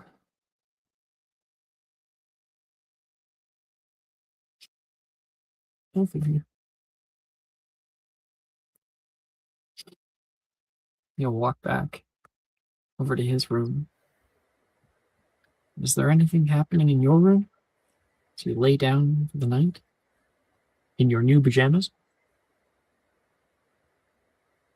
I feel like Ophelia needs to do something to fix this, even though it's not really a problem. She just needs to do something. In the sense of she wants to make sure they feel nice in their home, since she still feels like I'm a guest still. I thought it'd be a cute idea is that she would find a piece of paper and fold it up and write on there really quickly, get well soon / I'm sorry.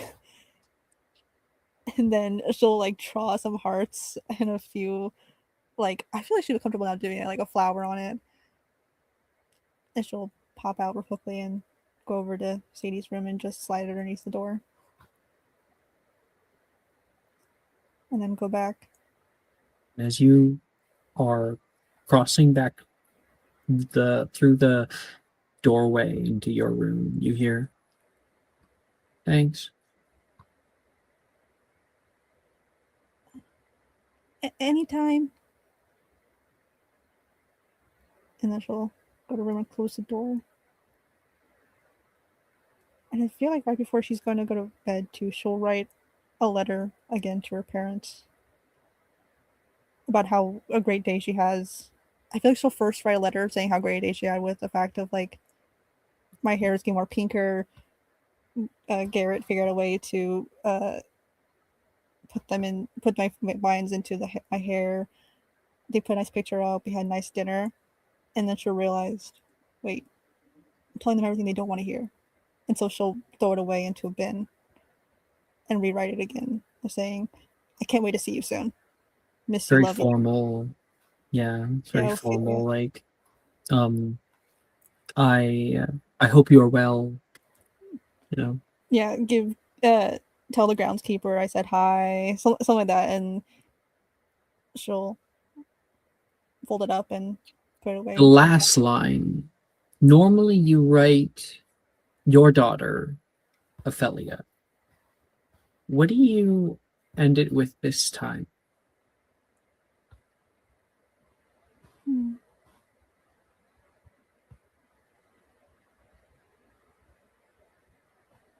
I don't think she'll put Ophelia. I think she'll just put your daughter.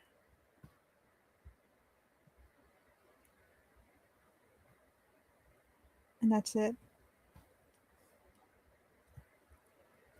And we find Daisy leaving that Professor Bruce's office.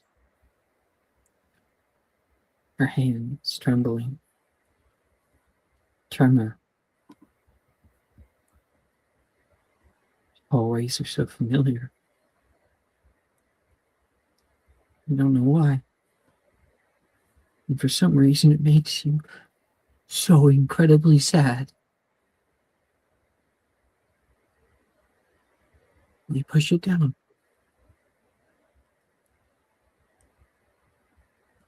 Push it down. You know what? Maybe there's somebody else who can say hi to. Fife is only a short walk away. And that is where we're going to end tonight's episode of Magic Mysterium.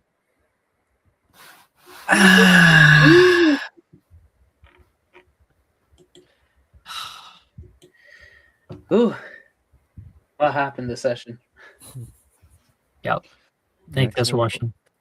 Thank you, Blaine. Happy birthday, Ian. Happy birthday, Ian. Birthday to you, birthday to you, birthday to you.